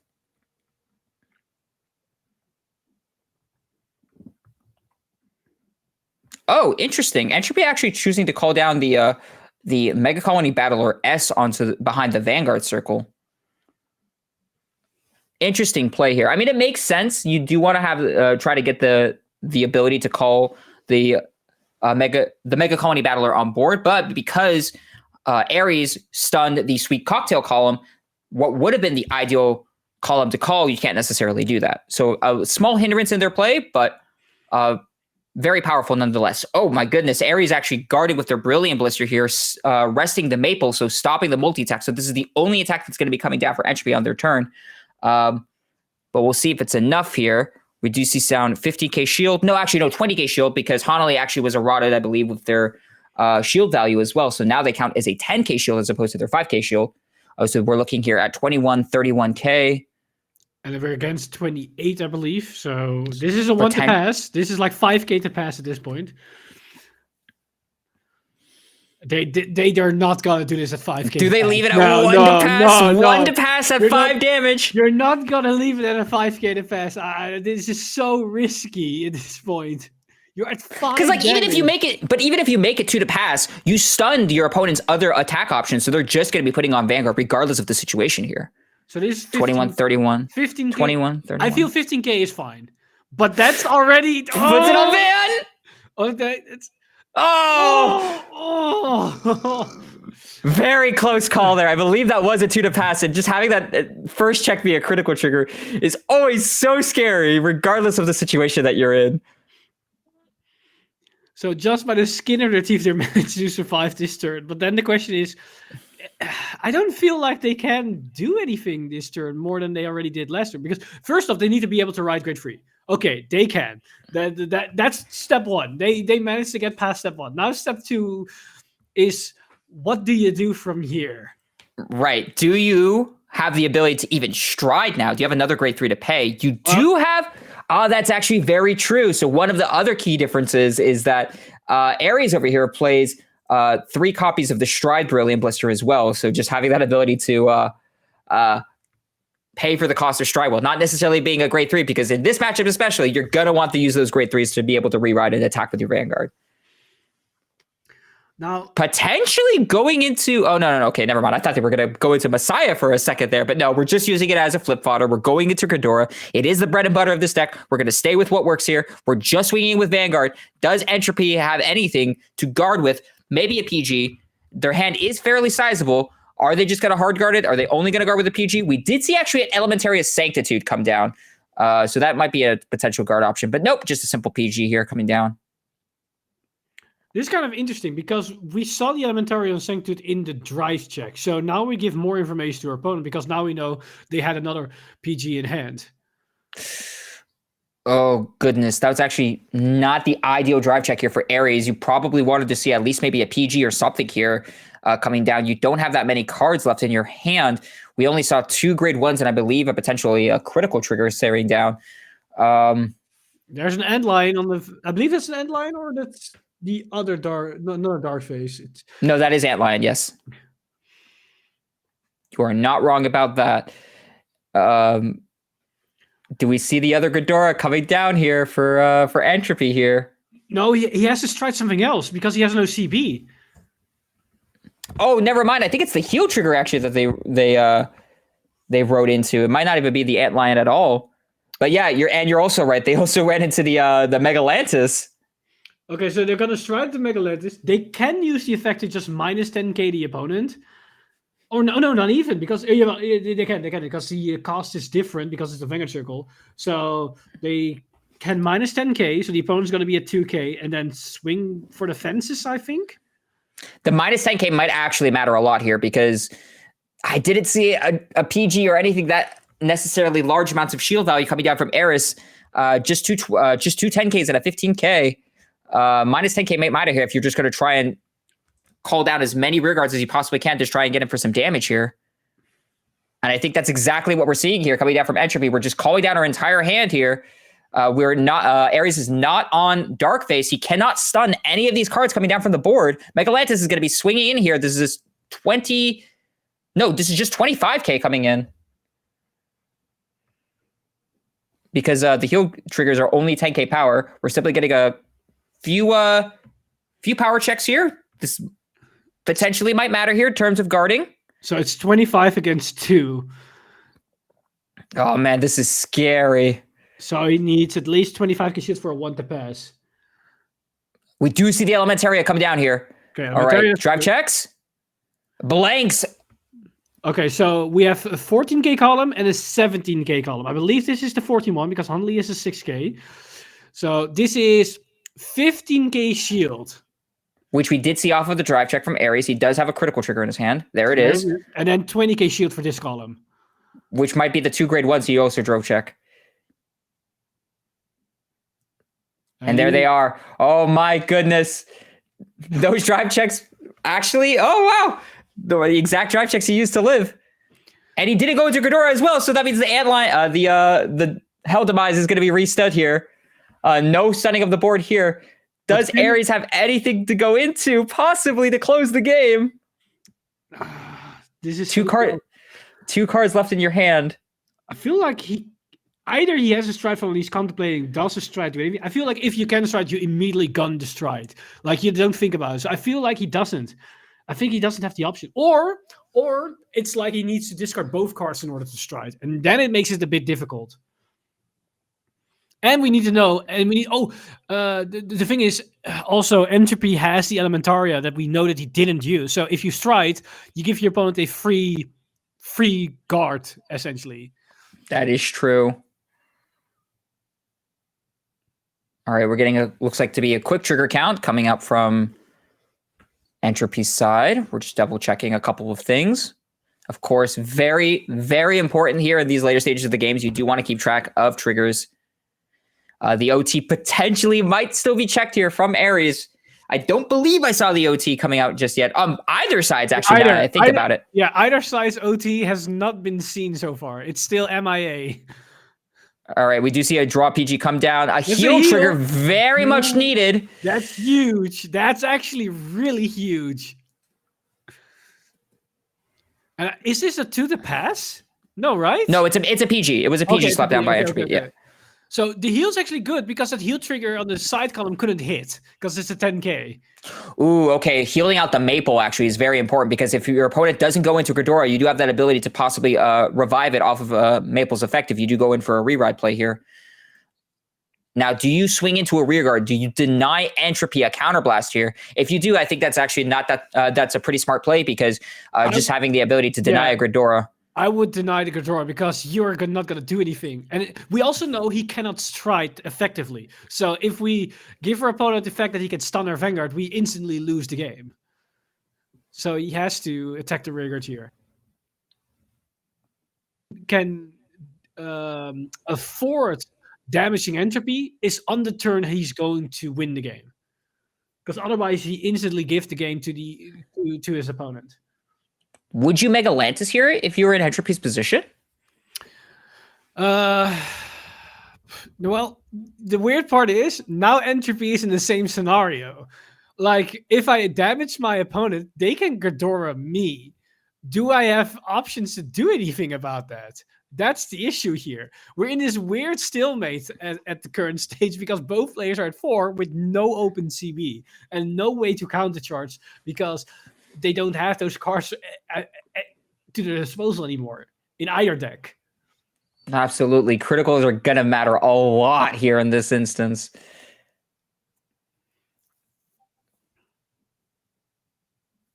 We do have the potential, maybe one line of play might be the high-class Moth to potentially get a countercharge. Because the high-class Moth does say rest it and then put a normal unit from your drop zone into the bottom of your deck and you countercharge one. I mean, so that might be a potential line of play if they have the high-class Moth to even... I think if they had that card access to them, they wouldn't even hesitate about striding and anything. Unless they have to discard them off in order to stride. That's also a possibility here. But they're really trying to figure out, okay, what are the options? What do my opponent has left? What can he do? Because now you have to think about what every stun effect denies my opponent to do. Because every single choice is going to matter here because they're at their last couple of resources. If you are able to block your opponent from the right type of resource, it could instantly win you the game. If you make the mistake, you could literally lose on that choice that you make. Very, very close situation for both players here. It'll be very exciting to see how Entropy is going to respond here. He is going to go in for the stride. He goes to Ghidorah, so that tells me he has the class Muff in hand. That or just some way to countercharge. Okay, Maple and the Great Free coming down because his opponent didn't Ghidorah him. Ares might have the ability to G... Oh yeah, Ares does have the ability to G-Guard now as well because there was no Ghidorah on the receiving end as well. However, if Entropy does choose to go for if Entropy can go for the Ghidorah skill, then they'll be shutting off the ability to G-Guard for Ares. We just need to see a countercharge. And no, it basically... Wait, no, because there is the ability to potentially grab another Grade 3 coming down from Entropy's side. So if he does have something like an Antlion possibly still in his deck, he might have the ability to call the Antlion to create a guard restrict column on top of whatever Ares has in his hand. So that might be the line of play he's going here. He's not going for the stun play. He's only going for the ability to probably create some form of multi-attack. Yeah, that makes sense because now you can say, okay, I give my opponent the counterblast, but because I hit for 4 attacks, potentially that lethal push with an Antlion, if that's still in deck, because that's probably what he was counting. He was counting which cards are still left in my deck, which Grade 3 for options in order to go for that play. So I think you might be right. I think that's the line of play he's going for. And it could definitely be a winning blind here. It's interesting. We'll see if it's enough. He's choosing to attack with his Ghidorah. Let's see what he searches off of here. Is it the Antlion? We do still see it in deck. That is a potential target here.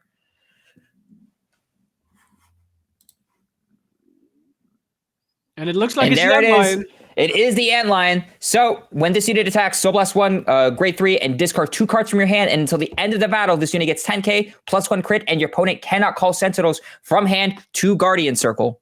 And we already know that the Elementary Sectitude was used from Ares. So the only thing he'd be able to do in that instance would just be the G-Guard. It looks like he's saying no guard here. And that's a Gets crit! a crit! Second check, nothing. Third check, nothing. It's 2 damage. Ares needs a crit, something to be able to stabilize. That's a draw. Hopefully not a hero OT. It's OT! the OT coming down! No! Oh. Denying the play for Entropy altogether. It's the over trigger. 100 million power to the to Ares' Vanguard, shutting down the play entirely. My goodness. And the worst part is that means he can go into a full power Ghidorah that's also shutdowns everything. Oh, this could be and insane. But also, one thing to keep in mind as well, Ares only has 4 cards left in their deck, so this potentially might be the last attack they do if they choose to go into Ghidorah, because that's going to be a triple drive with only 1 card left in deck, and if Entropy does this, manage to live it, he could just simply pass his next turn, and then Ares would actually lose through deck out. Oh my goodness. So what would you do in this situation? This is so... I mean, they have... Can they go into GB8? Do they have... I don't think they have enough, right? I think they're at GB6. 1, 2, 3, 4, 5. I believe they're only at GB6. I haven't seen Funny enough, I have not seen G Guardians come down from either player's board, so all they've been doing is flipping up their G units. Oh, this is tough. So what are your... I mean, they can go into Maglantis and just do a couple of those pops because they can do the skill once, they refund the counterblast, they can do the skill again and get minus 10k. But what do you achieve in that case? It might be smart. And let's not also forget, Entropy actually does have a large amount of cards in his hand. Oh, yeah. Also, it makes it the Maglantis will force you to draw a card as well, so that doesn't work. I think Ghidorah is literally your only option in this case. Potentially, but if you do go into Ghidorah, you have to keep in mind, I believe Entropy still has his Elementary Sectitude in his hand, meaning that he does have that ability to shut down the Vanguard swing, which is very powerful here. You know you're not going to get another attack coming down for Ghidorah also, because that means you're thinning your card by 1. You cannot call another grade 3. You're going to deck out if you choose to do something like that. Oh, this is very scary. All right, we have the Maple. At the very least, we have 3 very solid attacks coming down. We also know he can generate potentially 2 plant tokens if you want to do so, because he has the grade 2 that creates one, but you don't really achieve as much with that. So he's using the Ghidorah just in case his opponent has G-Guards that you want to shut down. But we know he has the Elementary Sectitude, so that's not really going to matter as much. Has he any way to put like cards back there? I don't think they have. I mean, one thing you could potentially do is just use Ghidorah's skill, not swinging with your Vanguard to keep yourself at a certain amount of cards in your deck. But I mean, in my opinion, this just seems like a make it or break it moment. So we're going to see the Battler S coming down. I mean, that's also a way to potentially just force your opponent to draw more cards. That's very true. I mean, let's not forget, Entropy is also at a low deck count as well. So if you have like multiples of Battler S, you could see that as an altered win condition, but I don't think they have enough soul and copies to do so. And it looks like I think they're contemplating to attack. It looks like we'll see here. Ooh, choosing to potentially only go in. Now, let's keep in mind, Entropy is at a heal trigger, I believe. So that is a 10k. So it's 10 versus 10. But going in with the he's passing with the Maple. He is simply just passing the turn here. He does not want to deck out. Let's see how Entropy responds. He might not even have a grade 3 to potentially even ride into. And stunning him might actually have mattered here. Nope. Okay, he goes into the Dark Phase. My question is, what is Ares' win condition here? Because that end line is still on the board, and that end line is still going to activate. Absolutely. I think Entropy is also looking at the cards in his drop zone to potentially call, but he cannot due to Gridora's effect from Ares' side. Both of them at very low counts. This is indeed a grind game.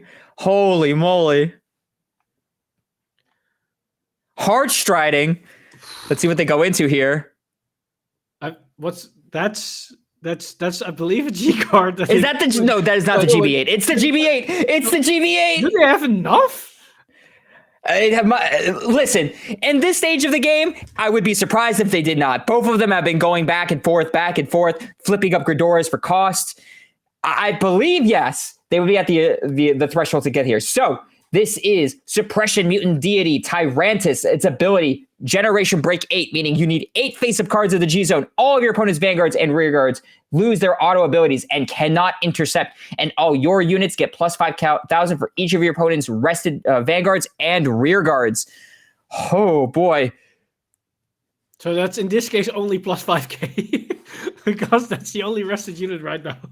True, but I mean, in this matter, I think it's also a matter of, just denying your opponents the ability to intercept. I mean, there's a G card coming down.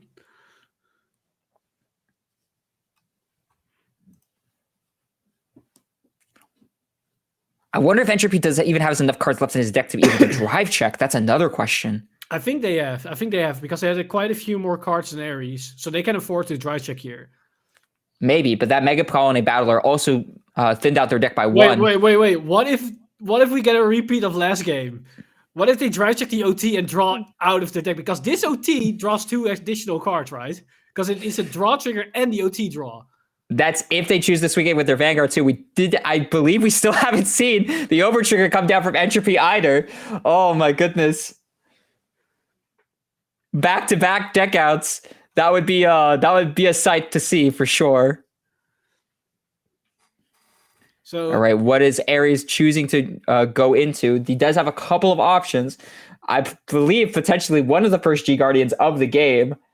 I could potentially see maybe Relish Lady come down over here. I think Q-Bell is good enough, I believe, because it's a plus 30k shield. So that's 45k shield.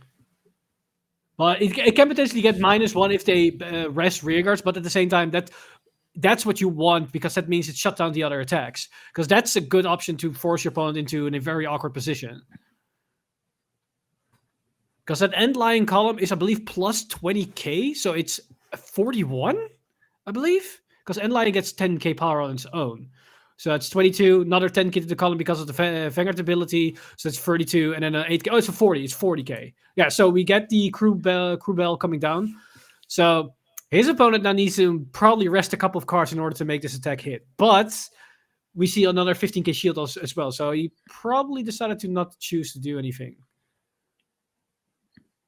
All right, I think we're going to get a quick... we might potentially get a quick deck count. No, we don't. Entropy's just swinging in. I mean, well, the OT is 5 cards. It's very scary, but it might be just be make it or break it for both of them. We do see the Relish Lady now come down. Relish Lady will try to force your opponent to rest one of their rearguards, and if they don't, you are going to get a counter charge. Oh, but a soul charge, I believe, as well, if I'm not mistaken. Yes. Yep. If they don't rest 2 cards, so they are going to rest the back row Vanguard unit, and then I believe the booster as well from the other column. So that means the other column is like a 5k guard unless they hit. Oh my goodness! Wait, so that made them draw a card and soul charge 1. So that means that rather than having 4 cards, now they have 2 cards left in their deck. If they're going to draw for turn, that means they only have 1 card left in their deck. They cannot attack with their Vanguard now. Oh no! Oh, that means next turn is going to be 2 rearguard swings, and that's it for Ares.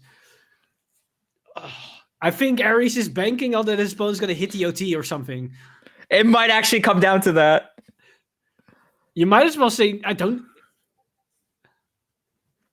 He can't intercept, right? He cannot intercept due to the GB8 ability. GB8 stops the intercept, so... And there it is! There's the OT! Oh no! Oh no! No! Wait, no, he needs to draw. He needs to draw extra. You just draw 2. You have to draw 2. That critical trigger would have been the second draw. That's the second draw, the critical trigger. So that's the second. So yep, we're good there. Second. The second check. Third drive check. Third drive check. 2 clutch off. But he has 2 cards left in deck, so and it was enough! Oh my goodness! Oh wow! It was enough! We thought it was gonna go to deck out, but it didn't matter. He had just enough cards, 2 cards left in his deck to be able to survive it, and Entropy takes it over Ares. Mega Colony prevailing over Mega Colony. Holy moly, what a game! My God, this has been crazy. Like, this is what I mean with knowing exactly your deck in and out, that you know, well, how many cards are left, what are my options, how can I go, and how can I min-max my my potential and minimize my opponent's potential. My God, that came down to the wire. We talked about a grind game, and we definitely got one of those, potentially going to deck out yet again. But, you know, to both players' merits, you know, just making sure, double checking, having ideal rides for grade 3s, knowing that they're going to have to face against something like a Ghidorah, denying your opponent damage to say, okay, well, you can't go into Ghidorah. And then if you do go into, you don't go into Ghidorah, then I have other defensive options through my G Guardians, and then potentially be able to multi-attack the next turn with things like, you know, the Maples or things like the Usurp Dragon. Just so many very well played battles back and forth from both of them. So honestly, mad respect to both of them. Yeah, this has been a crazy matchup. I couldn't do what they did because, man, my brain would have fried like 2 hours ago. But when I have to face that, like, my God, that's been insane. And I think we're gonna get more of these type of insane matchups. Maybe a bit more explosive in the side of things happening on the board, but definitely in the same size of play level experience what we see from players do in the next coming rounds. I'm gonna take a back seat right now. JJ is gonna come back with you guys to go all his expertise with the coming matches, and of course it's Fuzzy, so stay tuned for round number 5, because I believe we have, and besides number 5, we have 2 more rounds from that, so a lot more stuff coming your way, so sit tight, and see you in a couple of minutes.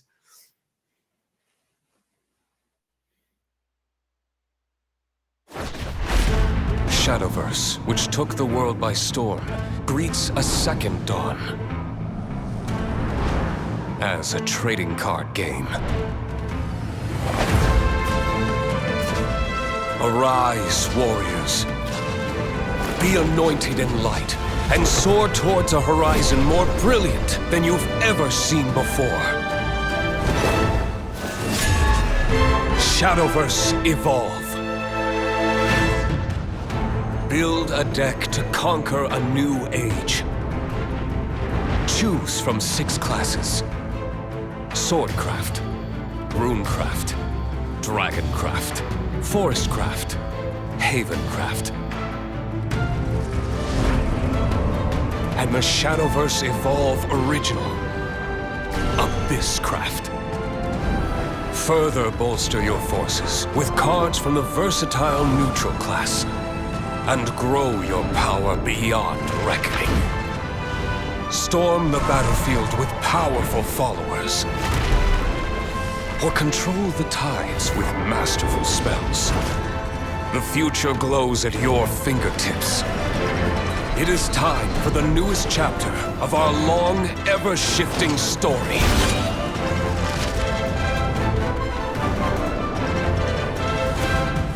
Shadowverse Evolve.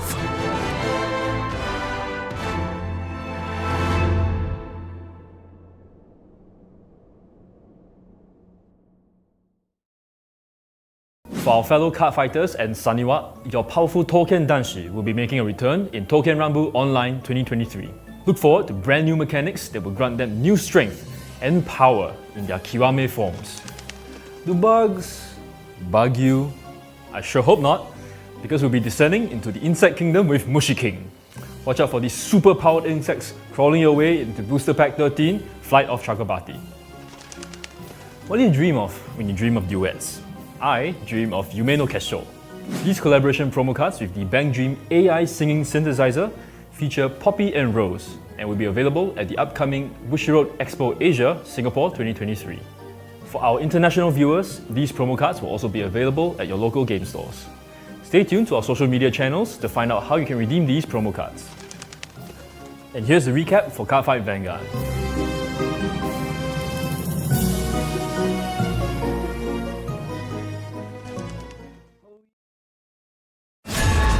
The flame of Leviathan rises, and new heroes must answer its roar. Will you join the adventure? Booster Set 3, Flame of Leviathan, coming soon. Weiss Schwarz. The name of Eins Oregon continues to expand on the stage of Weiss Schwarz. Booster Pack Nazareth Tomb of the Undead Volume 2, now on sale, Bushiroad.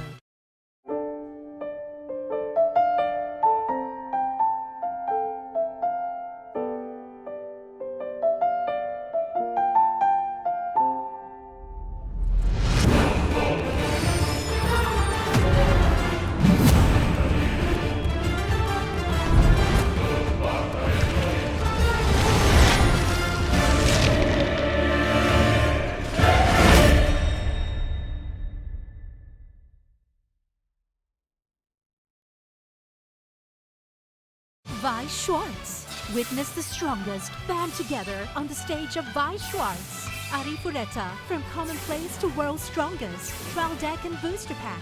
On sale November 17th. Bushiroad. Weiss Schwarz.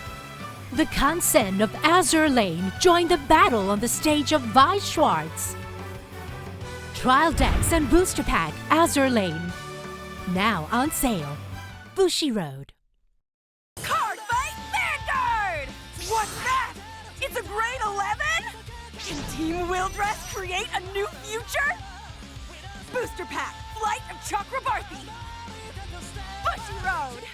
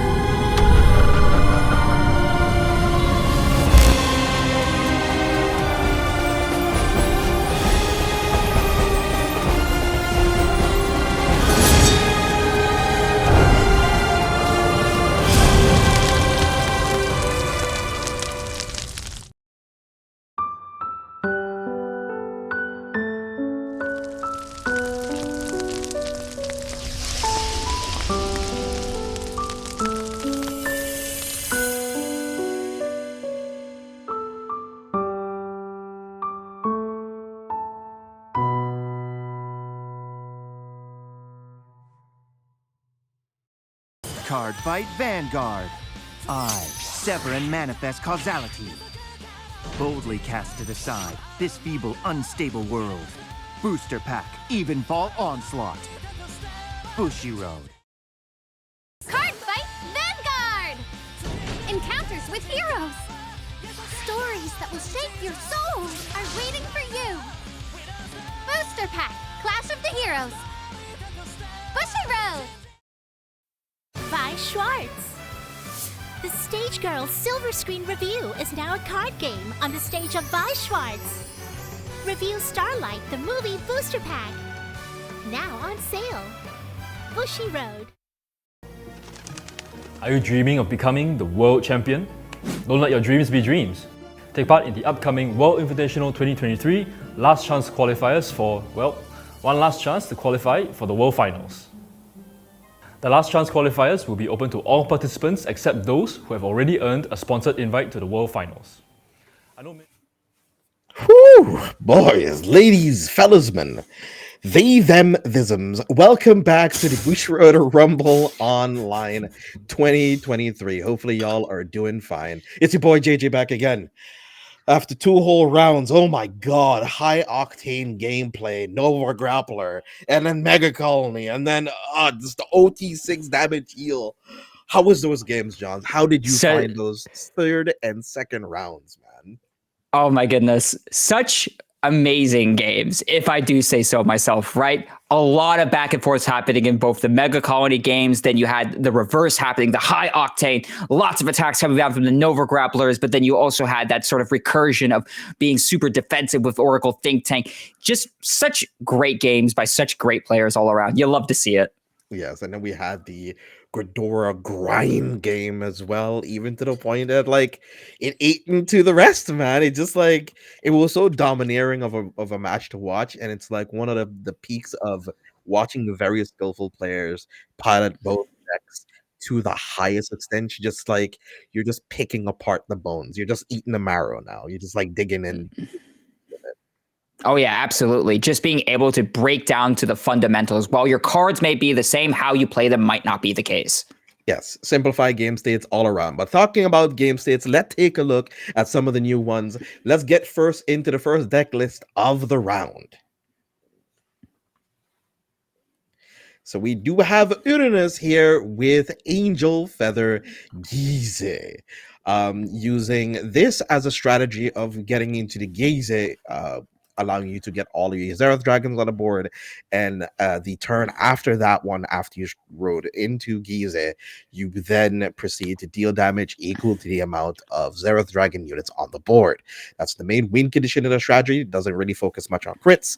It just tries to get all of their draws going. So as you notice, there's like 8 draw triggers, 8 to 12 draw triggers almost, and only 4 heal triggers.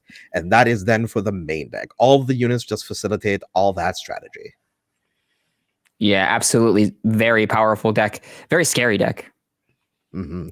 And then taking a look into the G zone, we do have the Zerath Dragons. If you're using Gize, you do have access to all of the other clans and nation strides. The nations allowing them of Megalanica, Dark States, Dragon Empires, Stoicheia, and Brant Gate. They do have access of being able to heal out with the Raphael. I think it just focuses more just on the defensive plays and capabilities. And I think the only thing it does have is probably just the old premium collection strides. And that's kind of it, really. It's not really focusing on anything else. One thing to also potentially point out might be the Zafkiel as well. Just having that ability to get multiple drive checks. You know, just try and drive check a lot of triggers and just flip up as many Zerath Dragons as you can. So that might be something we might be able to see in this game. But of course, you know, who they go against is the question as well, right? If they'll be able to get to that point. So let's take a look at the opponent's deck, and it is Liam facing a deck I think is very well known when it comes to the meta space for premium. It is Narukami. Specifically, we look like I have a little bit of like an Eradicator build going on here, of course, with the Dragonic Vanquisher. Very powerful deck, if I do say so myself. Now, they did recently get a restriction because of the Demolition Dragon with Sweep Command Dragon, but it just looks like Liam here chose to go with the Sweep Command Dragon as opposed to the Demolition Dragon. So it'll be interesting to see how he adapts to the play here. But other than that, you know, we do have some very powerful cards, of course, here. Narukami just being one of those decks that able to bind the opponent's rear guards, multi-attack, draw a lot of cards. It's just a solid deck overall. It indeed is, actually. I'm a bigger fan of Demolition Dragon. I think it's probably one of the best, if not the best grade 1 in the game right now. But I'm interested to see like what angle Liam is going for here. Like why did he choose to still keep the main top end of the grade 3 and get rid of the early game? Well, let's take a look at the G zone and maybe we'll explore a little more into that.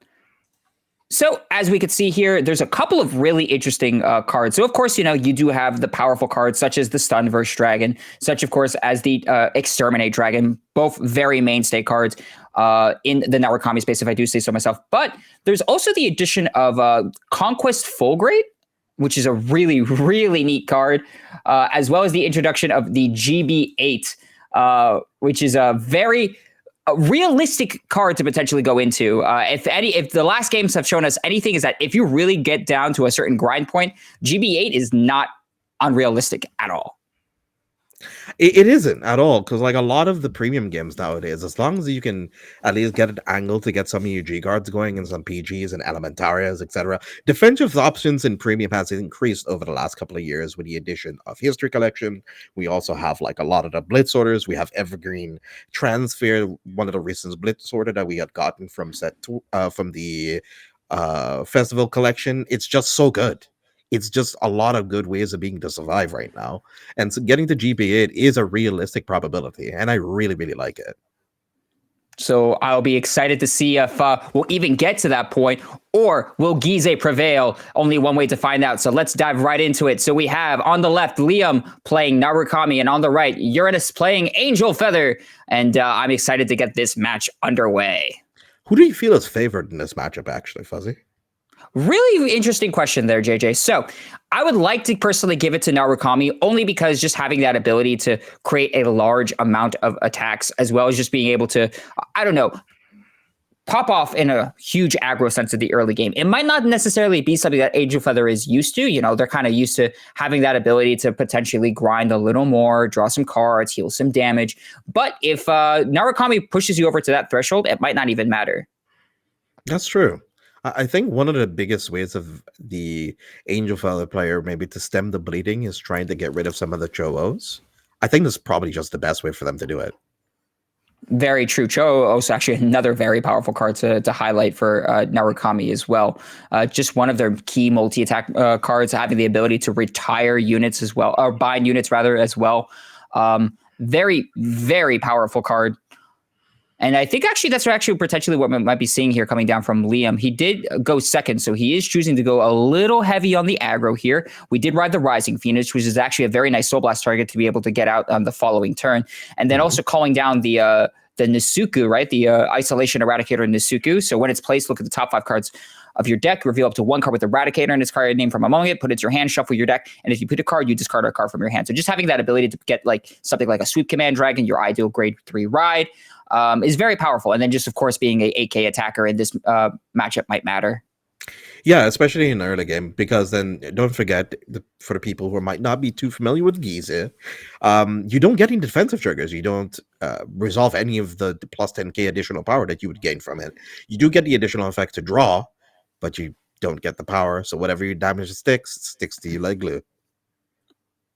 We'll see here. Hanali coming down for Liam. Hanali, I potentially don't even think it's going to matter here. Oh, we see one draw trigger coming down here. So that is one face-up card, one face-up G Xeroth Dragon. We are just a few more steps away from getting to Gize. Let's see. So he's contemplating whether or not to guard here or to eat it. I'm personally a very big fan of guarding here. But let's see if he's going to be fortunate. Nope. That is Slafiel going in damage. One thing to potentially also think about, we'll think about that later as we see a G-Assist coming down from Uranus. You don't like to see that, but, you know, it might potentially also get you a grade 2, ideal grade 2 ride you would want. Oh, but never mind, it's just a whiff. It is indeed just a whiff, so even though he went first, he's technically still going second. Which is one of the reasons I feel like in Gize in general, I feel like tempering your damage is still probably pretty important. And I like kind of picking and choosing when I want to take damage, to be honest. Absolutely. I mean, in my honest opinion, that would have been one of the perfect turns to have something like a Jeff Kiel, because Jeff Kiel would be able to use that damage zone to potentially get you more triggers, to be able to potentially let you go into a more Xeroth Dragons to be flipped up. But we just go ahead for a simple rewrite over here. Looks like they rode into a Zophiel, right? So just when it attacks, you get to draw a card. So just kind of creating a little bit of pressure here for Liam to see if he wants to guard it, which he chooses to do. Looks like he's guarding with his stand trigger, actually, which is only a 10K shield. So it would potentially only... Yeah, because there is no power coming down from Uranus. Mm-hmm. All right.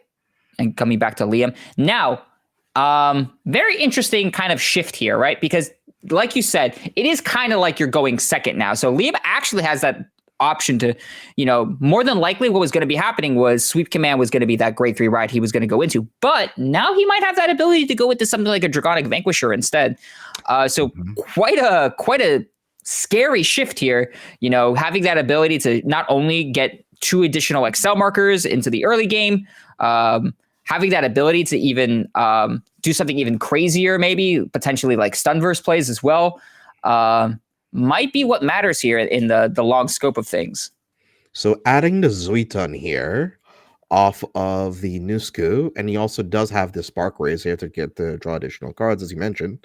So this is going to be a very it's gonna be a very spooky turn. I'm not gonna lie to you. Mm-hmm.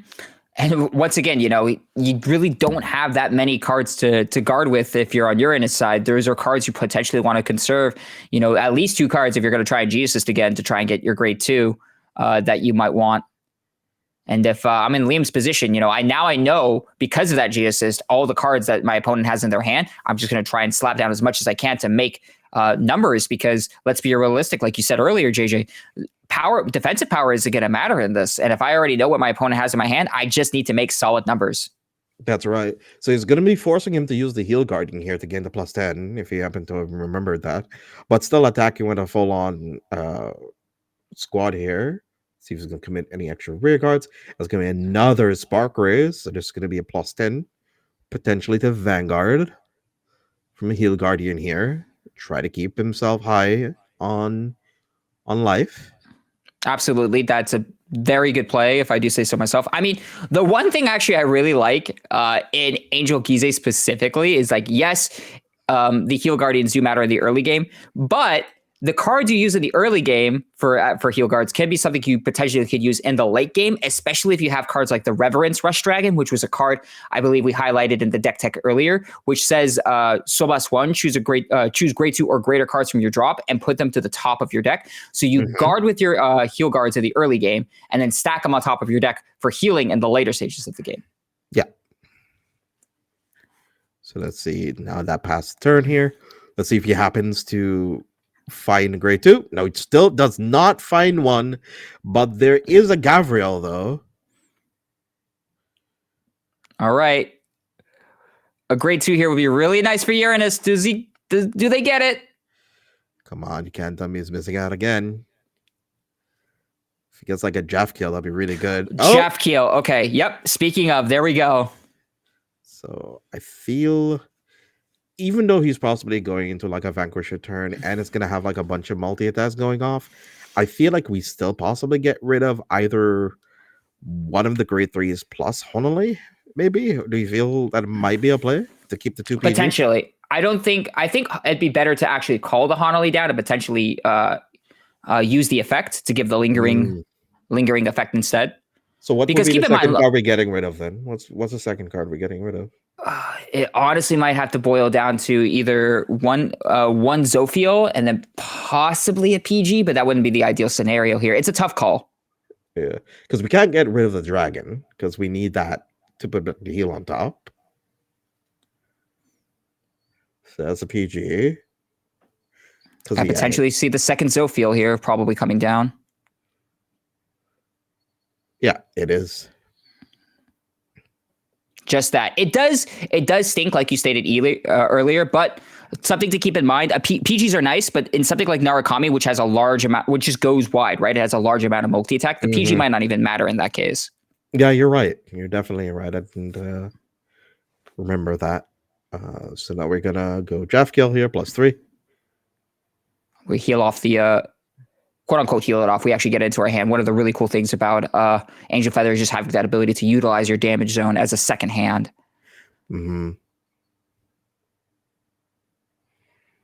Let's see what we call down here. We are going to call down the Salafiel that was put in the damage zone earlier. So it says during your turn, if a new card was put into your damage zone this turn, it gets 10k. And then when it's placed, Sobas 1 and heal a card from your damage zone. And if you healed, deal 1 damage to your Vanguard. So we're just, trying to get a large amount of damage checks, as much damage checks as we can. We want to try and flip up as many triggers as we can. We're trying to get to Gize super fast. So it's going to be a rear guard attack here. Drives into a draw trigger, which is also a perfect guard. And netting another card in hand, plus a Zerath Dragon flip. Now, I don't believe we're going to be swinging into the Vanguard here, right? The name of the game should be Damage Deny. Exactly. He'll have to call down the heal guardian if he happens to want the damage done to himself, or possibly go into a Messiah. but then he needs to be very careful putting himself actually giving him some damage into Gize. Let's see what they do here. It is the Sweep Command Dragon that we saw earlier. So we're not going to see the Vanquish return here, but that's not bad either. I mean, Sweep Command Dragon in itself is still a very powerful card. When it's placed on Vanguard or Rearguard Circle, you Soul Blast 1, choose one of your opponent's front row rearguards, you bind it, then choose one of up to one of your opponent's back row rearguards and move it to an open front row rearguard circle. And then its other abilities auto Vanguard once per turn. When your opponent's rearguards are bound during your turn, choose one of your opponent's front row rearguards and bind it. Then if you have 4 more cards in your damage zone, Counterblast 1, Soul Blast 1, get an imaginary Gift XL, choose a card with Eradicator from its name from your drop and call it to rearguard circle. Second effect won't matter as much since, the name of the game is damage denying here. But, having that ability to just bind key units that your opponent might potentially be using later is still very powerful nonetheless. That is for sure. Right now, Ernest is currently just processing his turns. Right now he'll be trying to figure out what he needs here. It does happen to have a couple of PGs to protect himself right now. Phoenix did come from the drop zone from retiring 1 rearguard, by the way. And we also see a double Zuiton play here. Very nice. I mean, they're one thing that's really powerful about Zuiton is just having that ability to draw a massive amount of cards, fetch some form of answers that you might be able to need. Whether in this case, I potentially think a good potential play here might be trying to farm for something like, Cho-Os or the Esper ideas, just being able to try and instigate a large amount of multi-attack plays and go into something like a Demolition Dragon. Mm-hmm. Because then Demolition Exterminate here gets you the the Exterminate Dragon, not the Demolition Dragon. Yes. No, I know what you meant. You're good. I know what you meant. The Exterminate here allows you to be able to get a whole bunch of power thresholds plus with Heal Guardians. If you get the draw into 1, and if you feel like you want to give yourself a damage at least to get the added power, it helps a whole lot. So this still hits. This hits for 19. It's 5k guard. It's thinking whether or not to guard this. Oh, it's a draw trigger. That's another Xerath Dragon online. So now I believe we have 3 face up. Mm-hmm. It's going through this. If he happens to find himself another Gavriel here, he might be able to manage something.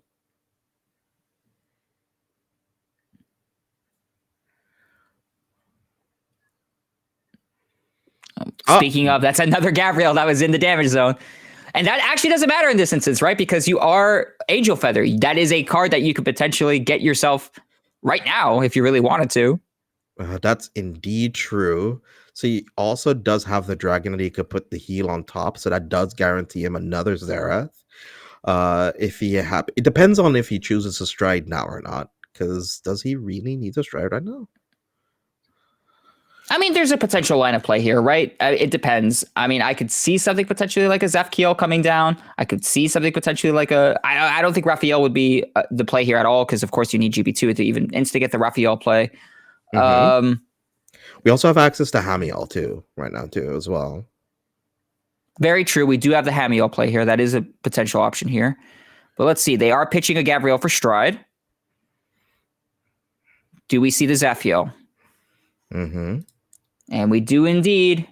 All right, so Zafkiel, Holy Seraph Zafkiel. Discard a card from your hand. Choose up to 3 cards in total from your drop zones and circles other than Vanguard Circle and put them into your damage zone face up. All of your front run units get plus 10k until end of turn for each normal unit put. This unit gets drive plus 1 until end of turn for each trigger unit put. For each card put, choose a card from your damage zone and heal it. All right, so Ernest here. Gonna Counterblast 1, get himself back his Gavriel, which he should. That's what I feel you should be doing. Oh, also interesting to note as well, we of course have the Hamiel, yeah? Mm-hmm. So Hamiel might be able to actually get in here for as well, having the ability to have this guard restrict a large amount of crit pressure from your from it as well. I mean, Liam is only at 0 damage though. So the question then remains, do you want to just continue this damage deny play? How important is it for Narukami to have Counterblast to be able to do their game plan, That's right. I actually, he gets it. He has it. So he just resolved another. Yeah, he does have it. So he just resolved another draw again. And if he commits the dragon, he'll be able to stack a heal trigger on top of stack. Oh my goodness. So he currently has all of it now. So he's probably considering whether or not it's worth it to use this skill to get the drive checks, possibly. It would be a line of play here. We'll see if it is though. So we see the one heal trigger. I mean, there's 2 in drop, so I guess you can choose one. It's considering here. I mean, it is a very interesting line of play because you could also try and search for maybe a draw trigger or something like that.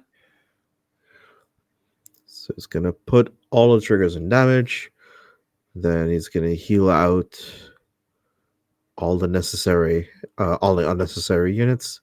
And then for all the triggers, he does get extra drive checks. And then if he has the dragon in hand, he could potentially stack one of the heal triggers back on top of his deck. Correct. Which we did know about, thankfully. Is that the line of play here? We want to make sure, we're pretty careful here. Oh, Honolly is interesting here too as well. So Honolly activation, that also gets removed from the game. I actually like that a lot. Honolly is actually one of those cards that like kind of matters here for Narukami, especially if you're going to try and potentially maybe go for a damage deny play. Yep. That is definitely one of the strategies to make sure that you don't get rushed down too hard, especially if you're trying to heal down. So now, due to the fact that we do have a bunch of extra drive checks, and now we will be able to get a way to attack into the Phoenix here or the Zuitan. I think just the Zuitan here is fine. I agree. I think the Zuitan would be the play here. So first check, it's a heal. No one would have saw that coming. That's crazy. How did that happen? How did that happen? And he also has access to the G-Guard now, which will allow him to heal down to as well. So he's guaranteed to be at about 3 or 4 damage. And the overture. Okay. But no one saw that one coming. It's the overture. Yeah. I mean, I've got a drive. So yeah, but then 6th. You can now also swing into the. I mean, you can now also just swing into the Phoenix column with something like a Hamiel, and Hamiel will get you 2 more drive checks. Correct, which draws you just more cards. I think that's the play here. Simply getting a card in hand count. I mean, okay, you also might want to give your opponent the 1 damage to work with because I believe, if I remember correctly, Gizeh only deals 5 damage. Yes, that's right. I mean, but I feel like you want to do that on your Gizeh turn. You could opt to do it now. No, but then I think I agree in your sense because you don't want to give your opponent that much flexibility, right? You would rather deny them the damage here, make them force them to call the heal trigger down at the very least. Yes. And then depending on what they do on their following crackback turn, you go into Gizeh and then deal them the 1 damage. So they have to guard it because otherwise they're going to be going from 1 to 6. Exactly. I'm a bigger fan of Uranus attacking with Hamiel here, though, but that could just be me. Just into the rear guard here. Yeah, but chooses not to do that. Instead, it goes right back to Liam's turn. And we'll see what Liam does here. We could potentially go in for a reride.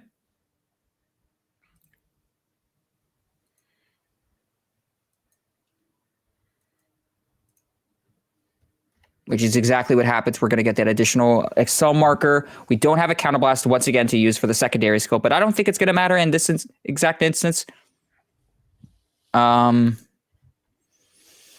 additional thing to also point out too, I think one of the reasons why the Rising Phoenix might have not been swung into is that it just might come back stronger with the additional power that it gets from being revived.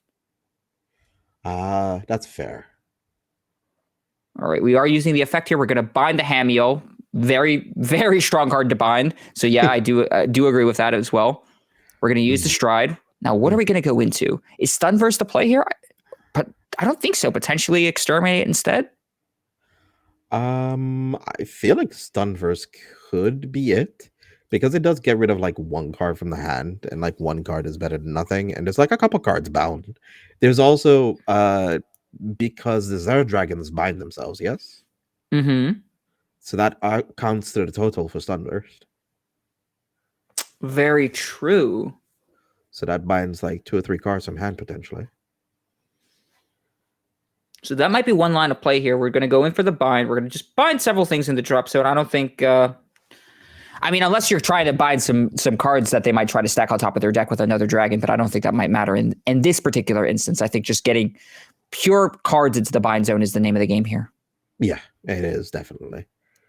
Let's see. Boop. Those are gone. And let's count it up. So we have 5 from Zeroth. There's a couple bound from extra effects. So I think it's around like 10 to 12 cards, if I'm not mistaken. And then for every 4, he draws 1 and opponent binds 1. So it's 3 cards in total. So 3 cards from hand is gone right now. 3 cards gone. Possibly... Well, actually, no. I wouldn't say possibly key cards in their hand because we're already at that point of the state. We're already at that point of the game. I think it's more so a matter of keeping your defensive cards, right? You know what's coming. You've been expecting this. You have the Hanali already online. You want to make sure you're just keeping this set amount of tempo with your opponent. So just keeping pure defensive cards seems like the right idea. And you could just, get rid of stuff like your Hamiels, your Dragons. They're unnecessary, I think, in this point in the game. So right now, Liam needs Esperidia here to push a little bit of extra pressure into Uranus. Would he be able to call the Esper idea? He wouldn't be able to, right? He's back on grade 3. Oh, no, you're right. You're right. He can't at all. Yeah, so I think Cho is actually just the ideal line of play here. Cho still gets him there. Cho has that ability to multi-attack as well. Yeah, but he doesn't have any CB up right now, sadly. Oh, that's so true. If he gets like a Heal Guardian now, maybe he can manage it, but then that puts you in a very scary territory because it basically feeds the damage that Uranus need. He doesn't need to fight for. Then he can just commit attacks to rear guards. Yeah, on one hand, it does give you that counterblast to work with if you do call down a heal trigger, but on the other hand, that's just one less damage Gize needs to deal you. Oh my goodness. Going wide here, though, might be the also option here. Just getting as many dudes as you can on the board, trying to create a large amount of pressure and attacks. Seems like the play here. It's going to be adding back a Zuiton here. Just trying to dig through the deck a little bit. What are we looking for right now when we're trying to dig, actually? Just for the Esperidia, so that we can try to have a Alpha Strike if we happen to live? Esper idea might be the line of play here. You could also potentially do something like Rising Phoenixes to be able to instigate more multi-attacks. Perhaps something like maybe something like an Impact Dragon, one of the countercharging stand triggers to be able to work with just 1 damage if you're only being dealt 1 damage. It's a tough call. But I think Esper idea would actually be a very smart idea. All right, so Liam is now going to be attacking in with his Vanguard here. We'll see how Uranus wants to guard. He does have a fair amount of options to guard with. We did see earlier in the G assist, he has the PGs, he has the protect markers. He has a lot to work with when it comes to defensive options here. That is indeed true. So let's see here. So side columns are 16, 14, 14, and 17. So this is going to be a forward all surrogate and Elementaria Sanctitude. So nothing really. I guess what can be another threatening thing for next turn is like Voltage as a pressure play. Yeah, I could see. I could see that, just trying to create a large amount of pressure now, and then on the following turn with your Espel ideas, you go into Voltage plus 10k, just a large amount of power, right, to your Espel ideas, and then being able to restand them. That might be actually a very smart line of play, especially if you know your opponent just has PGs. So let's see. I feel like we want to stick at 3 here. So we use the Guardian. So if we use the G Guard here to heal, you heal down. You would be healing down. Would it matter in this case? A little bit, yeah. Like you're investing only like 1 card, and this is the last time you'll have access to your G zone. And plus, then you can choose to eat like 1 of the 2 attacks and guard for 5. So it's like a 1 to 2 card less investment instead of having to guard like all 3 attacks. So it's like one less. You're only guarding for 2 instead of 3. All right. Well, we do see the Zophiel coming down for the guard. Simple 10k shield here. Rising Phoenix. I believe that's only a 16k, so it's not going to mean that much. Oh, there's the heal. We are going to see potential heal guardian come down. G guardian come down here. Yeah. So this is a 1. Come last. Soul Blast. Choose a card. We could just choose a draw trigger. It doesn't really matter what we choose here, to be honest. Yep. So this says when the unit is placed on Guardian Circle, Counter Blast 3 and Soul Blast 1, choose a card from your damage zone and call it to Guardian Circle. Mm-hmm. So basically a free heal.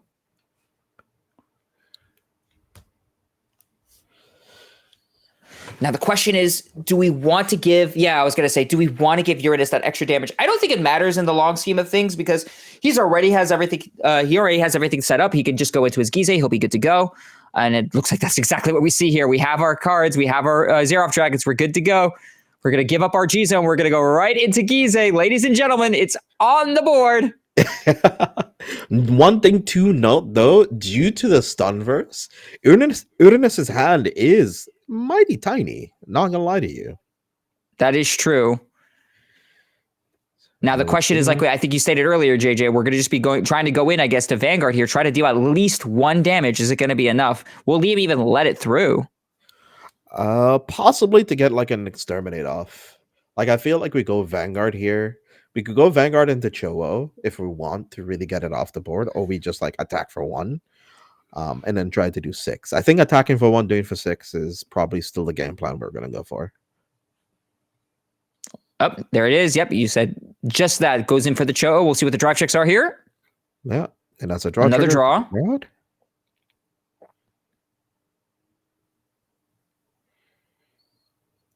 Okay. Alrighty.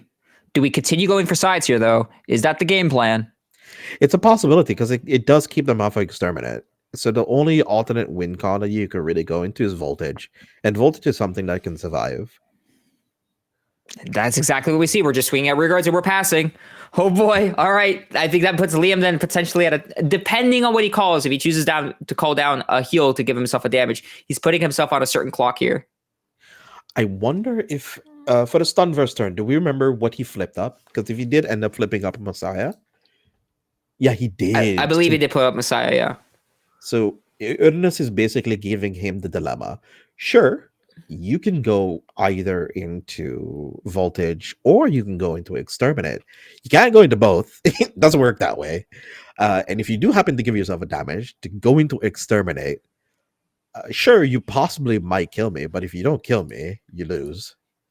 Because I'll do you 5 and I'm at 3, so you can't out heal me.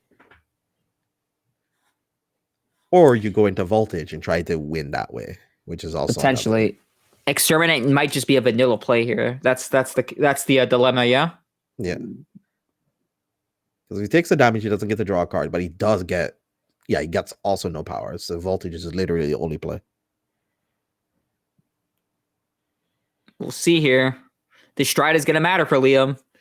You're staring down the barrel of a large Gize. All right, there it is. There's the Voltage. So, Dragonic Vanquisher Voltage. So, act once per turn. Choose a Voltage from your G-Zone turn and face up, and until end of turn, it gets auto. When this unit attack hits a Vanguard, your opponent chooses one of his or her rear guards, retires it, and you choose up to 2 cards from your opponent's drop zone and bind them face up. And then continuous GB3. During your turn, all of your units in your front row get 3k for each card in your opponent's bind zone. Yes, that's right. So if there's just around 55, it's already 15k power to the front row, which is still kind of nice. It's still kind of nice, yeah, especially with something like XL, right? You're just going wide. You have a lot of cards on your front board now. You're just getting bigger and bigger.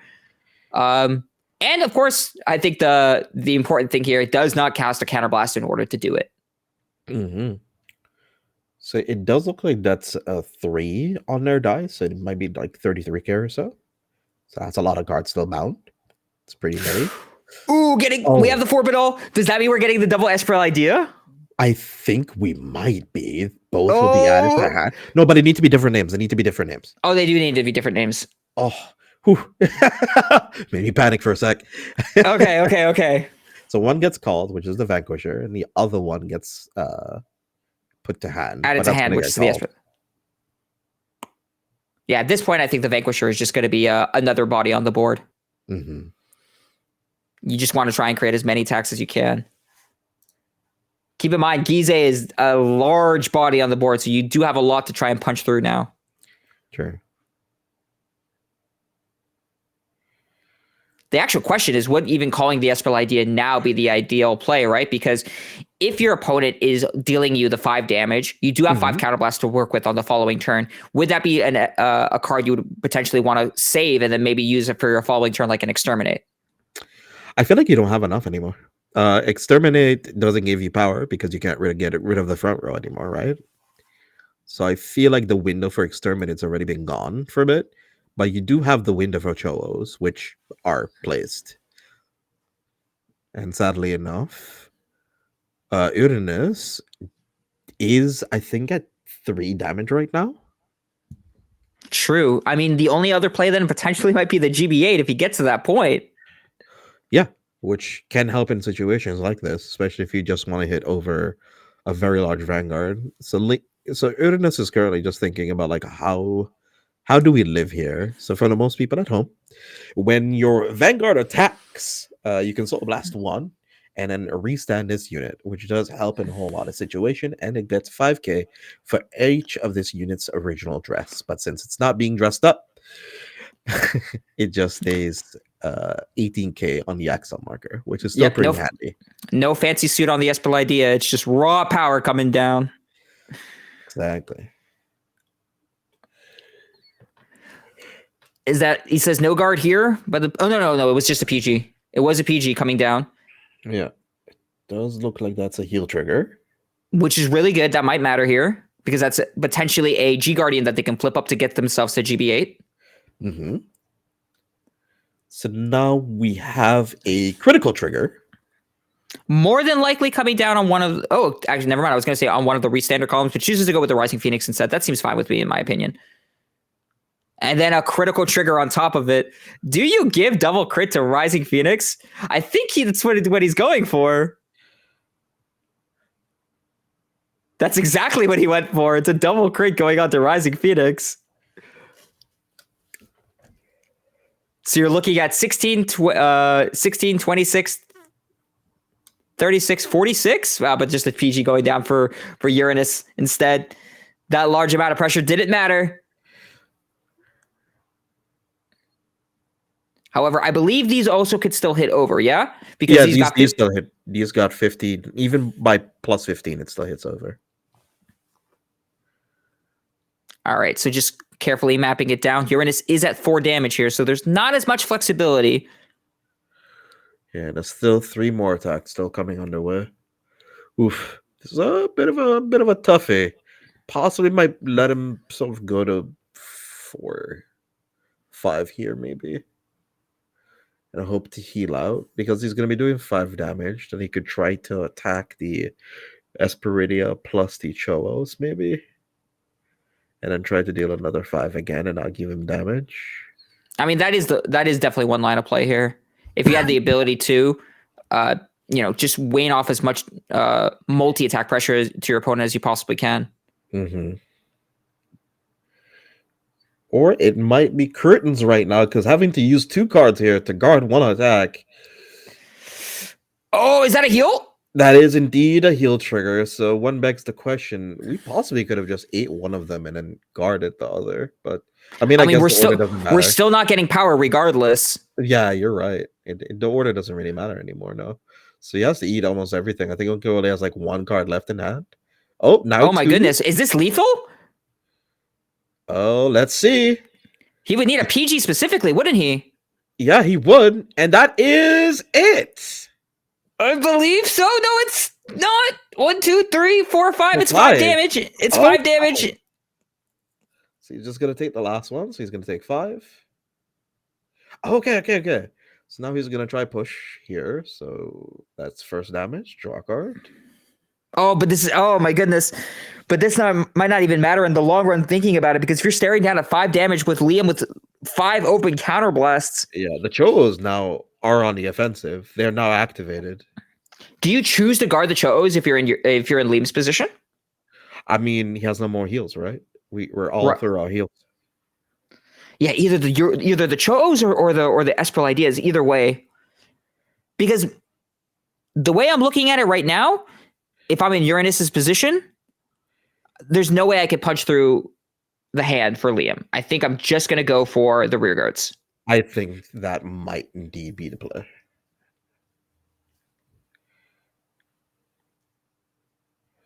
So, like, you could potentially... Okay, so Liam here, if he wants to potentially win next turn, it is double G guard, and you have GB8. Yeah.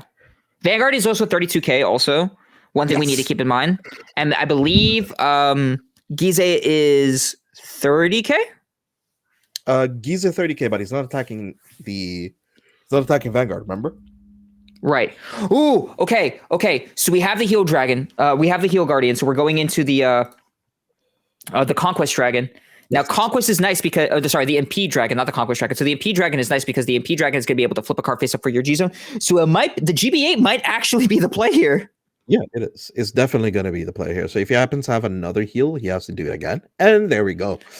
So my goodness.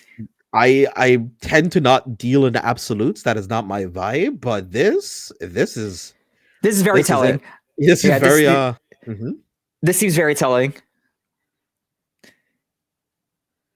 Because let's be realistic here. Even if he does decide to go into the sides, right? Let's say in a hypothetical situation, Uranus decides, gets a heal trigger. That's actually very nice. Very nice. But let's say Uranus does decide to go in for a double rear guard swing, right? Attacks 2 Cho-Os. You're still looking down potential of a either an Espal idea or a Cho-O restand. Yes. At least one. And the whole drop zone is going to get removed now.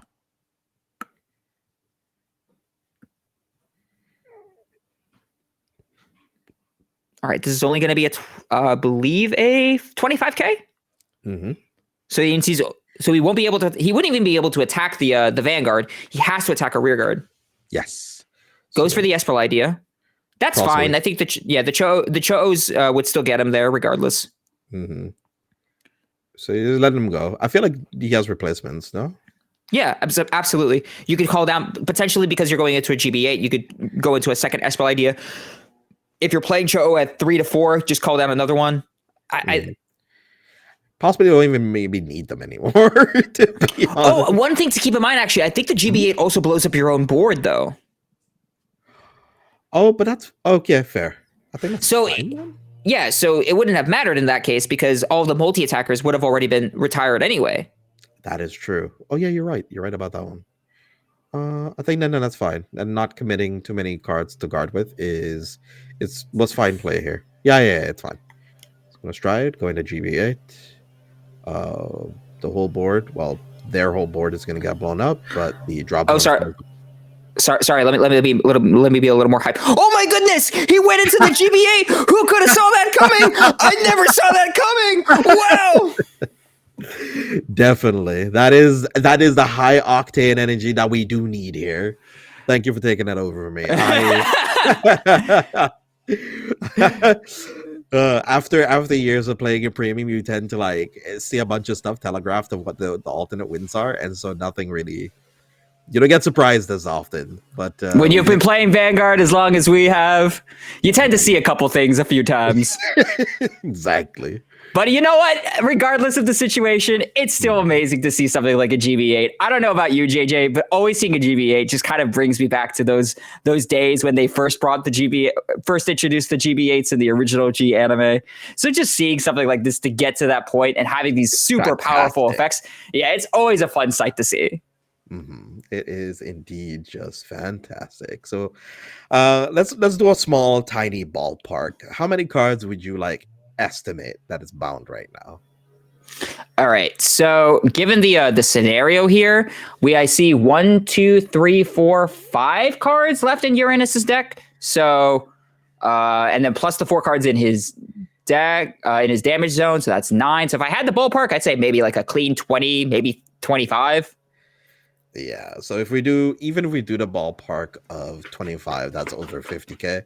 So it's around 50 to 58k right now on everything.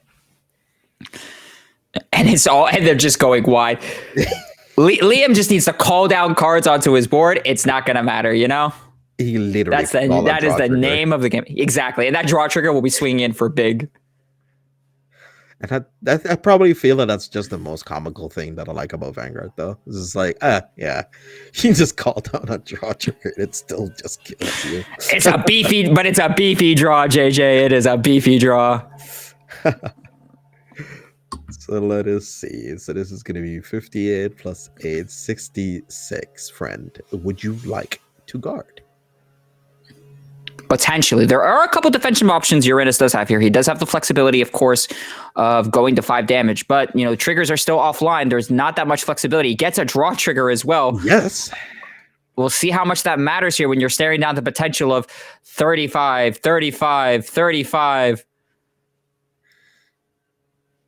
Just a large amount of pressure.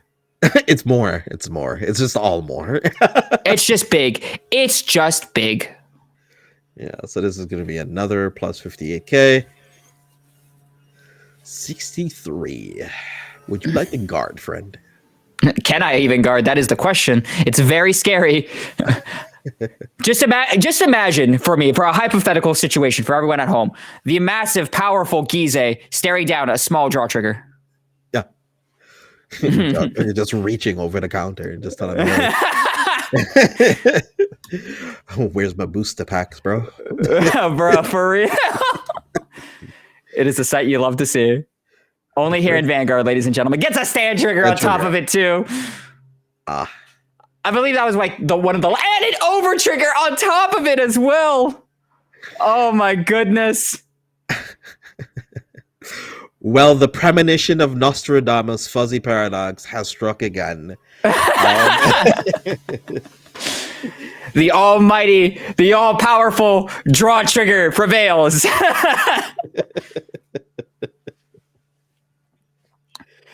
All right. No, but in all actuality, both of them played it very, very well, if I do say so myself, right? You know, Uranus having that ability to just wall up and create even though he was in a very tight scenario, you know, having the G assist from grade 1 into grade 2 and then failing it, and then, you know, not being able to recover at that point really did stink, but having that ability to then stabilize, damage check, get everything he needs, stack heal triggers on top of his deck, and get to that point of denying his opponent that damage to get to Gize. And then, you know, of course, you know, just the sheer ferocity of just having that on board was still a very, very powerful sight to see. It was. I will ask you a question before we do head over into a small, tiny break here. Do you feel... I feel like I probably was misspeaking, or like I probably said the wrong... I feel like giving the 1 damage for the 1 exterminate turn just before you go into Gize might have been the correct thing, now that I'm thinking back on it. With the Hamiel turn, in the Hamiel turn, when he was when he OT'd. Right. It's a tough call, in all honesty, right? You don't necessarily know what your opponent has in your hand. You can only assume as much. But yeah, you know, because in that specific instance there, giving your opponent only that 1 damage to work with might have potentially led to something else, because it could have also potentially led to him going into something like an exterminate, as opposed to going into the conquest instead. So it might have mattered in the long scheme of things. Thinking back on it, you know, it's just a tough call. You really don't know when necessarily it's the call to make. And sometimes just going for the safer play of just, okay, I'll deal you the 5 damage, and then I'm going to go and deal you the 5 damage the following turn afterwards. Might just be the play to make in general. Yeah, which is usually what I've seen. It's either they attack for the 1 or just none at all, and like make your opponent choose between either, hey, you use your Messiah, or you have to have voltage here, or you lose. And not a lot of builds use voltage, and just so happens he played against an opponent that does. So, alas, that was not. It is what it is. It is what it is. Exactly. But, you know, GB8s all around. Will we see more GB8s in the following rounds? Well, there's only one way to find out, and that's we're going to go to break and then find out in the next games. So we will see you then, folks. Stick around. See y'all after this.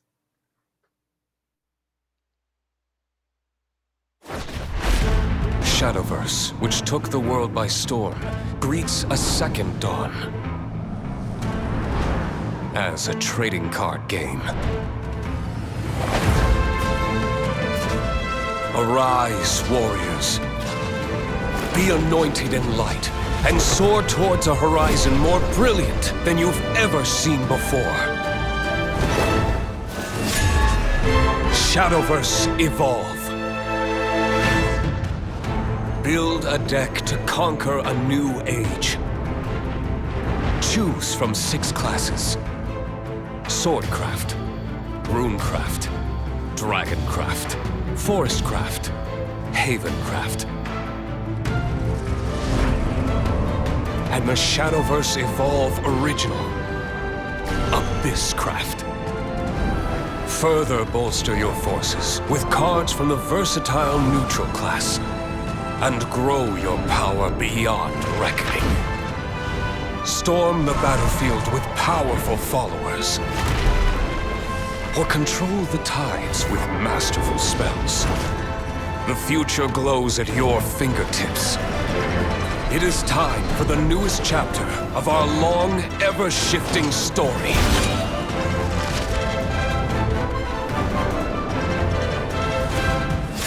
Shadowverse Evolve.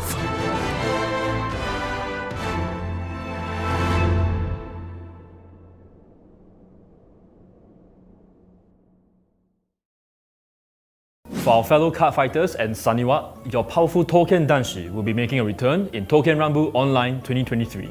Look forward to brand new mechanics that will grant them new strength and power in their Kiwame forms. Do bugs bug you? I sure hope not, because we'll be descending into the insect kingdom with Mushi King. Watch out for these super powered insects crawling your way into Booster Pack 13, Flight of Chakrabarti. What do you dream of when you dream of duets? I dream of Yume no Kesho. These collaboration promo cards with the Bang Dream AI singing synthesizer feature Poppy and Rose and will be available at the upcoming Bushiroad Expo Asia, Singapore 2023. For our international viewers, these promo cards will also be available at your local game stores. Stay tuned to our social media channels to find out how you can redeem these promo cards. And here's the recap for Cardfight Vanguard.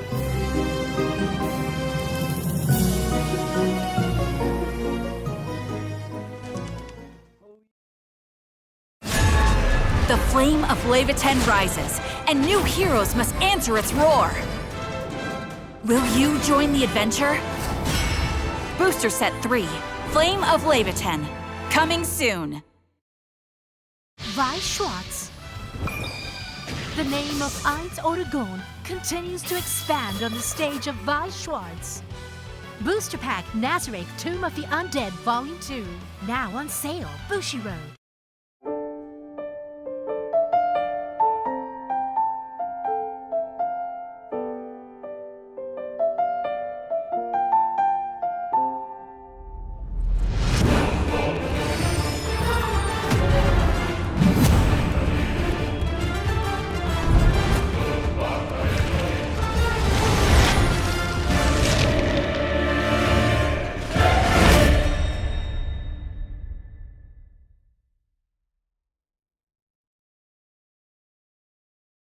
Weiss Schwarz. Witness the strongest band together on the stage of Weiss Schwarz. Ari Fureta, from Commonplace to World's Strongest. Trial Deck and Booster Pack.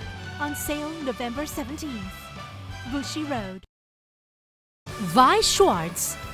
The Kansen of Azur Lane join the battle on the stage of Weiss Schwarz. Trial Decks and Booster Pack Azur Lane. Now on sale.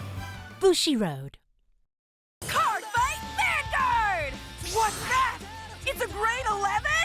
Can Team Wildress create a new future? Booster Pack, Flight of Chakrabarti! Bushiroad!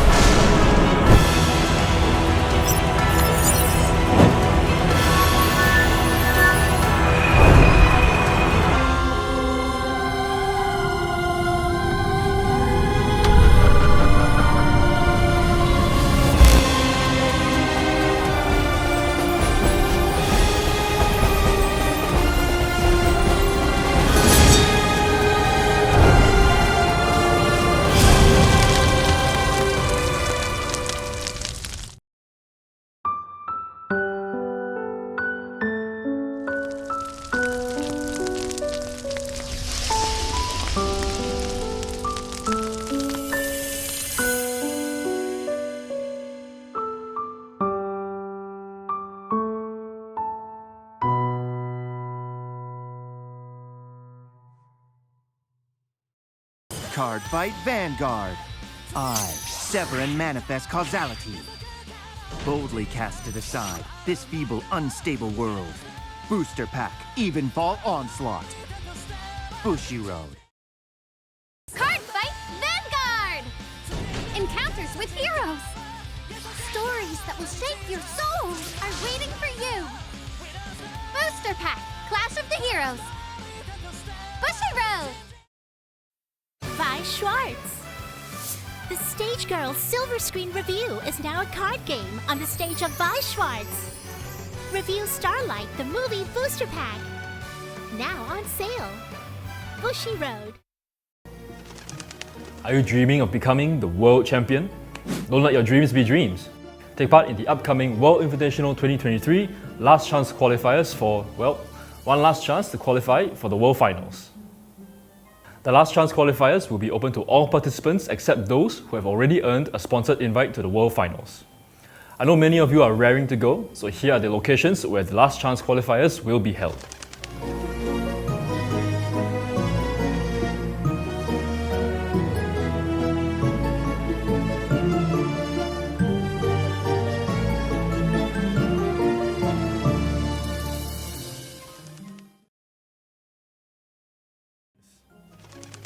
A world with magic and science, parallel universe bathed in crimson, a magical high school, a virtual reality MMORPG world.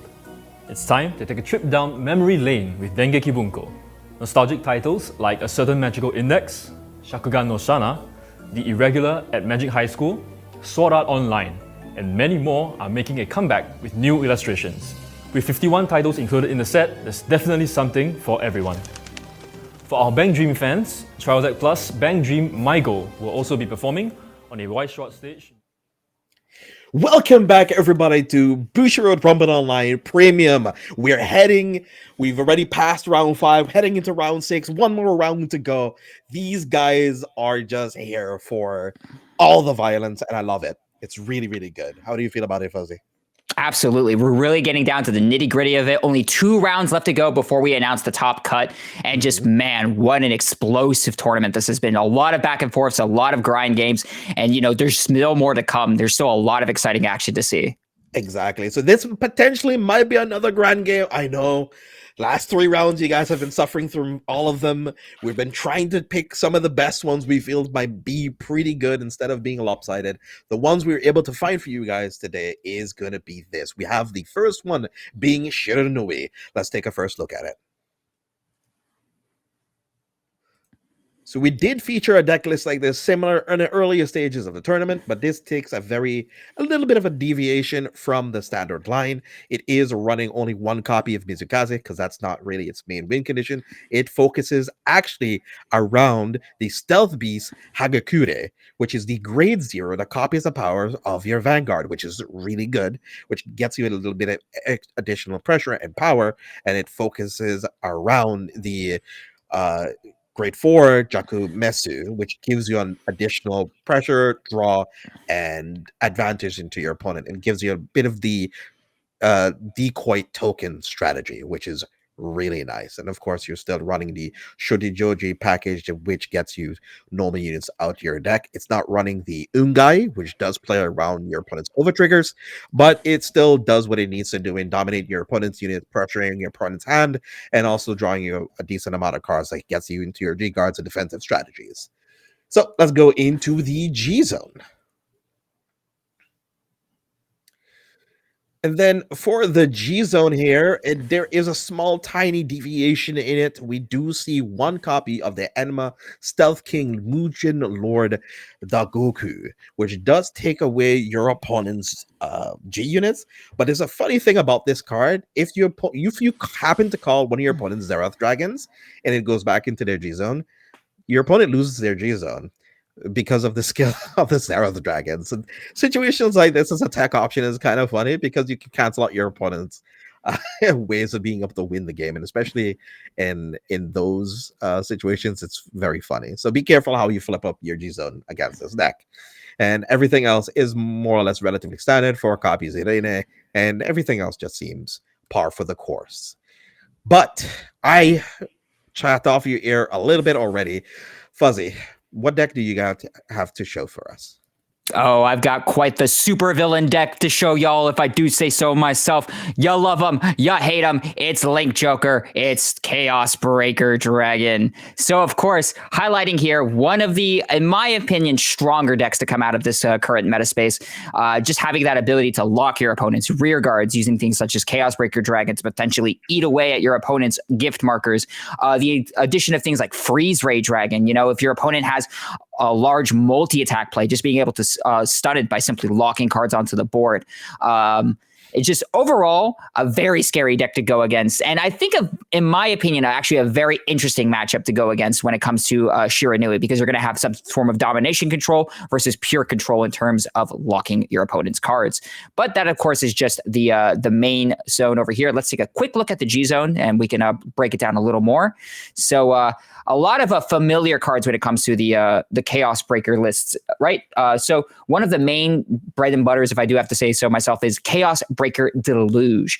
Deluge is just such a powerful card to come out, specifically, you know, in the Chaos Breaker archetype, having that ability to just create a large amount of damage and also deal damage to your opponent. By just making cards go to their damage zone face down. So kind of like almost like mini damage denying in a sense. It's actually really cool and very scary if you're in the receiving end of it. And then, of course, you know, you have your glue ball dragons to create large amounts of pressure as well. Chaos Universe as well. Good old classic, you know, just trying to create large amounts of board control by locking down the board. So very, very powerful deck. And I'll be excited to see how it goes against in the Shiranui matchup. Definitely. But without further ado, hopefully the players are ready. Hopefully you guys are ready. Let's get into the game and let's take a look at our players. Absolutely. So on the left, we have Ryomen playing Nubatama, and on the right, we have Kaiju playing Link Joker. And let's get this underway. Let's rumble, ladies and gentlemen. Let's see who's going first. I believe it's going to be Ryomen over here. And I think that's actually potentially a very powerful play here. Having the ability to go first to get something like Link Joker means your Shiranui is going to be online first, which could potentially actually matter a lot here. But the thing is about it though, is that the Oboro doesn't really have a target to dominate yet until you force your opponent to commit cards. Because hopefully we do get a search here off of this Lady Fencer to search for a grade 3, but we're definitely one of the quick shields are going to get discarded. So if he didn't have it, this possibly puts him in a situation where he just gets to keep it. Yeah, but another thing to keep in mind, though, you are correct in terms of the early stages of the game, but against something like Chaos Breaker, it's actually interesting, right? So Chaos Breaker focuses on eating your opponent's markers. Yes. And in this particular instance, it might not necessarily matter, right? Because those markers you're putting down on your rearguard circles can then be used against you with Dominate, right? Having that ability to dominate your opponent's rearguards and then gain power based on those force markers could actually matter here. It'd be very interesting to see. Definitely, especially if he happens to go Force 2, because with Force 1, sadly enough, you do not get the plus 10k power since it's only for the owner of the unit, not the master of it at the moment. But the Force 2 markers, definitely all the time, it is going to be Force 2 for sure. Right, exactly. Let's see here. So he's going to use Unan's skill, thinking about it. It's going to be more than likely going to be searching out for the V version of Shiranui.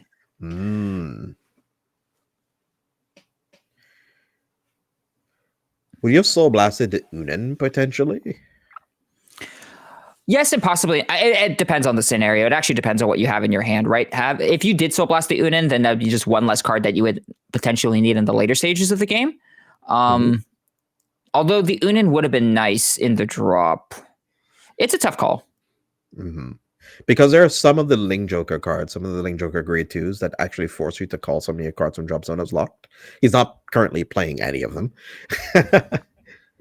Right, but it's still a potential play that he could have made, in the off chance that, has a little bit of that matchup knowledge and in saying, okay, well, if you are going to make me call cards from my drop zone, then maybe try to utilize what I have in Soul and Soul Blasting efficiently.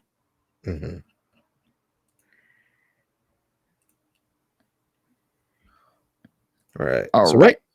They're currently just trying to figure out what they want to do with this turn.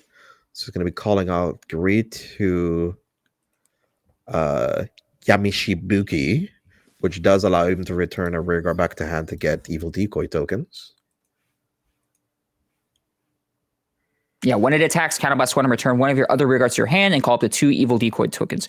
Those evil decoy tokens might actually be interesting in this matchup as well, because locking a token is a very funny interaction. Mm-hmm. Since token cannot exist anymore, they actually just get removed. Nothing else happens. Yeah. Exactly. It's like a way of like denying your opponent the lock in a sense, right? Yes. Definitely is. So let's see. I think he's going to be. Would you in this? Yeah, I was going to say, would you in this instance try to go for a large aggro play if you're in Ryomen's position? It is okay. So this is the thing about that, right? You can, if you happen to have a Magatsu in your hand. If you have a Magatsu Gil in your hand, you can do it for sure. But now he can, using the Stealth Rogue of Invasions Rui, which when it's called to rearguard circle, your opponent chooses a card from their hand, discards it, then your opponent has 5 or less cards, they get to draw a card. But he's also going to make his opponent discard a whole bunch of cards, though. Then he's going to eat some evil decoy tokens. Oh, this is really good. I like this play a whole lot, actually. It plays around Zirconium. I love it. Yeah, having the ability to just put it on the front row rearguard circle is real nice as well. Very, very nicely executed here. But we'll see how Kaiju responds here. The Zirconium is definitely the ideal ride, but a Photon wouldn't be bad either, just as a nice vanilla ride. Mm-hmm. Possibly swinging into the either the Yamishibuki. Well, the power it gains, it's only during your turn, so it's going to be. Oh, choosing to actually intercept with and he just intercepts with the evil decoy tokens anyway. All right, going back here to Ryomen, just a very simple swing and pass here for Kaiju. Slaps down that Oboro. Discards another Oboro. It's going to use the skill. It's going to get 2 protect markers. Those go to hand.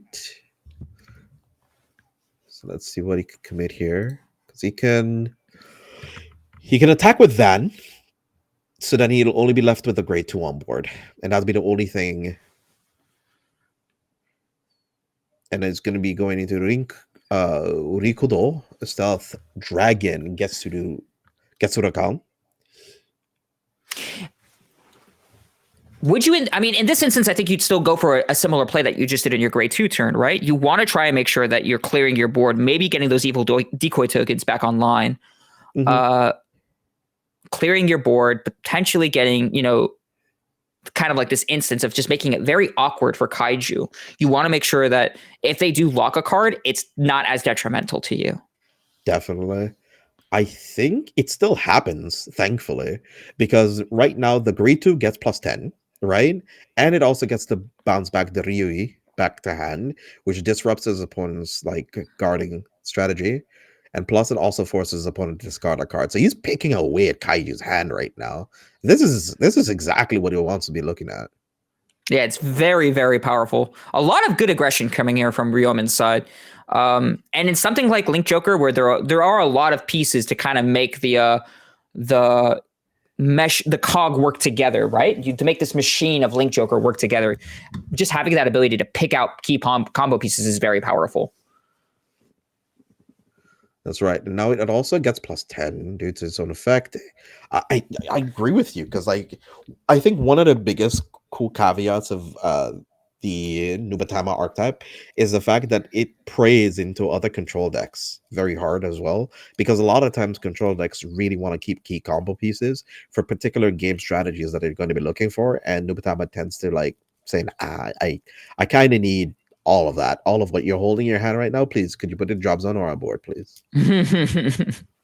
Exactly. All right, so we do see the one and only Chaos Breaker Dragon come down from Kaiju's side. Okay, choosing to go into the one of the new strides to come out, Cosmic Dawn Dragon. Now, this is a really funny card. I actually really like this card a lot. So when this unit attacks, counterblast 1, look at the top 7 cards of your deck, choose up to 2 cards from among them and put them to on your own rearguard circles as locked cards, and then shuffle your deck. Then choose any number of your locked cards and unlock them, and or return them to hand. And for each card returned to your hand, your opponent chooses one of their rearguards and locks it. So it's very nice in the sense that it has like this multi-utility option, right? You can either A, create multi-attack combos with it, or B, create try to fetch for key combo pieces you think you're going to need. So it's a very nice, safe stride in a sense that like, all right, I'm just trying to fish for an answer or trying to farm for an answer. I think it's because of Ryomen's hand pressure a whole lot with the deck right now. The Kaiju's hand had maybe only like 5 to 6 cards in it. So right now, this is just a farm at the moment. It's gonna choose to unlock them and bounce them back. It needs to choose 2 cards to lock. Then you just choose both of the tokens. So the tokens go. And there you go, just like that. They disappear, just like ninjas. Oh my goodness. And no guard, Vanguard, swing, potentially a crit, maybe. No, gets a heal instead, goes back to 2 damage. It's really big, 1 damage. Was that the overtrigger? It was the overtrigger. Oh, that's rough. That's not actually what you want, because you want the 1 damage for Rene right now. Yeah, you definitely wanted to use that open counterblast. I don't think Ryomen has an effective way of countercharging if memory serves. Yeah, that's for sure. So this gets removed from play. It accidentally got put into the drop zone. It's fine. Yeah. Oh my goodness. Yeah. A lot of the strides cost a counterblast. I think Jaku Meso doesn't cost a counterblast, so that might be a potential to go into. Exactly. So you can possibly go into Hagakure and then go into Jaku Meso. Yes. There's a couple lines of play here. We'll see what Ryomen decides to do. It's gonna stride.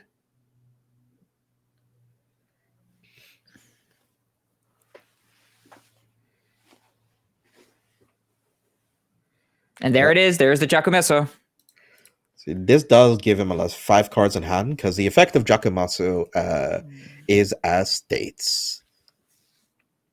So first things first, when it attacks, retire 2 grade 0 and turn a card from EG zone face up. So most likely it's going to be the Messiah. You draw 2 cards, then return all your regards to your hand, and then call up to 2 cards from your hand to regard circle. If you call 2 cards, this gets plus 10k and a critical until end of turn. The unfortunate thing is, yes, you're going to have to retire 2 grade 0 regards in order to do that. But I mean, if you have the ability to generate something like evil decoy tokens, that might not even matter. You could just generate the tokens, retire the tokens, and then your effect is now alive. Correct.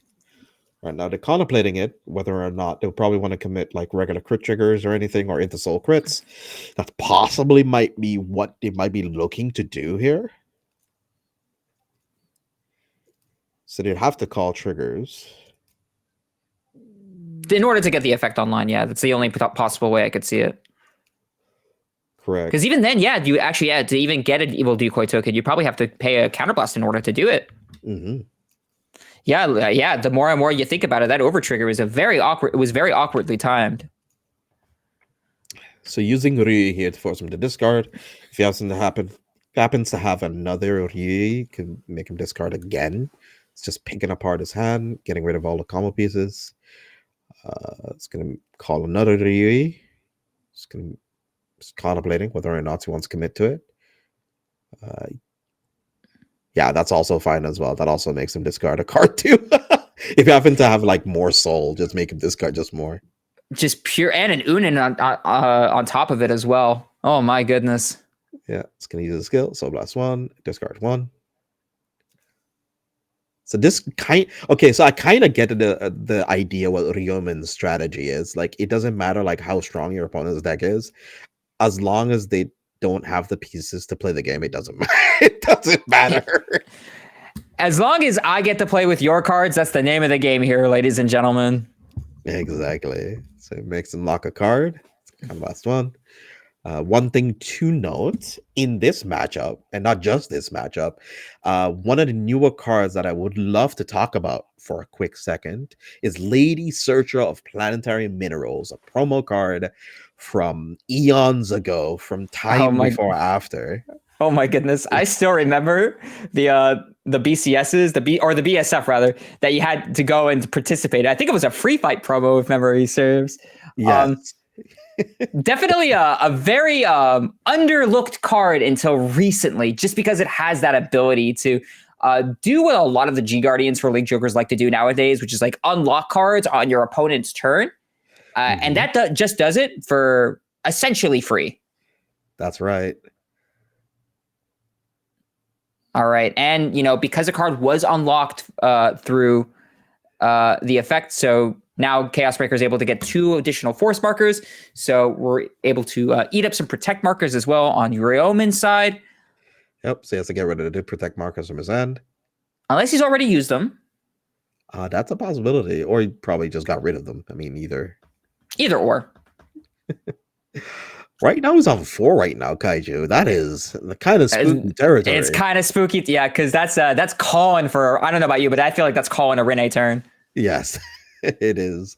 It doesn't matter like how much he locks on Ryomen's board either, because he'll have ways of still being able to play the game even through that. Exactly. All right, we're going down to a classic, if I do say so myself. That is the Chaos Breaker Universe. So Chaos Universe is nice for the matchup here specifically because it has that ability to, even though Ryomen has been trying to evade lock as much as he possibly can through means of like bouncing things back to his hand or the decoy tokens, Universe says no, you're just going to take a card from your deck and you're just going to put it face down. Yes. And then there's another one that states that if you happen to have another 1 or 2 copies of him face up, you do have to lock another card. So it's going to look at top. It's going to call it to back row on the Vanguard. Draws a card, plus 10k. And Zirconium ability. When placed, if you have a Vanguard with Star Vader in its card name, you counterboss 1, and then your opponent looks at the top card of the deck and puts it to an open Vanguard circle is locked. And then depending on where it is, if it's in the back row, I believe, you draw a card, and then it gets, otherwise it gets 10k. Yeah. And another additional effect to it has as well is that if your opponent's rear guard is locked and your Vanguard is a grade 3 or greater Star Vader card, you get an additional critical on your draft. Yeah. All right. So I think Ryomen here is counting for triggers here from Kaiju side because I think he's contemplating on taking the Vanguard swing here. That's not terrible in my opinion. You are only at 1 damage, right? You do have that flexibility here to be able to eat. But the question is he willing to risk it? We haven't seen as many triggers, I feel like, fly out of Kaiju's board. There's one. There's a heal trigger. There we go. So he does get the on-hit of Scareclaw, which does have the on-hit of looking at top 5 and adding a Star Vader, which is fine. So no trigger here.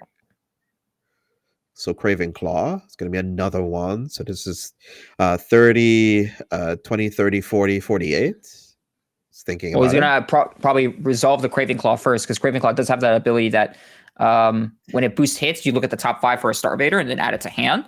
Yes, and it is mandatory. You don't have a choice, sadly. True.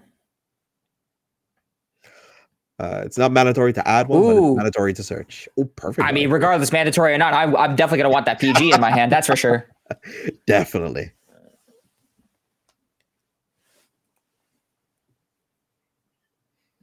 I mean, even though the heal trigger popped off on Kaiju's board, I don't know. There's something about it that I still feel like the Rene is still the play here for Ryomen on the following turn.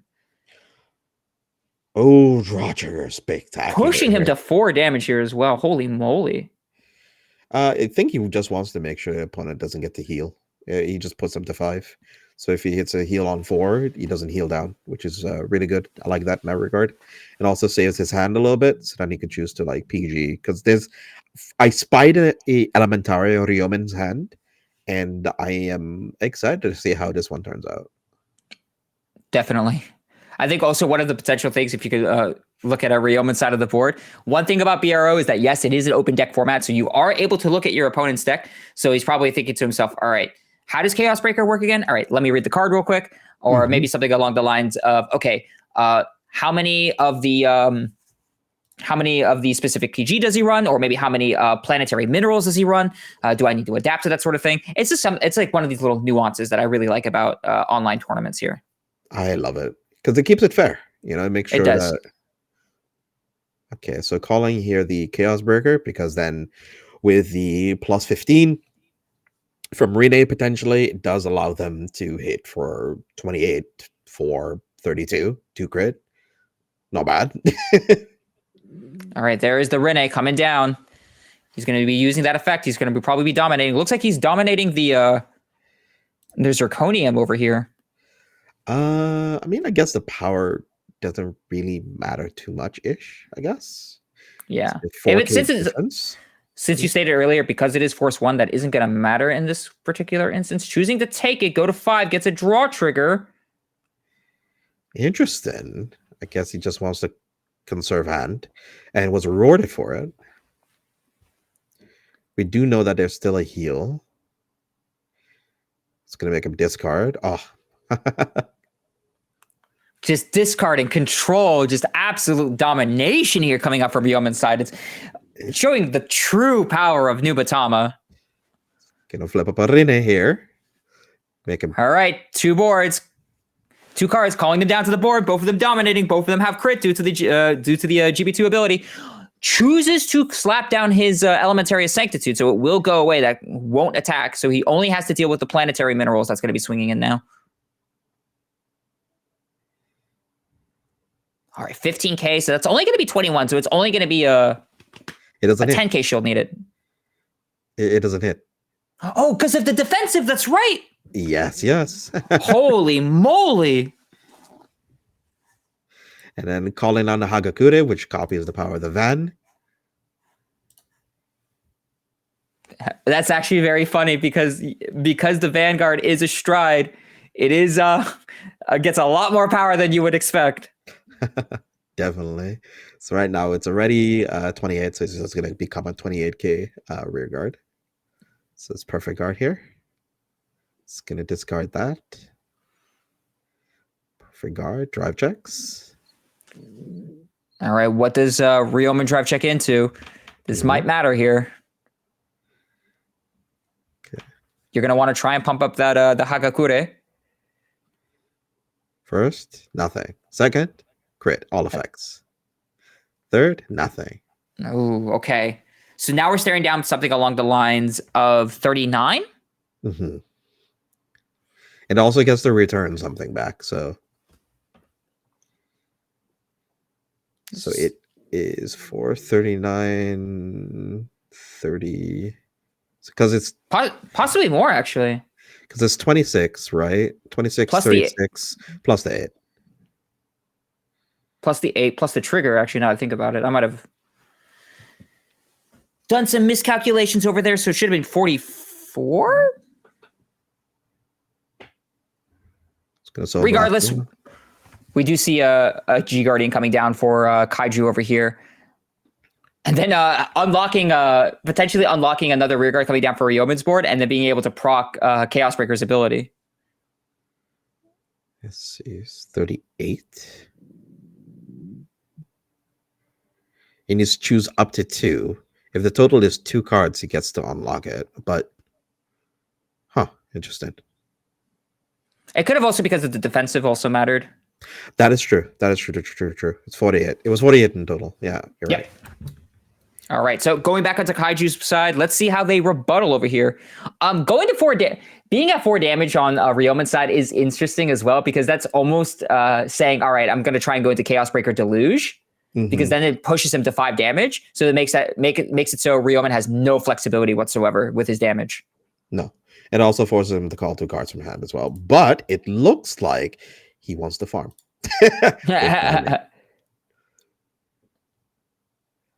Altahani, I believe. That's Chaos Breaker Universe Altahani. So Soul Blast Sun, choose a face down card with Chaos in its card name from your G zone and turn it face up. When it's placed on Van, if you have a heart card with Chaos in its card name, you may pay the cost. If you do, your opponent chooses 2 of his or her regards and locks them. And if he or she could not lock 2 cards, you draw 2 cards. Choose 2 of your units, and they get 2k until end of turn. All right. And actually, I mean, I'm fine with that too. I mean, the ability to farm in Link Joker, especially Chaos, is very prevalent. And if you feel like you wouldn't have been able to close the game if you're in Kaiju's position, the best thing you want to try and do is farm up a large amount of hand to potentially live the second Rene turn that's coming down from Ryomen. Mm-hmm. see. All right. So what is the play here? I think just a simple Vanguard, rearguard swing here. You do have that. Yeah. I don't see any other reason why you wouldn't just be, simple bread and butter play here for Kaiju. The question then becomes, you're leaving Ryomen with potentially 3 open counterblasts if he chooses to go with 5 damage. What would he go into? Would the Rene be the play here? He can go into Mugen Lord. Unironically, going into Mugen Lord is also not that bad here. Right? Because it just seems like, putting Kaiju up to 5 damage and then having that ability to just dominate. Yeah, because with the Mugen Lord, right, you can choose to dominate the grade 1, it's +4, makes it 12, and then you can use Mugen Lord again, that dominates 3, and then all of them hit the Vanguard. He has to guard all of them. And then he could go into Rene the turn after that. Or you could do Rene here and then Mugen Lord. I mean, either is fine. Or you could Either or seems fine. I think whatever potentially gets Ryomen the most amount of domination attacks. Could also go into Mukuro here because he has a whole column still free. That could also be a play here. Because if I'm in Kaiju's position, I might try to close out the game with something like either a Glue Ball Dragon on the following Crackback turn. But he also might not even have the potential to do so. It really depends on a couple of factors now that I think about it. But only one way to find out. Kaiju is going to be coming in with another Zirconium swing in here. And yep, it's going to push Ryomen to 5 damage. Leaving Ryomen at 5. 2 open counterblasts to work with. We'll see how he responds. It's going to make him call one. I'd call a Chaos Breaker again. Just get rid of the Interceptor or a booster. Force him to call over it. I like that. Go into Rene again. I think this is fine. I agree with you then. Now that I think about it, I forgot about the Oboro call. Yeah, because Rene just seems, of course, the ideal scenario is you want to try and push your opponent from 4 to 6 and just not give them that flexibility. But just having that ability to just strip 2 cards out of your opponent's hand, the ability to say plus 15k, plus 15k, sometimes it's just all you need in these specific matchups. Yeah, that's right. So, wait a minute. He attacked the Zirconium again. Okay. Yep. Does he have another order he could possibly call down? Does Kaiju have something along the lines of maybe a Forbidal he could call? I don't think so. I didn't see a Forbidal on his deck list. It's another Zirconium. So this is 21. It's 10k shield. Boop. And this is going to be 24k? 25k? Yep. All right. Still has the flexibility to guard it regardless. But that's 2 cards out of the deck. I don't know how many cards necessarily are in Kaiju's hand, but it might not be enough.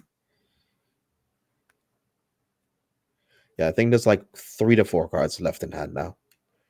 Calls down the Shiranui. Does Ryomen? No, I was going to say if the Mizukaze... No, I don't think the Mizukaze would have been the timely play here. No. It's going to make him discard here. I think he is going to be able to draw a card.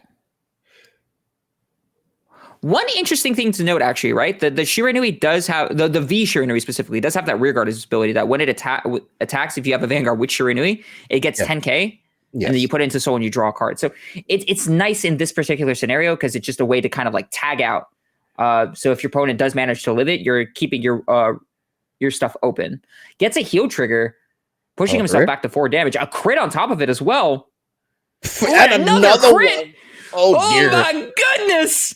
I think he does have a PG here, though. There's no way, right? There's no way. Yeah, he has to have a PG because that's 22, 32, 42, 52 plus boost, 60? 60k, correct. With 3 damage, friend. Oh my goodness. Kaiju, you need a PG here. You are staring down a very scary Shiranui. Fair enough. So I will say, though, to Ryomen, I feel like he could have played the Ryui maybe a little bit earlier before he doesn't have it! No PG! It's a GG! Oh my gosh. And the Domination Nation takes it over the Link Joker. Oh my lord. One thing that we can say that he came, you saw, and he dominated. I will preface this though. I feel like there was it's not a missequencing, but I wonder what the thought idea was of like why he didn't do Ryui first, the grade 1, before he did Rine, because then it would have been a lot less cards in hand. You know what I mean? Yeah, definitely. It could have been just a matter of potentially mapping out a different line of play. Like you said earlier, there was the potential of going in for maybe something like a Illusion Lord play. Yeah. There was potentially maybe a Tsukumura-kan, depending. Yeah, Mukuro, yep. So really, I guess it depends on the scenario. Also, you know, you have to keep in mind too, that when it comes to these sorts of events, you know, we try to play to the best of our abilities. But, you know, in high pressure, high tense situations where stuff like you're in the later stages of the round and top cut might matter depending on your win-loss ratio, you know, plays like that happen. Definitely. I think like it's just me nitpicking, right? That's just I'll always be like, but why? A lot, you know? And it's not so much that a person did anything wrong or they did anything right, but it's like, I wonder if that could have been something different if they did that play, which is one of the reasons why I love Vanguard. I love spectating it, and I love Premium more than anything. It's probably one of my most favorite formats of all time. And I want to see more of it, and I know you guys do too. So without further ado, we'll see you guys hopefully after this. One more round to go, folks. Let's do it.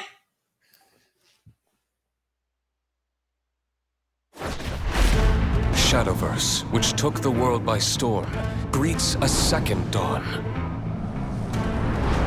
as a trading card game. Arise, warriors. Be anointed in light and soar towards a horizon more brilliant than you've ever seen before. Shadowverse Evolve. Build a deck to conquer a new age. Choose from 6 classes: Swordcraft, Runecraft, Dragoncraft, Forestcraft, Havencraft. And the Shadowverse Evolve Original, Abysscraft. Further bolster your forces with cards from the versatile neutral class and grow your power beyond reckoning. Storm the battlefield with powerful followers, or control the tides with masterful spells. The future glows at your fingertips. It is time for the newest chapter of our long, ever-shifting story.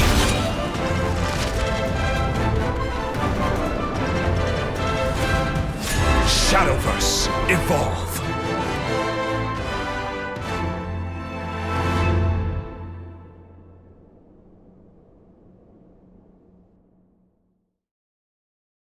For our fellow card fighters and Saniwa, your powerful Token Danshi will be making a return in Token Rumble Online 2023. Look forward to brand new mechanics that will grant them new strength and power in their Kiwame forms.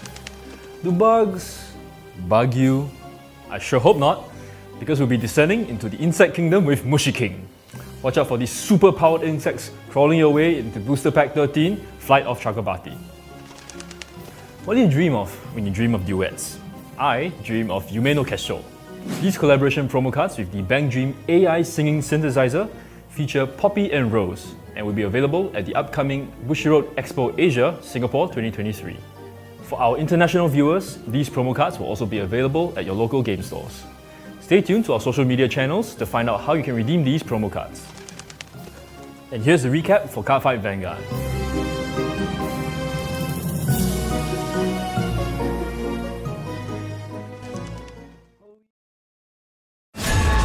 The flame of Leviathan rises, and new heroes must answer its roar. Will you join the adventure? Booster Set 3, Flame of Leviathan, coming soon. Weiss Schwarz. The name of Eins Oregon continues to expand on the stage of Weiss Schwarz. Booster Pack Nazareth Tomb of the Undead Volume 2, now on sale, Bushiroad.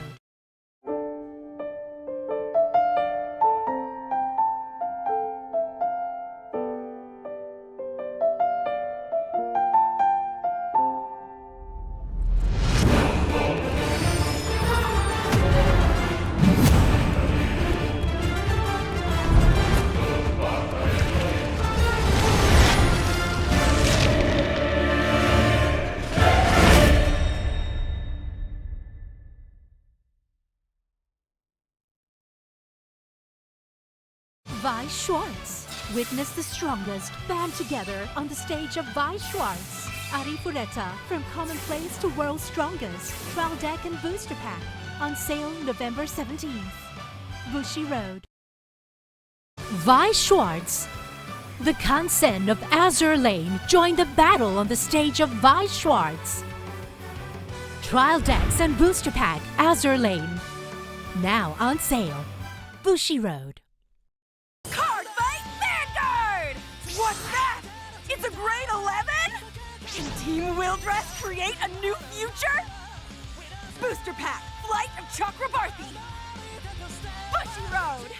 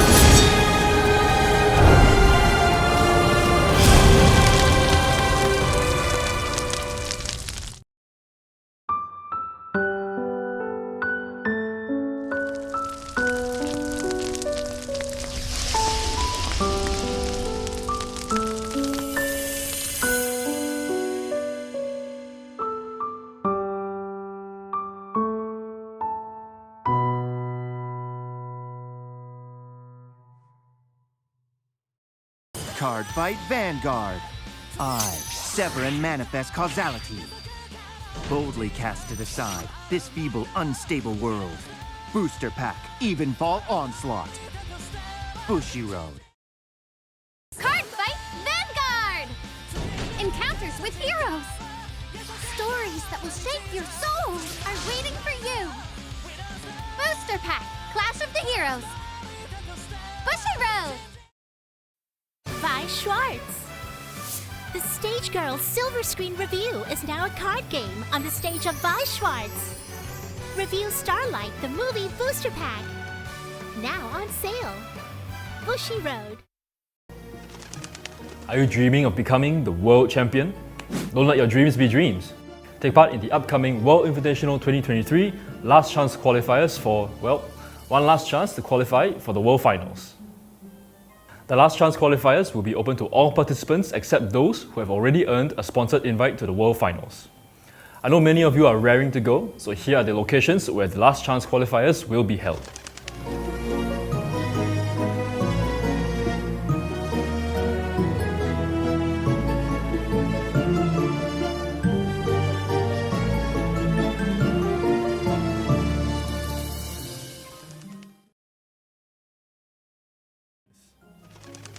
A world with magic and science, parallel universe bathed in crimson, a magical high school, a virtual reality MMORPG world.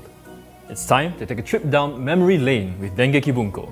Nostalgic titles like A Certain Magical Index, Shakugan no Shana, The Irregular at Magic High School, Sword Art Online, and many more are making a comeback with new illustrations. With 51 titles included in the set, there's definitely something for everyone. For our Bang Dream fans, Trial Deck Plus Bang Dream My Goal will also be performing on a Weiss Schwarz stage near you. The set features new illustrations that fans will want to add to their existing collections. Let's count down to the party! Premium Booster Bang Dream Girls Band Party Countdown Collection will also be performing on a stage to celebrate their 6th anniversary with glittering illustrations of your favorite Bang Dream girls. Don't miss out on this chance to update your collection with these new cards. From one idol to the next. You hear those cheers for an encore? We're happy to announce that Bochi and her friends will be bringing their performance to the stage of Weiss Schwarz as well. We'd love to have them now, but it's gonna take a while to convince Bochi to come out of her room, so we'll let you know once we manage to do so. One can never have enough idols performing, but heroines need a stage too. The heroines from Sai Kano will be making their comeback on the stage of Weiss Schwarz. The series may have reached its finale a few years back with the movie installment, but no matter who you root for, this is your chance to create a different ending for your favorite girl. Did you catch my clue at the start of this segment? We're returning to the world of Remnant in Premium Booster Ruby. Join Team Ruby and their newfound allies as they protect their world from the Grim. Intern Kun has shown me some tweets and I'm really impressed with your collections, and I look forward to seeing your updated collections once this set launches next year. That's quite a lot to take in. In case you missed it, here's a summary of what we've announced so far.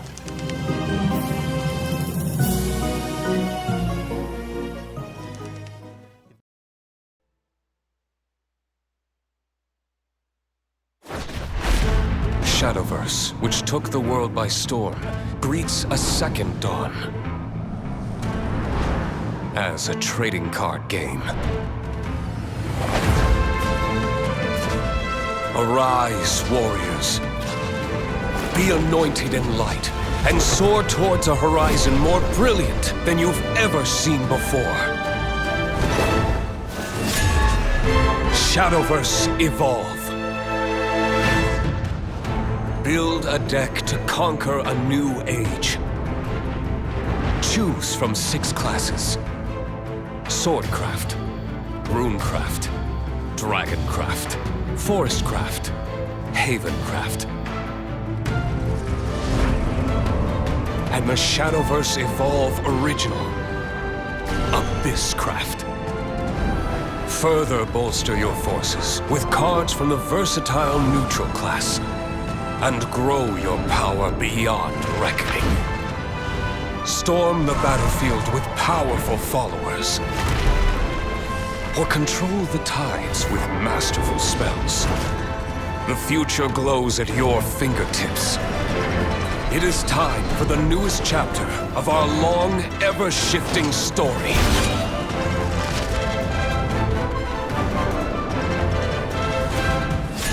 Shadowverse Evolve.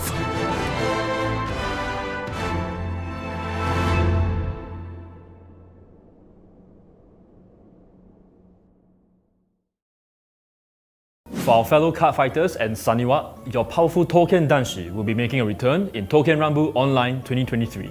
Look forward to brand new mechanics that will grant them new strength and power in their Kiwame forms. Do bugs bug you?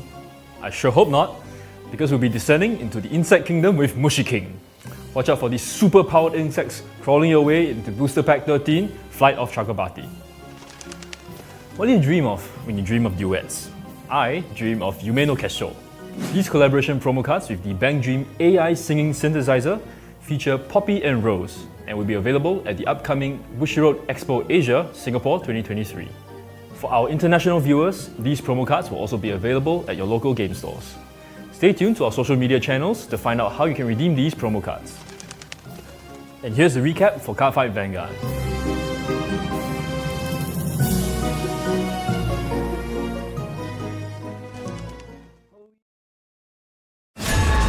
The flame of Leviathan rises, and new heroes must answer its roar. Will you join the adventure? Booster Set 3, Flame of Leviathan, coming soon. Weiss Schwarz. The name of Eins Oregon continues to expand on the stage of Weiss Schwarz. Booster Pack Nazareth Tomb of the Undead Volume 2, now on sale, Bushiroad.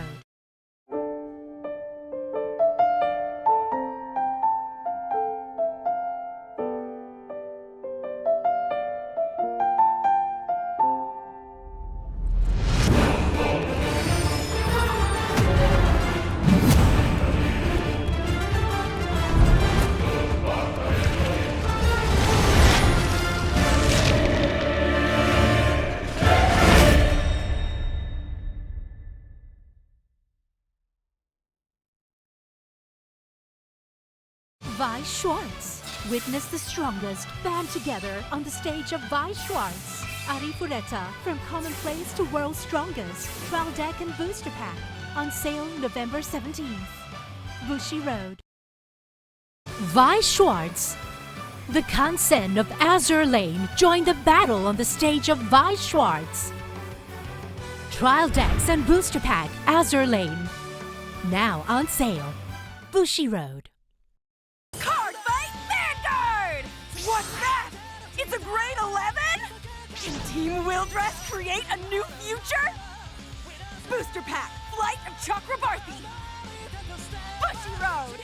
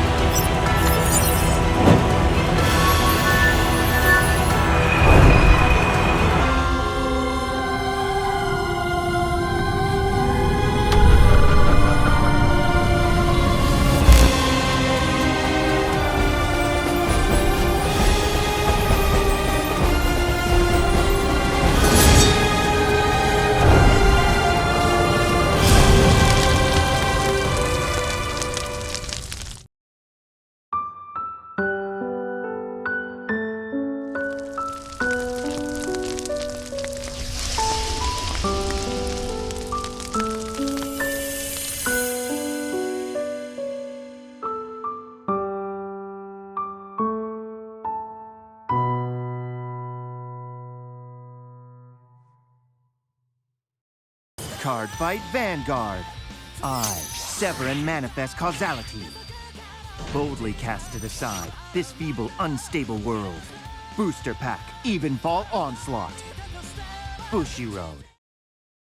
Cardfight Vanguard! Encounters with heroes. Stories that will shape your soul are waiting for you. Booster pack, Clash of the Heroes. Bushiroad! Weiss Schwarz. The Stage Girl Silver Screen Review is now a card game on the stage of Weiss Schwarz. Review Starlight, the movie booster pack. Now on sale. Bushiroad. Are you dreaming of becoming the world champion? Don't let your dreams be dreams. Take part in the upcoming World Invitational 2023 Last Chance Qualifiers for, well, one last chance to qualify for the World Finals. The Last Chance Qualifiers will be open to all participants except those who have already earned a sponsored invite to the World Finals. I know many of you are raring to go, so here are the locations where the Last Chance Qualifiers will be held.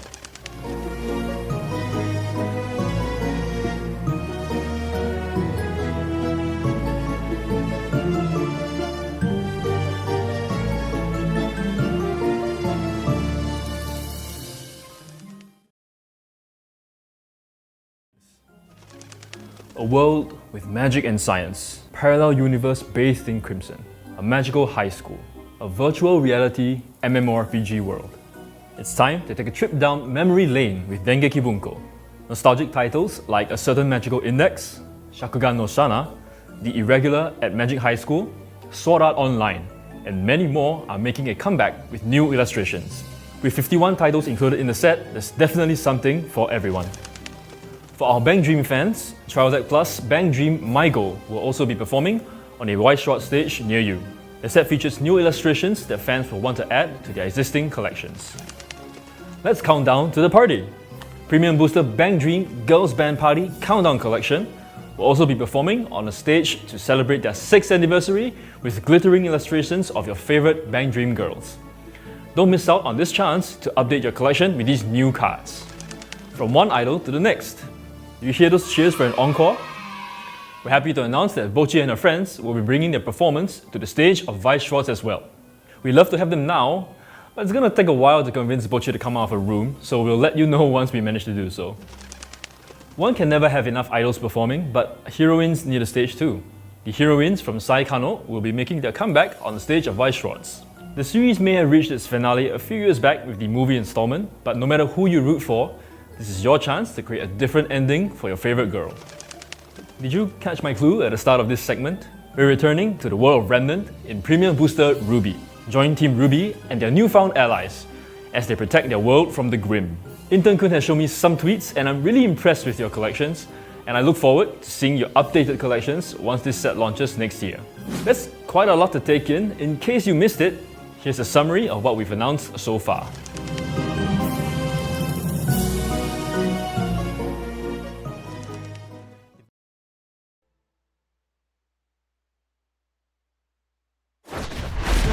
Shadowverse, which took the world by storm, greets a second dawn. As a trading card game. Arise, warriors.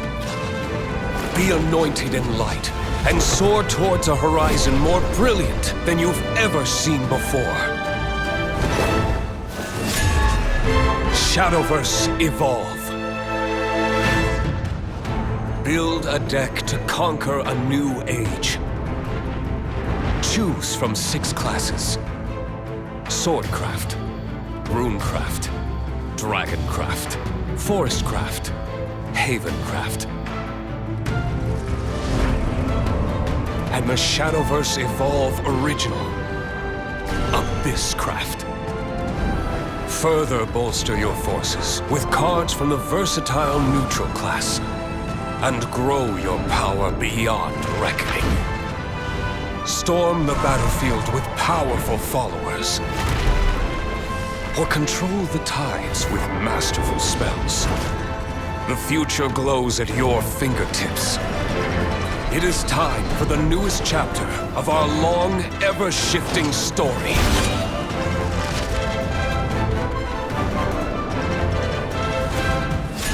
Shadowverse Evolve.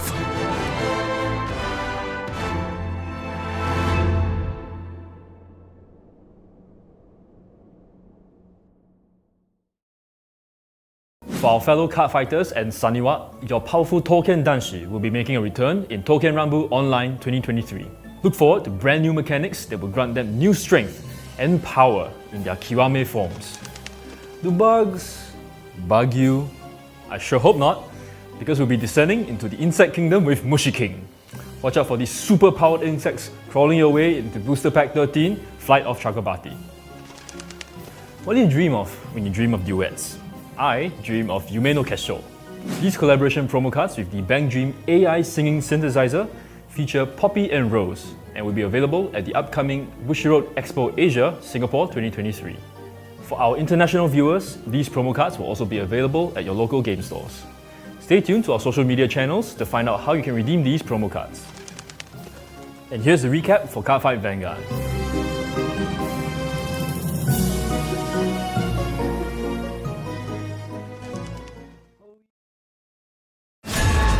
The flame of Leviathan rises, and new heroes must answer its roar. Will you join the adventure? Booster Set 3, Flame of Leviathan, coming soon. Weiss Schwarz. The name of Eins Oregon continues to expand on the stage of Weiss Schwarz. Booster Pack Nazareth Tomb of the Undead Volume 2, now on sale, Bushiroad.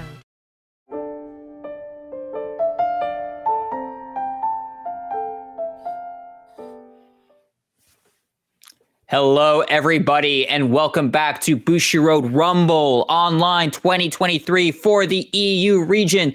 We have one more exciting round to showcase for y'all, and I am very happy to be back here with, of course, my fellow caster over here, Eric himself, aka Mr. Time Leap. How have you been for this these past few rounds? I've been screaming from excitement behind the scene with the last 2 rounds. Like what we saw with like the Narukami matchup, also the Link Joker Nubatama matchup. Those were some very exciting ones, especially what we saw from the Nubatama player. You can see how an experienced player navigates through a game plan when they know their own deck in and out. but also their opponent. That's like the next level of play styles that you see with players once we reach these upper levels of competitive play. And who knows, maybe we're going to see that in this feature match as well, as we got one more exciting round for us with 2 exciting decks that we haven't featured so far. And I cannot wait to see how these two clash against each other. Absolutely. So then without any further ado, let's take it right away to the deck review, shall we? Let's showcase what we'll be fighting it out potentially for top 8. Who knows? All right, Eric, if you want to take away the first one. Well, so first off, we have none other than probably fan favorite for a very select few in the community, because it's Grand Blue. It's a staple nation for, or should I say, a staple clan for Premium, because ever since Premium was a thing, Grand Blue has always been around as a boogeyman to some, as people have always been claiming it's a powerful deck. And that's because this clan has so many strong staple cards like Columbard, Greed Shade, Night Rose herself, as well as Beatrice. We see all these powerful cards in this deck with what we are known for. As the Grand Blue is very good in the early game for filtering its deck, and then able in the late game to start swinging with multi-tech with the Skull Dragon that starts to hit for like 50 to 6k columns. It just overwhelms any opponent, because those aren't just swinging once or twice or thrice. You can sometimes see like four or five Skull Dragon attacks during certain combo plays where your opponent just cannot deal with it. And essentially, this deck just feels like a good stuff Grand Blue list with all the staple cards, all the generic tech choices that we probably can go over every single card, but then we probably will be here for an hour, and I just want to go into this match as fast as possible. So let's quickly take a look at the G-Zone and then go into the second player's deck and then immediately in the match. So as for the G-Zone, we see a lot of staple cards, like we see the Negro Lily for the potential play. We have the new upgraded History Collection Stride, as well as the old Obadiah that can be a good setup stride if maybe you cannot go into the History Collection version. And then we have strong finishers in the form of the newest edition, which is the Bartholomew, I think that's how you pronounce that one, that could be very nasty with the guard restrict, and also the tried and true ones like Bad Bounty for the rewrite to do some shenanigans. And don't forget, we've seen it on this stream before, but GB8 is also a thing for this deck that could potentially be a thing. So a lot of powerful strides and powerful G-guards, and it's basically good stuff, Grand Blue, if you ask me personally. But maybe I'm missing something. Is there something you want to highlight, Fuzzy, for this list, or you feel like this is basically what you expect from Grand Blue? Well, I mean, expected and not expected, right? The only one thing I'd like to point out is the Bartholomew, of course. I feel like that's one of the newer cards that a lot of Grand Blue players have been trying to utilize to the best of its ability. Having that ability just to create this like ample amount of guard restrict is very powerful, especially in a toolbox deck like Grand Blue, and having that ability to just take a lot of your deck and just put it into the drop zone. But that is not the only card with guard restrict that we need to talk about for this specific matchup. So let's shift it over to the next deck, and you'll see exactly what I'm talking about. And this is a very, very cool deck, if I do say so myself. So this over here is Dark Irregulars. However, it is not the Dark Irregulars a lot of people expect to see, right? So a lot of people, at times when they think of Dark Irregulars, they think of stuff like No Life King, Death Anchor. That's one of the mainstays. But this, on the other hand, is utilizing the power of Evil God Bishop Gastile, the new version, to be more specific, the V version of Gastile. So he's a really, really neat and interesting card that basically gives this almost very hard game state for your opponent, right? It has the ability to give your front row crit. It has the ability to reduce your opponent's power to 1. It has the ability to shut off auto abilities from your opponent's Vanguard. Overall, it's just a super powerful and really neat card. And I'm excited to see how KJ is going to be able to utilize it. The rest of the package is actually very straightforward itself. It has the ability to, create large amounts of soul and just try to create this large amount of pressure, almost in an unguardable sense for your opponent. So yeah, a lot of neat tech options here. I'm excited to see how they'll be able to utilize it, but let's quickly take it over to the G-Zone 2 and we can break it down a little further than that. So taking a look here at the G-Zone, very, very powerful cards, if I do say so myself. Dark Irregulars in itself has a lot of powerful strides.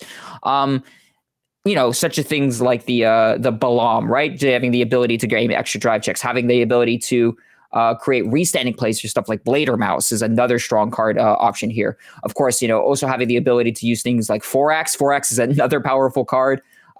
Just overall very nice utility options here that I love to see. And then, of course, you have really powerful G-Guardians in yourself. Saint Germain is still one of my favorite G-Guardians to use even to this day. And then, of course, one of my favorite G Guardians of all time, just because of the name. I love it. It's called Agrat Bot Malat. And I don't know why. I just love saying the name Agrat Bot Malat. It's just the best thing to say. And I hope they use Agrat Bot Malat. Well, every time that I play against the Dark Anchor players, that's probably a G-Guard I see every game, so you probably can say the name a couple of times during this feature match. But why wait if we can find out right now by going into the feature match and see how these decks are going to perform against each other? Alrighty, let's get right into it. So on the left, we have KJ playing Darker Regulars, the Gastille, and then on the right, we have Hakase playing Night Rose Grand Blue. And let's get this final match of Swiss underway. Let's see if one of them might potentially make it to the top cut here, and we'll see who. So it looks like the Dark Records player is going to go first, and they ride up immediately into the Succubus, which is a good start because that allows them to filter for one of their grade 3s. And as we see from both lists, they run a significant amount of grade 3 variation. So good choices to be had here to potentially increase the consistency of the deck. Yep. Not choosing to reveal a grade 3 here, but actually, no, now that I think about it, it's only a rearguard option, so you wouldn't even be able to filter out for potentially the Shahar event here. It's the old one. It's the original. Oh, okay. Yeah, it's the pitch for stride. Exactly. Yeah, it's nice, though. It's nice in this particular scenario, right? Because I believe KJ is only running the one instance of the Shaharat Vampire. So it's nice because it's if the off chance scenario you're going to want to use the Shaharat Vampire, it has the ability to just filter it for you. Like, say you have a whole bunch of Gastilles in your hand, you can just slap down the Succubus, and you get your Shaharat no problem. We also see from the from Hakase's side, he is able to use the Frances, the newly introduced promo to filter out for a grade 1. Now, the great thing is about this particular interaction is that not only do you turn a grade 2 into grade 1 if you're missing a grade 1, but you set up your drop zone as well, because you can now potentially call that card from the drop zone in the early game and then have another potential way to multi-tag as well. All right, so possibly choosing to grab some sort of utility card as well. I mean, that's one of the cool things about this particular cycle card, right? Is just not only does it help filter the card by drop zone by 1, but just having the ability to search for a key combo piece you might need in the later stages of the game, maybe a Greed Shade, maybe a Columbard, or potentially, a grade 1 ride that you might desperately need. And we see here that Hakase chooses to ride into the Tommy the Ghosty Brothers. This time, it's actually the one that can search for a grade 3 from top 5, which again is still good for this deck because they have a lot of different grade 3s and they run 2 different Night Roses. They have the old one in order to use potentially for going stride first and then have 2 protect markers. Them going second means it's less likely they're going to go in that stride, but they also have the one-off Night Rose, which they probably want to go into as fast as possible. So this is a great way to potentially search for that card if it's in the top 5 here, but it looks like they have a hit, but they're contemplating on what they want to choose. Oh, it looks like it gets a Forbidal. Oh, interesting. I like that. I mean, to be honest, Forbidal has been the MVP of this tournament so far. Like, this card has been doing work for a lot of players. Yeah, just having that ability to filter is so powerful, especially if we're highlighting it more so in Grand Blue, right? You're filtering your deck. You're grabbing maybe key pieces you might need. Maybe a Ghost Night Storm, potentially, maybe an Undead Dragon, maybe a Beatrice, to be able to filter out your deck for more potential combo plays. It's such a powerful card, and I think more so in this particular deck. Yeah, definitely agree with that, because usually most players, when they play a card, have like 2 specific cards they want to get out. But in Night Rose case, or in Grand Blue's case, they have like 3 choices, like 3 different options. So if one is already out, okay, we'll choose the other 2. Doesn't matter for me. All right, looks like KJ is making it a 1 to pass. And no trigger off of Hakase's drive check, was just a good old Skull Dragon, passing it right back to KJ. So in this particular scenario here, there are a couple of lines of play here I could potentially see. One could be probably the Deep Gileadus, which is one of their cycle card to go into, because it has that ability that when it attacks while boosted, you could Soul Blast 1, then choose up to one of your units and search your deck or drop for up to 3 cards with the same card name, and then you just put it into your soul. So just having that ability to filter your deck on demand, and it looks like exactly what he's doing, and just searching out for all of the copies of the pure Succubus of Love. Oh my goodness, you love to see it. Just a simple Soul Blast 1, filter your deck and drop by 3, building up more and more for what might potentially come on the Gastille turn. I do wonder if this is going to potentially be a hurtful decision because of two reasons. One, he can only filter 2 copies from the deck, so it's not 3 cards out of the deck, it's only 2. And another thing is, it's also all your stride fodders are out, so now you need to draw into. I mean, that's a great free he just drove check. So, but he might need to use that this turn if he wants to use the Guardian effect. So depending if he can see enough great frees, which probably won't be too much of an issue because he's running quite a lot of them. I think like 10. But it's a thing. It's something to keep in mind. Oh, and Hakase having the G assist here. Oh, and only getting the skull, the ghost ship here for the ride. Oh my goodness. Not the most ideal ride either, if I do say so myself. You normally want to try and get into something like a Columbard, possibly a Greed Shade. Having that ability to filter out your deck a little further, but having to ride the Ghost Strip might be a little hurtful here. I do wonder then, was the Grade 2 that he discarded in the early game, the Franchise, was it the only Grade 2 that he has? And did he had like a Grade 1, or did he needed to do that in order to get to like Tommy? Because the Tommy he wrote was the same card he added with Franchise. So did he start the game with no Grade 1s, no Grade 2s? Tough call. I don't think so. I mean, if you're in something like Grand Blue's position, the best case scenario that you're going to potentially want to do is try and just filter for your deck as much as possible. But, looking at that G assist here, that actually might be the case because I'm seeing a lot. I'm seeing some Night Roses. I'm seeing some triggers. I'm seeing some heal guards, but I ain't seeing Grade 1s and I ain't seen that many Grade 2s either. Holy moly. Yeah, I believe 2 heal guardians. Maybe I see a Night Rose, a Skull Dragon, and the rest are all just triggers. A potential Negrabone in there, but I mean, Negrabone isn't your ideal Grade 1 ride either. Yeah, it doesn't really do anything in this particular situation now. All right, well, we still get the Columbard. That's still nice. Columbard is definitely going to be one of those key pieces that Hakase is going to try and help to utilize his drop zone. But just a simple swing and pass with the Ghost Ship. We're going to pass it back to KJ. Let's see what KJ rides into. Goes in for the Shaharid Vampire anyway. So that's actually nice. He then end up having the Shaharid Vampire anyway. Shaharid Vampire is interesting, right? So it says during your turn, you may counterblast 1 when you stride, and if you do, you soul charge 2, then choose one of your Vanguards, and it gets when this unit attacks a Vanguard. If the number of cards in your soul is 6 or more, your opponent chooses one of his or her rear guards and retire it. In that instance, it doesn't necessarily matter here, but if Hakase did a little more of an aggression turn, being able to control a little bit of the board state might have mattered. But yeah, just having that ability to farm up and get two additional protect markers, and then having your on stride hit effect live with Kiss Kill might matter here when it comes into the following turn for the Gastile play. Yeah, this feels like just a pure setup turn because 2 soul with the stride skill, another 2 soul with the Kiss Kill, then also drawing the card to potentially draw another card that also soul charges. Effectively, I think with the free added soul, the free added soul he did last turn, that brings him up to, I believe, around 10 soul right now, maybe a bit more, a bit less, but around the 10-ish mark. Which is important, but you want to be probably a bit higher by next turn. Yeah, because you're going to want for every 5 cards in your damage zones in order to successfully do Gastile's skill, if that's the gameplay that you're looking for. I mean, coming down is the Demonted Execution, which is another free soul, so that helps a bit to get potentially to 15 here. Yeah, the magic is 20. 20 to get you to all of the skills.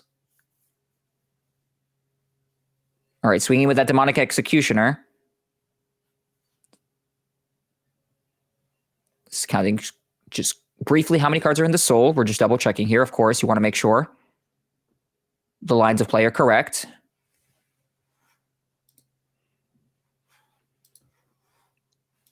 So I believe it is 9 versus 9, so it actually does matter in terms of numbers. It's not like a force versus force scenario. It's actually a protect versus protect scenario. So the 9Ks actually matter in this instance. So he guarded with the Necrobone and taking the Vanguard swing.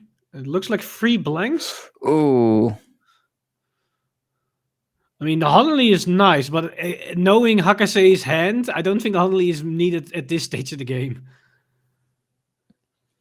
Absolutely not. I think even with the potential of even calling down the Honolly, if you have that ability to do it on KJ's side, Hakase just has so much utility, maybe potentially even blowing it up with something like a Skull Dragon, a Skull Cannoneer. But we'll see. It does go right back to Hakase. I do see a Night Rose potentially coming down. We did talk about that as one of the only cards that he had in his hand that might have helped him in a certain scenario. And it might help him here, actually. So the question is, what is he going to choose to go into?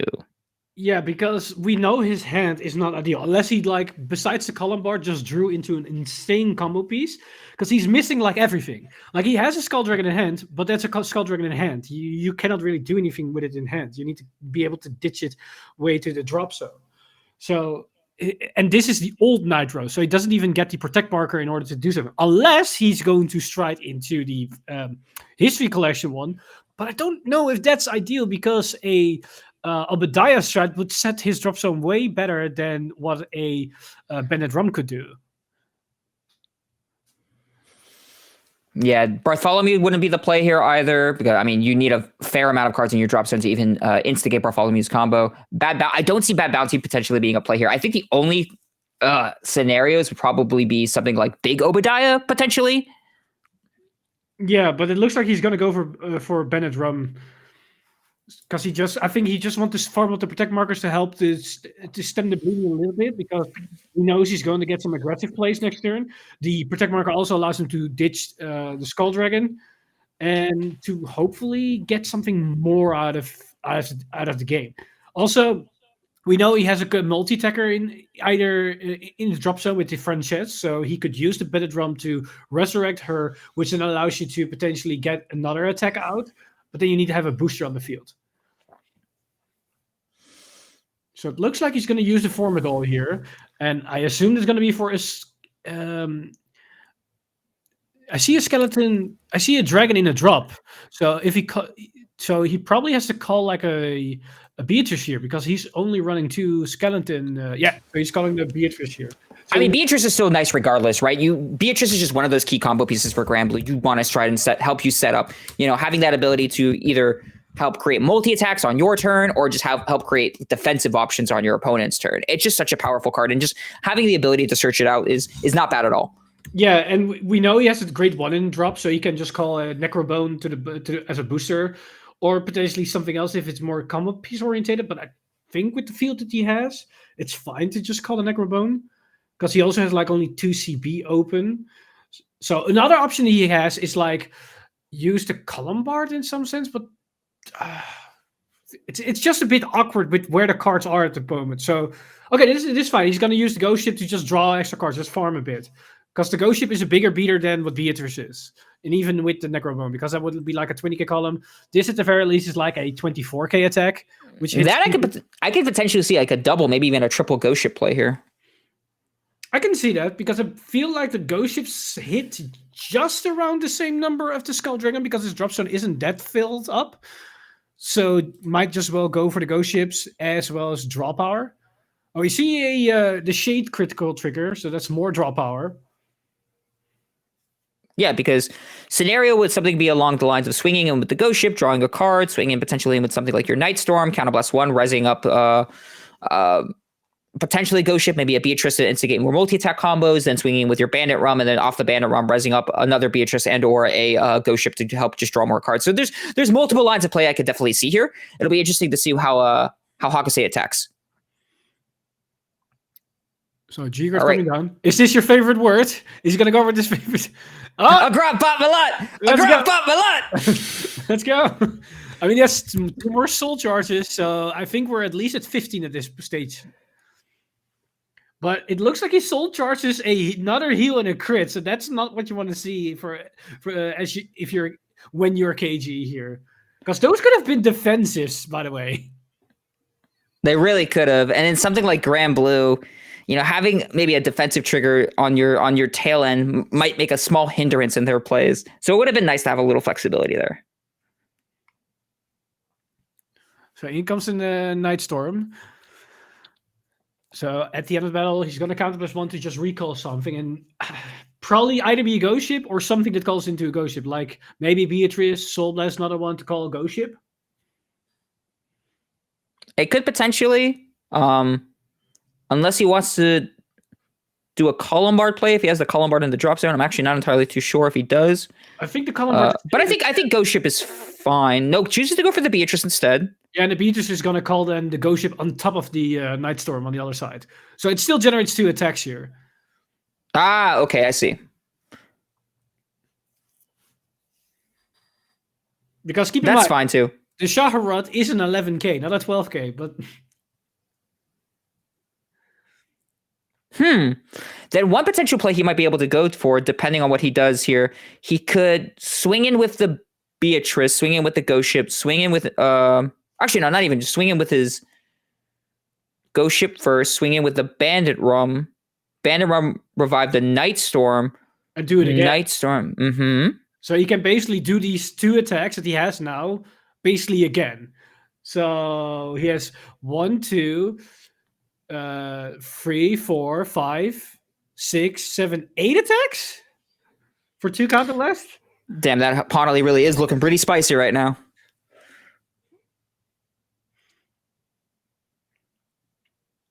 So he's confirming his hand size. And we know his hand size is going to grow with 5 cards. Triple drive and 2 Ghost Ship draws. Plus the ability to put the crit trigger into soul as well, so that's another draw on top of it. True. Oh, there's a Gastille hitting damage zone. If KG doesn't have one in hand, that's not what you want to see. All right, resolving the Ghost Ship, he's going to draw. So honestly, those 2 defensive triggers that we just talked about looking mighty spicy, honestly, now with what's coming. So correct me if I'm wrong, but that's 1, 2, 3, so far 6 cards drawn by Hakase? He's going to have triple drive. He has 3 Ghost Ships, so that's another 3. And then the crit trigger, so that's 7. He adds 7 cards. 7 cards. Oh my goodness gracious. And that's also, don't forget, the Formidal he used got 2 cards out of the deck. A lot of compression. That is the naming stave for Grand Blue. It's just compression, but so nice to see it just be executed so well. All right, let's see what the drive checks are. Negro Bone, a heal trigger. It does go off as well. Oh my, that's... Hakase was looking really bad a couple of turns ago, and now he's in such a commanding position after this one. Gives the power to the Beatrice column. Now let's see what he chooses to rise off the Bandit Rum. I do think Nightstorm is still probably the idea. If not, probably just go back into Ghost Ship. But he did heal off the Greed Shade. He might go in for the Greed Shade instead. No, goes is for the Nightstorm still. Yeah, so what I assume he's going to do is he's going to use the Nightstorm, and the Nightstorm will turn himself into a Ghost Ship. Because you cannot go into the Beatrice, because I believe he's running only 2 Beatrices, and 1 is in his hand, and 1 is on the field already. So there's no way to get the Beatrice into the drop in time for Nightstorm to resurrect her. Well, one thing to keep in mind, too, is that because Hakase is going to be at Generation Break 2, he might want to utilize the Hollow ability coming out at the end phase of his turn to potentially set up his drop zone a little more. But we'll see here. He's going to choose to... Oh. That actually might be what happened. Oh, yep, and chooses not to. Yep, keeping the 1 counterblast open. Okay, makes sense then, because he's potentially going to be using the GB2 on the opponent's turn, so he might need the counterblast to work with. Interesting play here. But going back over to KJ's side, let's see what he chooses to do. He could potentially still stick on to his Shaharat here. A couple of things I'm thinking of. He could probably set up for maybe something like not a Blader Mouse turn, a Balam turn to possibly farm for more cards in his hand. Maybe a 4-axe, depending on his line of play here. Or if he has the setup, he could potentially ride into Gastille. I don't think he's gonna go 4-axe with Shaharat, because 4-axe is basically your finisher if you are on a maximum power Gastille. So if he's gonna use 4-axe now, that means Gastille won't really do as much for the rest of the game. Also, keep in mind, the Nightstorm isn't being declared as hollow, so that's why it's still on the board. Because if he did declare it as hollow, he would have died at the end of Hakase's turn, which means he's probably mainly just doing it to have Nightstorm ready for next turn. Because, yes, it's vulnerable for your opponent, but at the same time, if your opponent doesn't use like a skill that retires something and they want to get rid of it, he needs to tech into it. And one thing we know about Dark Regulars, their attacks have high cost in the fact that there's a lot of value behind every single attack because they come with those insane guard restrict, like with Balam, for example. So if he wastes one of those attacks, just get rid of the Nightstorm, that's great for a Granblue player because you're going to get that Nightstorm back anyways. All right, so it looks like KJ did decide to go into the Balam over here. Balam is actually not that bad of a card in this particular scenario, right? So having that ability to get an extra drive check, having the ability to create a pseudo guard restrict from your on your opponent's side is pretty powerful. Doesn't necessarily shut down entire lines of play for Hakase, right? Hakase does have the bread and butter that is Granblue, right? Having the ability to G-guard with things such as their Negro Lilies, I believe, having the ability to res things off to their drop zone, potentially Cannoneers, depending on what KJ might call. So it's interesting. It's a very unique scenario. I think potentially what might be happening though here is that KJ is just in that mindset. It's like, all right, I know what might be happening on my opponent's following turn, so I'm going to just try and farm a large amount of cards in my hand and potentially live and then try and rebuttal back with something such as a Gastile turn. Yeah, one thing to keep in mind is that the chance of Hakase to use the Negro Lily or the Negro Lily combo is very low because I believe we haven't seen his Skeleton Canyoneer in rotation yet. So that will just be a generic G-Guard for this situation. Exactly. I think both of them are just... that might potentially be on hold for something here, by the looks of it.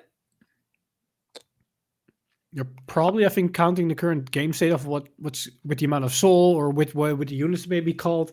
Maybe something about the Nightstorm, if it's being called. Might be, or maybe something with soul charge related. Because he didn't rewrite a different one besides Shaharod, right? He still kept on Shaharod. So that stride skill is also still a thing to keep in mind. Because every time you stride into a unit, you have Shaharod's stride skill that allows you to soul charge 2 cards. So are we determining if that possibly might be mandatory? It's something I'm sure they're talking it out with, and something I'm sure will be just resolved in just a minute. I'm sure there's some sort of judges that are reviewing the scenario. Of course, this being an official tournament, of course, we do want to make sure that everything is being played correctly, which is not a bad thing at all. One thing I do actually want to talk about, I guess, while we do have a little bit of time while they're discussing a couple of things is the prevalence, I guess, when it comes to Dark Irregulars. Like I said, I think I stated earlier, right? Normally when you think of something like Dark Irregulars, you're normally thinking of something like No Life King, right? I think for the past couple of seasons, whenever I thought of Dark Irregulars, you have the No Life King combo, then you do your Superior Right shenanigans, maybe finish things off with stuff like a Barrow Magnus, and, have this ability to pop off very quickly. But having something like Gastile is unique. It's very nice. So if you I don't know, it's one of those scenarios where deck building in a sense for premium is so unique, right? You could go one way, but of course, maybe someone else has found another way to go around the same scenario. So it's pretty cool. Yeah, Dark Regulars is one of those unique decks like Granblue that has so many toolbox options that the deck can go in different directions. Because what we saw with this particular variant is that it's very soul toolbox heavy. With most of the cards that he's running are like cards that allow you to filter out cards from your soul to back to your hand. Because you are reliant on certain specific key pieces. Because from the looks of it, it's very lenient around the Gastile win condition. But in order to get that, you need Gastile as your Vanguard. So if you accidentally soul charge all your Gastiles, what are you going to do besides just generic Dark Irregulars play? So these are like interesting decks that we see that can utilize certain aspects of the game, either their drop zone, their soul, maybe their damage zone as a toolbox to then navigate into different directions so that we don't have decks or clients that stick to one particular game plan because they only have that thing to rely on. And that's why we see these deviations from No Life King into Barrow Magnus with Fortifacts to have such shenanigans, or now in this case, Gastile, for example, even though it's an older card. Definitely. I think it showcases the power of premium in a nutshell, right? Just having that ability to take older cards and then utilize them in a newer sense really helps expand the nuances here. That's not to say also, we weren't talking about Hakase specifically, Grand Blue in a nutshell, also still a really powerful card. One thing I actually wanted to point out that I think we didn't necessarily review in the deck case showcase was the fact that he's actually running the old school unflipping perfect guards. Something that I personally don't see in a lot of deck builds, but it's still really unique. I love seeing them. They're some of my favorite perfect guards from back to the good old G days. And it's nice to see that they're being utilized. The original Gus, I believe it's Gus Jin or something. Yeah. I would think some decks have been experimenting with those. Like, for example, I've been experimenting with Steam Maidens, but that's because some of them have archetypical names, so that you can just abuse them in that sense.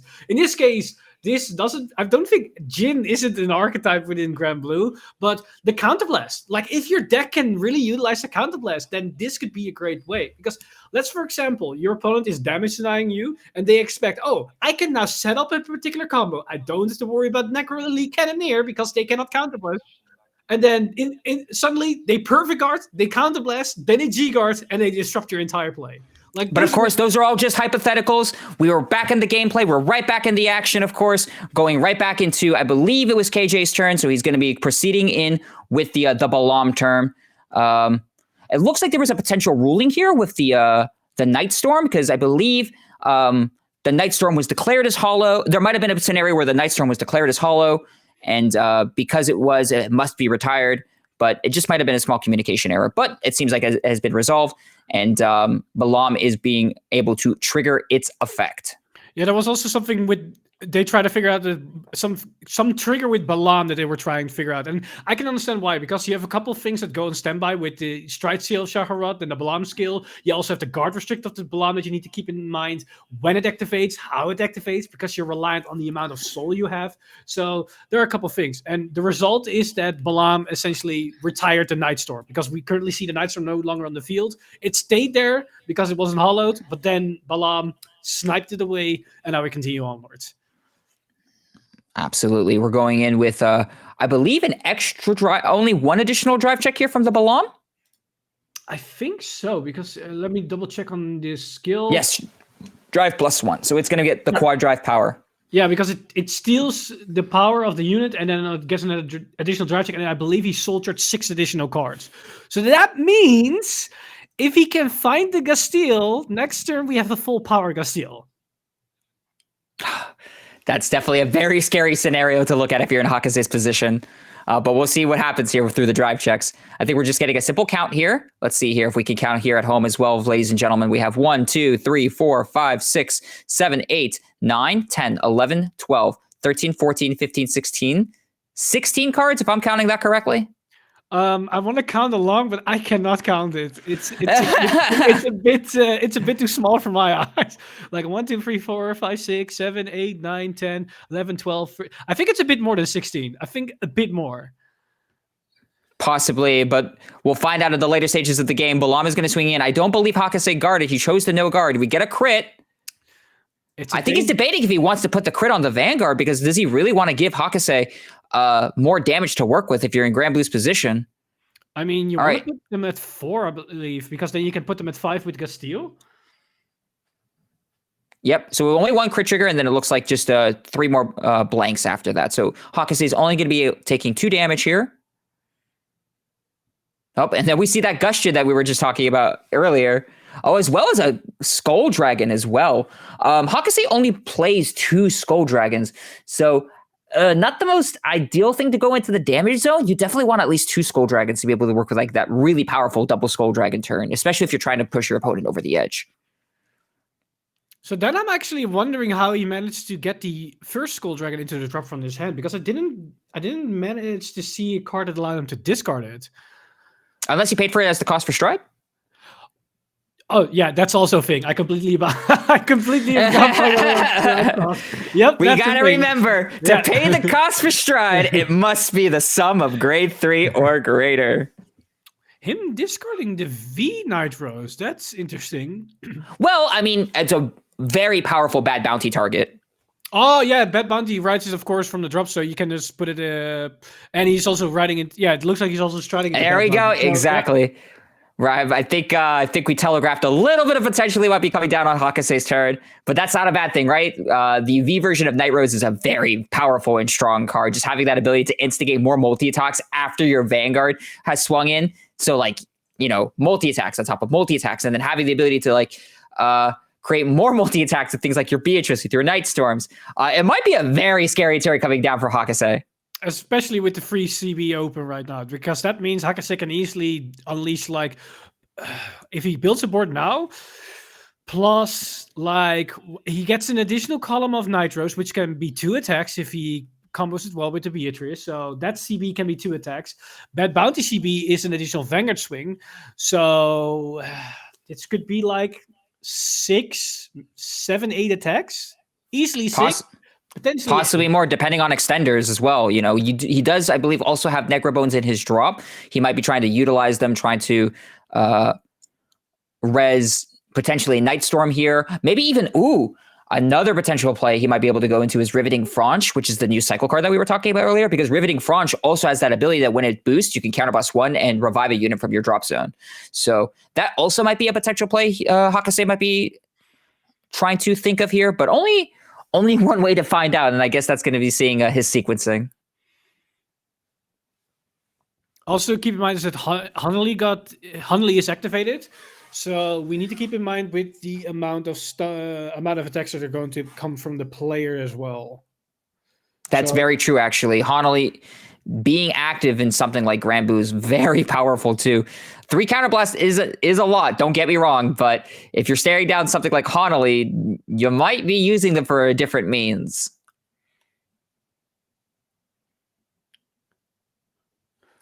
So we're calling down. Is it the heal? Necrobone. Oh, it's okay. Some of these cards, because of the blue shading, they fall into each other. But that's a Necrobone coming down, yeah. And another crit trigger. That's another draw, so that's additional drop potential. Calling a Necrobone down here might telegraph that he's thinking about the French's play that you were alluding to earlier.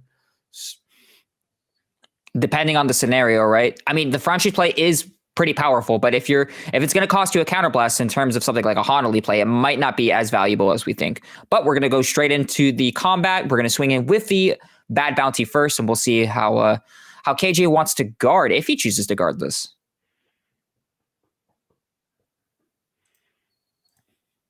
He does have the protect markers. He does have the flexibility, but does he feel comfortable, possibly wanting to take this damage here, maybe getting some defensives to kind of wane off the multi-attack turns that might be coming out from Hakase? I mean, one advantage is that already that quite a lot of triggers are out of the game, or at least out of the deck, because we saw all those triggers in the G assist earlier in the game.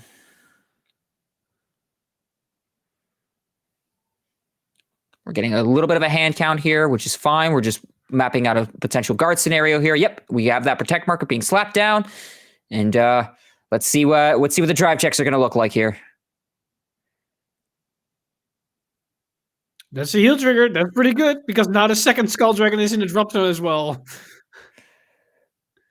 That's really good, actually. Holy moly, a very well timed, and a crit on top of that. The crit's pretty good here too, but that Skull Dragon in the drop is definitely a lot scarier. Ooh, but one thing to note though, it does actually wane off the multi-attacks a little bit with the Hanley, right? Because that's one less counterblast to utilize.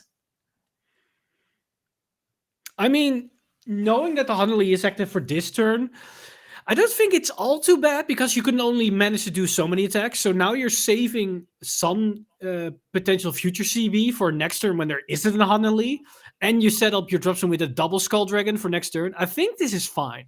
You lose a bit of tempo now, but you gain way more for next turn, because that also means you have 1 extra damage to cushion for next turn. So you can just take more comfortably the next attacks to start hitting with the Gastille. Because keep in mind, if he can ride Gastille is also a thing that's going to happen. Yeah, on one hand, you definitely want to try and farm for something as scary like a Gastille turn, but on the other hand, if you have that ability to push your opponent over the edge, do you just go for it? do you choose to maybe potentially ride into the Night Rose and then through the Night Rose, potentially just wane off the other 2 attacks and just upgrade to a double Skull Dragon play here? So we see the Skeleton Cannoneer being discarded. So that means the Necro Lily play is viable next turn, and he still has the G-Guard in his hand. So his defenses are actually looking pretty good so far. We do see that V version of Night Rose come down here. Protect Marker coming up for Hakase. Oh, the potential res options are very scary here. Because, okay, you do have that ability to swing in with the Greed Shade as well as your Beatrice, but that's just going to build up to your Hanali count, right? Do you just choose to swing in with Night Rose first and then just upgrade them to double Night Rose? Nope. Okay, so we're just going to go in for the Greed Shade play here. Totally fine as well. I think he wants to maximize the value because this is a full column, so that's 10k to the entire column instead of only 5k to the Beatrice. And this is your second attack of the turn. You have your Vanguard, this is the third, which will cost you Counterblast, and then you can have a full column, and that will be your fourth. So he might go the route of attacking with this column, attack with Night Rose, recall entire column, attack with the entire column, and that's it. Still very strong. So even though he might have healed out of an attack, it was basically just one attack that he lost. And I think that's fine for what that attack achieved, because not only did it go 1 damage lower, so he's at 2 damage, it also put a Skull Dragon in drop. Let's not forget that. That put a second Skull Dragon there. Yeah, definitely. Skull Dragon being one of the main win conditions, I think, for Grand Blue as in a whole, right? Just a large attacker, and it just gets larger and larger as the game goes on. Also, another good thing that Hakase just saw is that KG had to guard with the OT. So that's another good amount of information that you don't have to worry about anymore. All right, let's see what Hakase is choosing to call here from the Night Rose effect. I think you're going to choose either Ghost Ship or Skull Dragon. It's either one of the two here. If you need more cards, go Ghost Ship. If you want to push for damage, then you might as well go for a Skull Dragon to set up for next turn when potentially you go into a Bartholomew. Man, that strike name is really hard for me to say. Bartholomew. Yeah, Bartholomew. But you know what's also really fun to say? Well, fair enough. It looks like he's going to go for a Ghost Ship, which I think it's fine to just farm a bit for more cards to set up for next turn. Because, again, every card you farm, that's more cards you can discard to defend yourself. And more cards you discard means the bigger Skull Dragons you create. Absolutely. Oh, actually, yeah, going for the Ghost Ship is actually pretty good here, too. Just being able to try and farm up once again. You might not be at a position where you're able to get your opponent to that 6 damage. So just saying, okay, I'm just going to try and farm a massive amount of hand here instead is not bad at all. Yeah, because keep in mind, in order to get the guard restrict of Bartholomew, can you say the name for me? Bartholomew. That one. If you want to use the guard restrict of that card, you need to have 30 cards in your drop zone. I don't think that Hakase is anywhere near that yet.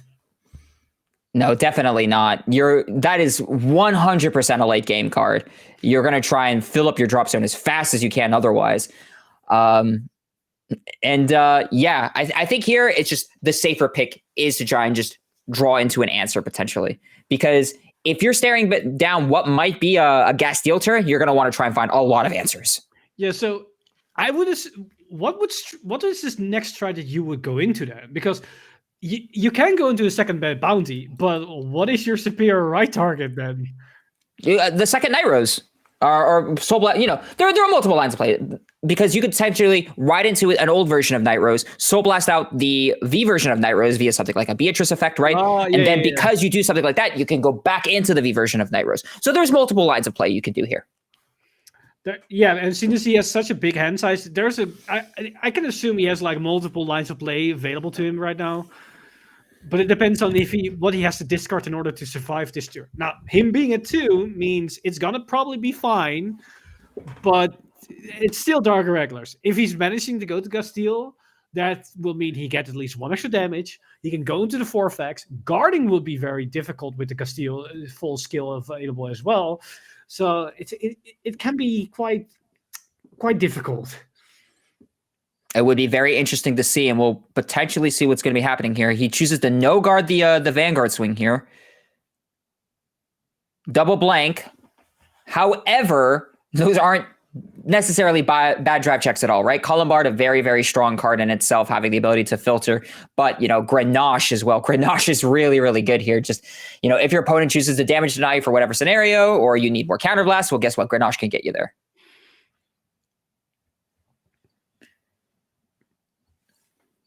All right, and it pushes KJ to 4 damage here. Not as much flexibility to work with here. We're going to need some sort of explosive turn coming from KJ after this. We're just doing a quick little deck check, a little deck count, which is totally fine. We have to make sure everything is in proper order. Chooses to takes it. All right, KJ is going to 5. And I believe that is the 4th attack. So the 5th attack cannot be committed due to the Hanali effect. So Hakase is going to pass it, and it's going to go right back to KJ. And let's see what he does here. Does KJ have the Gastille? Is it time, ladies and gentlemen? And there it is. It is Gastille. Oh, my goodness. All right. So for the folks at home, Gastille has the ability at auto Vanguard Circle at the beginning of the battle phase. Counterblast 1, draw a card, and your opponent chooses one of the following effects for every 5 cards in your soul. You perform the chosen effects in any order. So the first effect, all of your front row units get +1 crit until end of turn. The next, your opponent's Vanguards increases or decreases their power to 1 until the end of turn. All of your opponent's auto abilities do not activate until end of turn. And then your opponent chooses a card from his or her hand and puts it into the soul or her damage zone face down.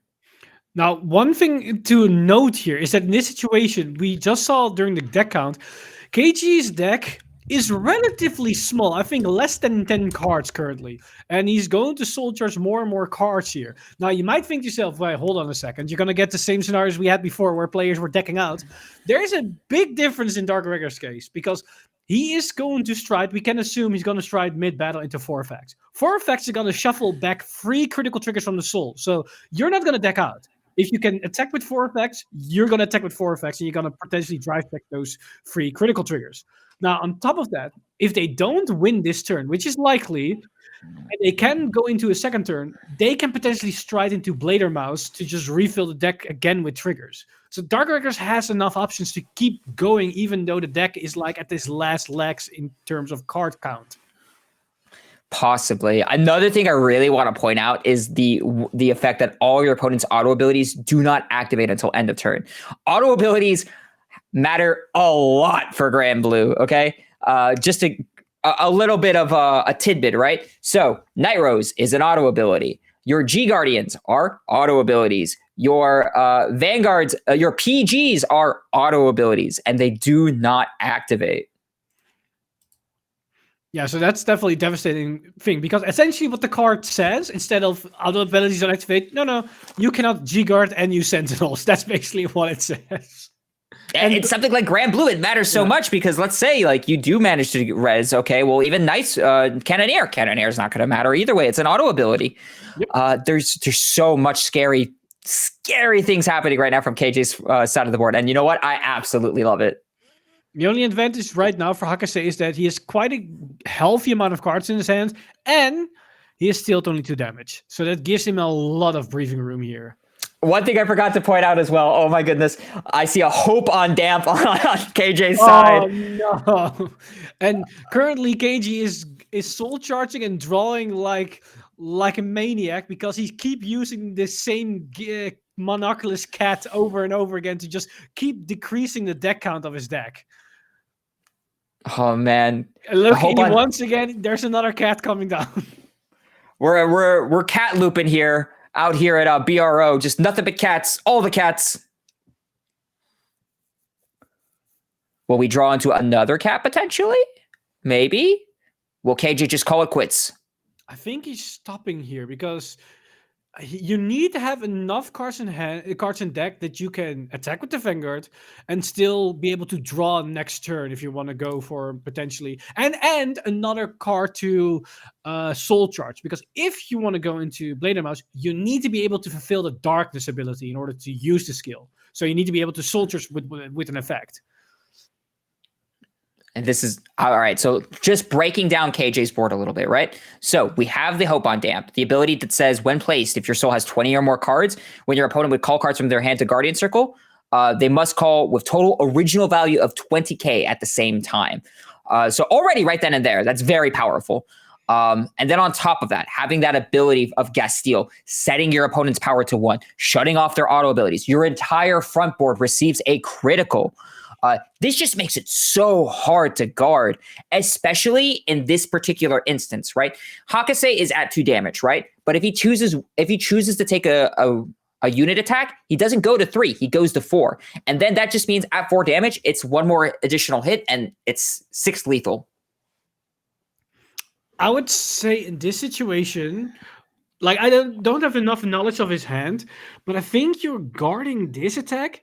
Take the Vanguard, because there's only 2 drive checks, so there's a chance it's quite high of a chance, depending on how many crits are out, that he will hit 1 crit, so you go to 5. And going to 4, going to 5 against a double crit front row means nothing, essentially.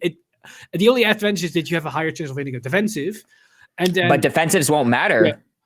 Oh, because you stick at 1, or I think you decrease to 1 until end of turn. Yeah, but unlike Valios, you can increase back. So defensives mean it will go back to like 10k in a 1. And I mean, that's still 10k extra power for the rest of the attacks to guard. In that scenario, yes. Okay. I understand.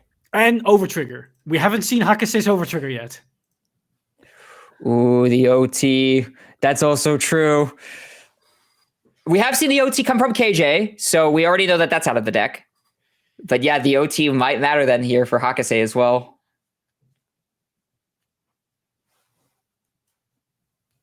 So I think Hakase is currently contemplating if you want to guard this or not. Because you have 2 arguments to make. You can say you take this attack and guard the Vanguard swings because of potential drive checks. Or you say I will gamble it on the Gastille because there are lower crits in the deck right now. Because you cannot say no guard to forward effects for 2 reasons. One is triple drive instead of twin drive. And he just shuffled back 3 critical triggers. And look how small that deck is. That deck is probably like 4 or 5 cards now.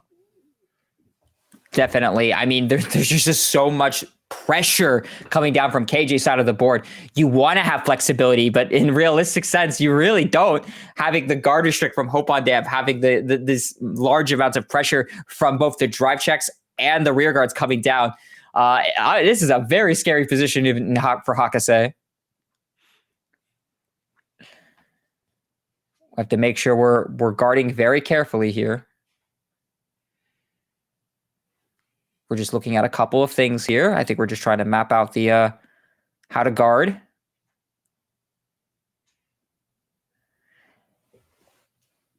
Because one potential scenario here is that you might have the ability to use your protect markers, but even then, I believe protect markers are also auto abilities. And unlike something like the Elementaria Sectitude, I believe the protect markers are coming down from the Guardian Circle. Yeah, protect markers are being placed on the field. So then I don't believe that would help in this scenario either. Yeah, because they are basically the same effect as a Sentinel normal perfect guard, so they have auto effects. So the protect markers are one thing that's also being shut down by Gastille here.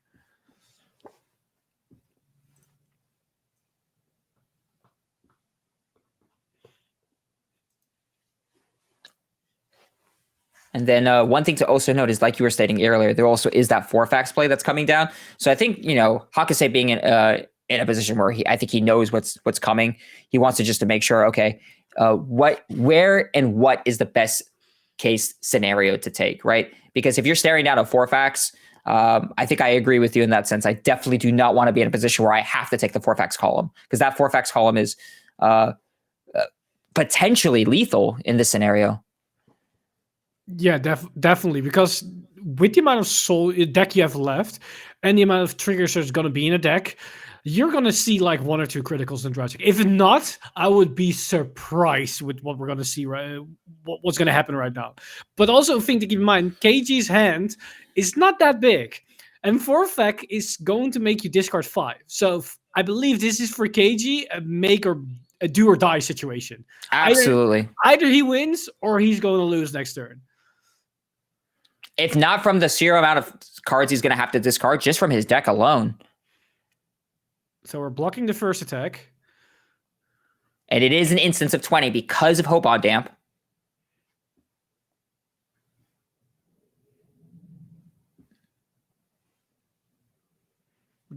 And 20 is just the number that he needs, because that Hope on Damp is, I believe, attacking for 17 against 1. Or it's 12, but I don't know if the Hope on Damp was already on the board when he utilized the grade 2, because that grade 2 also gives 5k to the front row. 17 or 12 in either scenario, it wouldn't have mattered, because you literally need 20k to guard it due to Hope on Damp's effect. So he's taking this rear guard, and he gets 1 defensive. All right, so he's at 10 and 1. Swings in with the Gastille here. Oh, we're going to see some drive checks happen. The question is that with the potential of there being critical triggers, if you wanted to possibly leave a rear guard standing to... No, you don't have to worry about that, because remember what he was doing? He was doing the cat loop. True. The cat loop, yes. Oh my goodness.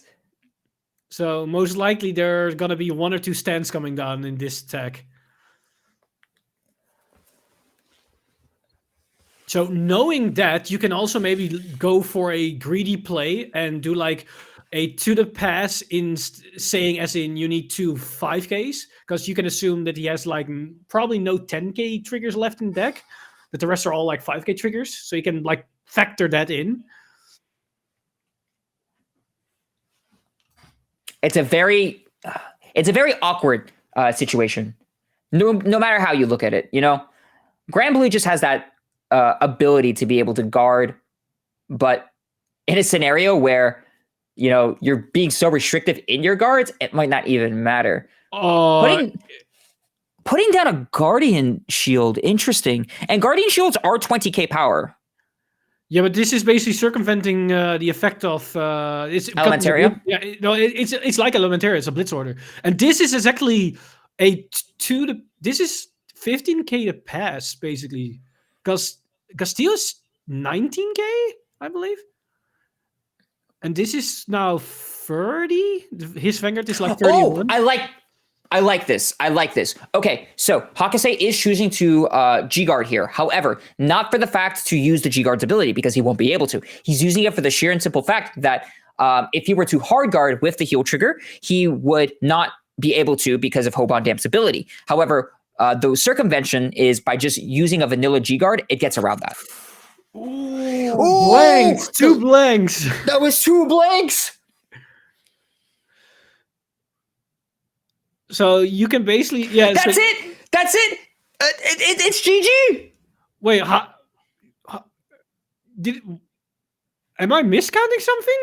I believe KJ only had 1 card left deck. He had 3 cards left in his deck, and only one of them was the stand trigger. He needed the stand trigger in order to successfully do his kill combo. But Hakase using the ability as just a vanilla G-Guard to be able to live that attack. Oh my goodness.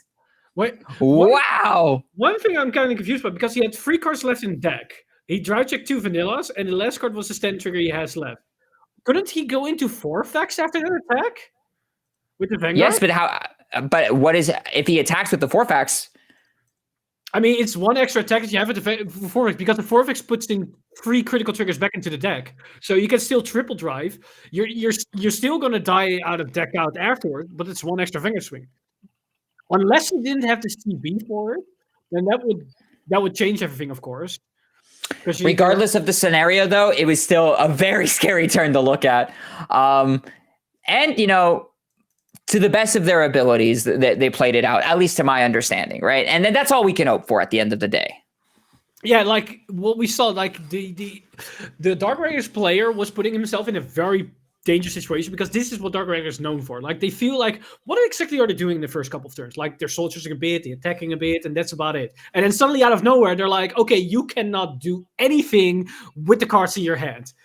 So basically, they're telling you to just die. Like essentially, that's what they're doing. Like pretty much, yeah, absolutely. Just having that ability to get your guest steal online, and then having the ability to have hope on damp on top of that. It's like all that farming that Hakase managed to do. He's like, you know what? That doesn't even matter. Don't even do any of that. But no, yeah, Hakase just planning it out perfectly, and that's one of the key things, of course, to always keep in mind, right? You always want to try and map out, no matter how scary the scenario may be. Always try to map out your damage. Always try to map out what you have in your hand and what could potentially your opponent do on their attacks and how you could potentially circumvent that. And I think that's a very nice example of what we saw here. And both of them played it very well. Yeah, especially knowing with what position Hakase was at the beginning of the game. Like G assisting, no grade 1s, no grade 2s. And it looked like he was out of the game right then and there. And then he managed to just suddenly out of nowhere start drawing all these cards, filtering his deck, putting all the combo pieces in drops and basically be at full power. So that's the power of not only the clan, but also a pilot that knows how to navigate in those tough situations. Because there's definitely a lot of players that will crack under those situations. But at the end of the day, I'll be excited to see if that is what it took for Hakase to make it to the top 8. And we'll know what the top 8 is in a little bit. And I'll be excited to see it. Me specifically. I don't know about you guys, but I'm very excited to see a particular chart come out, if that makes any sense. I mean, now you don't have to ask anybody for the information. You're like sitting your life to witness it. But hopefully you guys are also sitting your life witnessing the top 8, because stick around for a moment, because we're going to be back in a few minutes to see what we're going to face off and what we're going to see tomorrow. Because if you thought today was exciting, expect even more fireworks once we enter the top 8. So stick around and see you guys in a hot minute.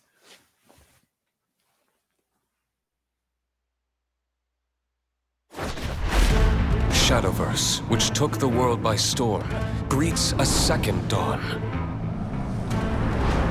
As a trading card game. Arise, warriors.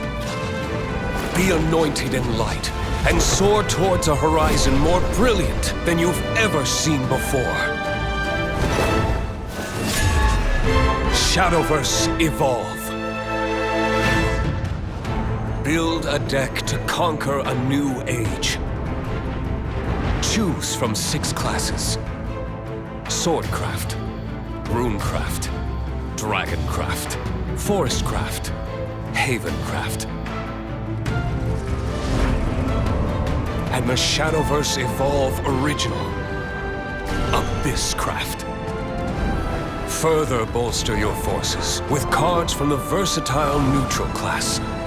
And grow your power beyond reckoning. Storm the battlefield with powerful followers. Or control the tides with masterful spells. The future glows at your fingertips. It is time for the newest chapter of our long, ever-shifting story.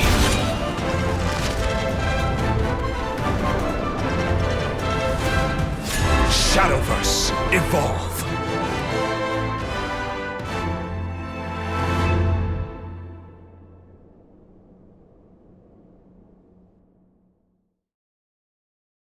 For our fellow card fighters and Saniwa, your powerful Token Danshi will be making a return in Token Rumble Online 2023.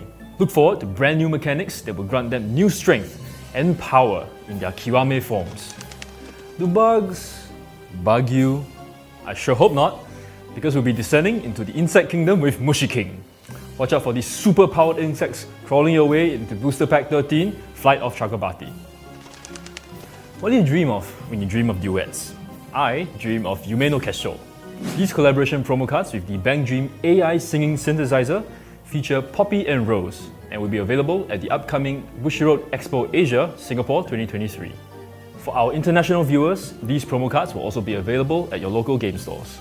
Stay tuned to our social media channels to find out how you can redeem these promo cards. And here's the recap for Cardfight Vanguard.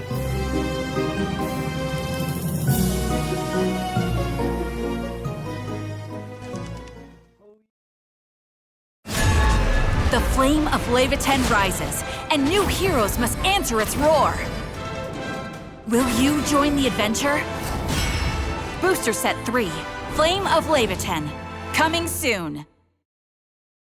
Weiss Schwarz. The name of Eins Oregon continues to expand on the stage of Weiss Schwarz. Booster Pack Nazareth Tomb of the Undead Volume 2. Now on sale. Bushiroad.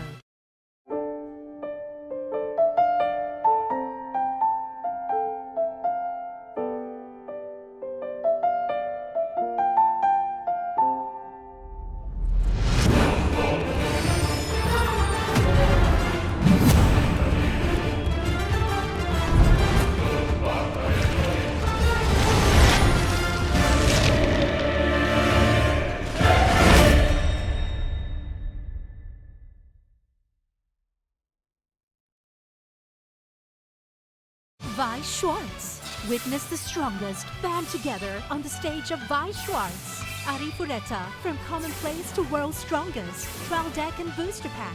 On sale November 17th. Bushiroad. Weiss Schwarz. The Kansen of Azur Lane join the battle on the stage of Weiss Schwarz. Trial decks and booster pack Azur Lane. Now on sale. Bushiroad. Cardfight Vanguard! What's that? It's a grade 11? Can Team Wildress create a new future? Booster Pack, Flight of Chakrabarthi! Bushiroad!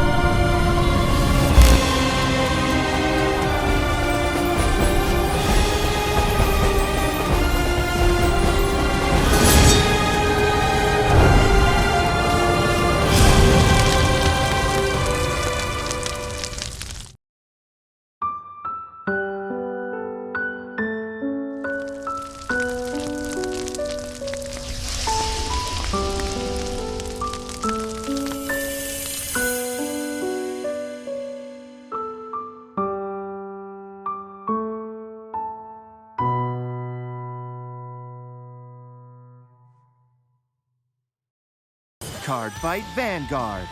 I sever and manifest causality. Boldly cast to the side this feeble, unstable world. Booster Pack, Evenfall Onslaught. Bushiroad. Cardfight Vanguard! Encounters with heroes. Stories that will shape your soul are waiting for you. Booster Pack, Clash of the Heroes. Bushiroad! Weiss Schwarz. The Stage Girl Silver Screen Review is now a card game on the stage of Weiss Schwarz. Review Starlight, the movie booster pack. Now on sale. Bushiroad. Are you dreaming of becoming the world champion? Don't let your dreams be dreams. Take part in the upcoming World Invitational 2023 Last Chance Qualifiers for, well, one last chance to qualify for the World Finals. The Last Chance Qualifiers will be open to all participants except those who have already earned a sponsored invite to the World Finals. I know many of you are raring to go, so here are the locations where the Last Chance Qualifiers will be held.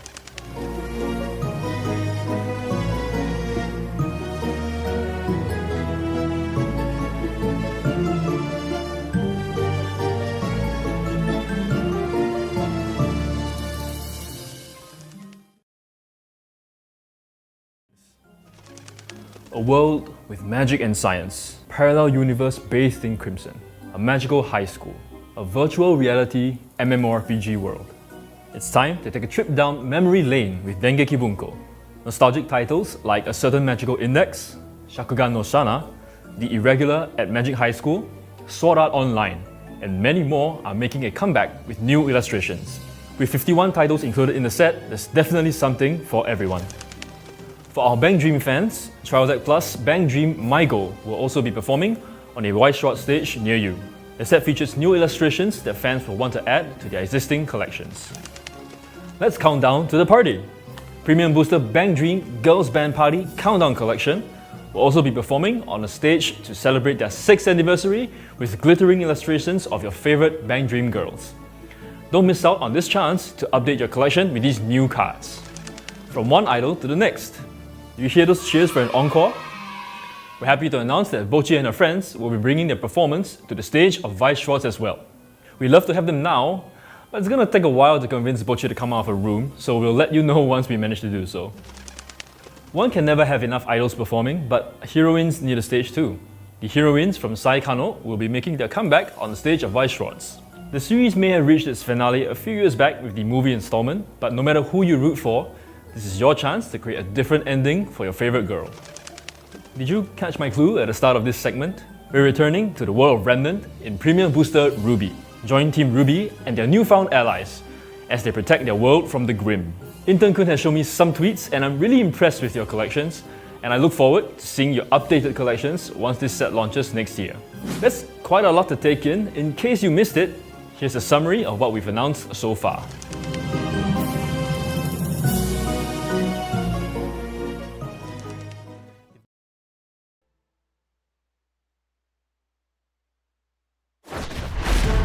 Shadowverse, which took the world by storm, greets a second dawn. As a trading card game. Arise, warriors. Be anointed in light, and soar towards a horizon more brilliant than you've ever seen before. Shadowverse Evolve.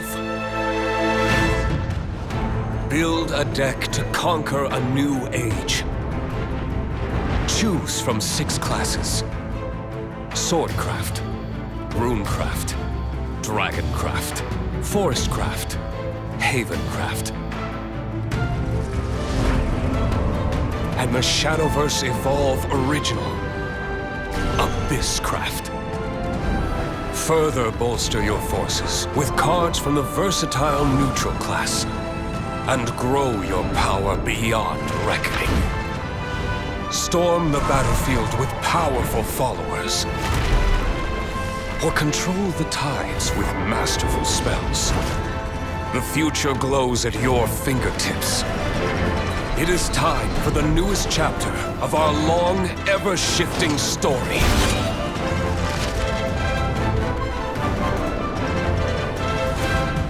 Shadowverse Evolve.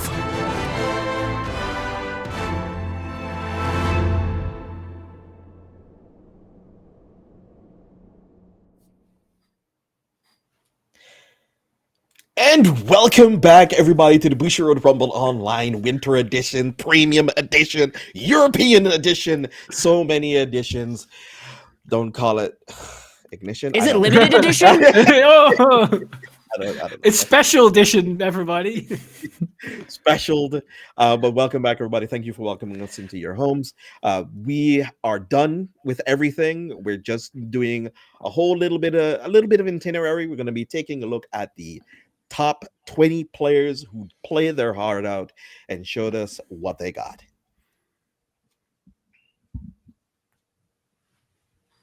So as we can see here, we have the number 20s up to 11. So these are the players that went X3, X2 that sadly just didn't made it into top 8, but still players that can be proud of their performance today. Some, I believe, we've seen on the stream, or some of our known names in the community. But let's go over those real quick. So on 20th place, we have Liam with X3. Then we have What I Seekers on number 19th. For 18th place, we have Lloyd R. And for 70, we have Toby TCG, a known name in the community. And then we'll also have for 16th place, Sasso Paito. And finally, rounding up the X3s, we have Saram for 15th place. Now, going into the X2s, we have on 14th place, Brave Mill. Then on 13th place, we have Sean Chua. And for 12, we have Aces. I believe we've seen this person on stream, or I believe it's a previous edition. And then on 11th place, running on the first 10 we have here, we have Bafa on 11th with X2. Now, if we move on to the 10th to first, I think I will give it to you, the floor. Oh my goodness. All right, so let's talk about the X2s. So in 10th place, we have Kaiju.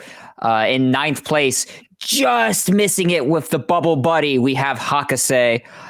In 8th place, we have Darren. And then in 7th place, we have Ryomen, which I believe we saw on stream with the Shiranui. And then in 6th place, we have Yanal. And then, this is a fun one. In 5th place, we have Mana! And it must be said with the exclamation points, I needed to be pointed that out specifically. But JJ, if you want to take away the top 4 now. All right, and then we have the X1s into the XO. We have Ares, our Mega Colony mastermind. Then we have Chadson, Sage. Sage 1804 with his X1, and we'd also have Entropy with his 7-0 undefeated into Swiss. Then we'll be taking a look into the top 8 in a second.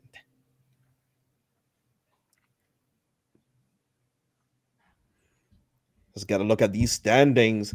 Fuzzy, what do you make of these standings here? Who are going to be going against who right now?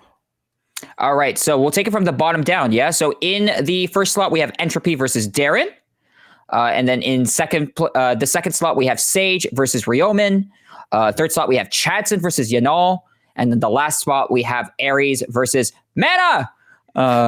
So this will be a very interesting and a very interesting breakdown. We definitely see a lot of different names from a lot of different regions. And it's just one of those things about BRO I just love to see so much. And I'm very excited to see the play out for tomorrow. Yeah, a couple of these players, we know what they play because we know that Sage is playing, I believe, the Fortiel, one of the Fortiel Loop editions, and we know Roman is playing the Shiranui deck. And Entropy, we've seen it on stream, but my memory doesn't serve me. Do you guys remember? Was that Mega Conley or? Entropy was Mega Colony. Okay. So I remember correct. So we know that Mega Conley is Mega Conley, but I believe the rest we haven't seen. So these are like surprises for us. What we're going to see in top 8. So we already know 3 interesting decks. We know what they do, but then we have 5 more players as well. Yeah, so I would like to thank all of y'all for all of the players who ended up taking part in today. You guys played fantastically. No matter how much we will backseat you guys or whatever. I mean, we're here for a reason. We're part of the Peanut Galaxy for a reason. We can't do as well as you guys, so if you can't learn, teach, right? So we're gonna be here to help you guys out, to help the common folk like us. Well, I don't know about you guys, but I was promised peanuts in a peanut gallery. I don't see any peanuts here. Trust me, we got you with them European hookups. Okay, cool. They're just in the mail, right? They're just in the mail. I thought you got them during your trip to Europe in the airplane. Yeah, exactly. But I will say though, commiserations to the people who couldn't make it. But I would like to thank the people who did take the time out to join. Make sure, I would also preface this, I didn't mention it in the beginning of the stream. Make sure that you fill out the questionnaire, because there was like a couple of people who are getting very used to the Bushiroad Navi app that I am very proud to say it has been doing a stellar amount of work in a lot of the BCS events that I've been able to attend. Being able to relax, sit down, and just click, hey, I just got beat by my opponent. Can I go eat a burger now? It feels really good. The thing that feels really good about the Bush Navi is not having to walk to the other side of the venue, stand in line to figure out what my table is. Just this is my table. Awesome. Exactly. All you gotta just look for the table and just like have enough time to talk to your opponent and just chill out and relax and not have to scamper around the whole event. Feels so relaxing. So be sure, guys, to fill out your questionnaire, because then they will omit you from the tournament and not allow you to play if you don't have yourself registered with the questionnaire. So be sure to do that. That's very important to attend to these events. Absolutely. It's just one of those scenarios that'll help your experience overall. Not just for you, of course, but of course, for everyone else that's playing as well. So do yourself a part, help yourself, and then help others. Especially, and don't forget to sometimes you need to double check if you need to enter your deck log twice, because you don't want to be me that forgets to do that. Yes, I did that, JJ. I filled in the questionnaire. It said decklog. I forgot you need to put in your decklog separately. Exactly. So it's handy dandy. Hopefully, we get to see you larger content creators by Fuzzy and then Eric maybe possibly make like a video kind of showing everybody else how it's done. So who knows? Give some help to the community, help your community members. But with that being said, thank you all for watching. Thank you all for tuning in and stopping by, letting us into your house. Be sure to tune in tomorrow for the top 8. Take care. Also, right before we go, don't forget, we're going to have another stream right now with NA. It's going to go very soon. I think they haven't started just yet, but if they have started, we're going to go straight into them. And otherwise, stay around. We're going to see either the tweet on social media when it's going to live, because if you thought this circuit was exciting, you never know what all those Americans are going to go up to. There are some crazy folks out there, people. Yeah, those Americans, I don't know what to say about them. Yes, from all of us Europeans to our fellow Europeans across the ocean, have a good one and take care. Take care, guys.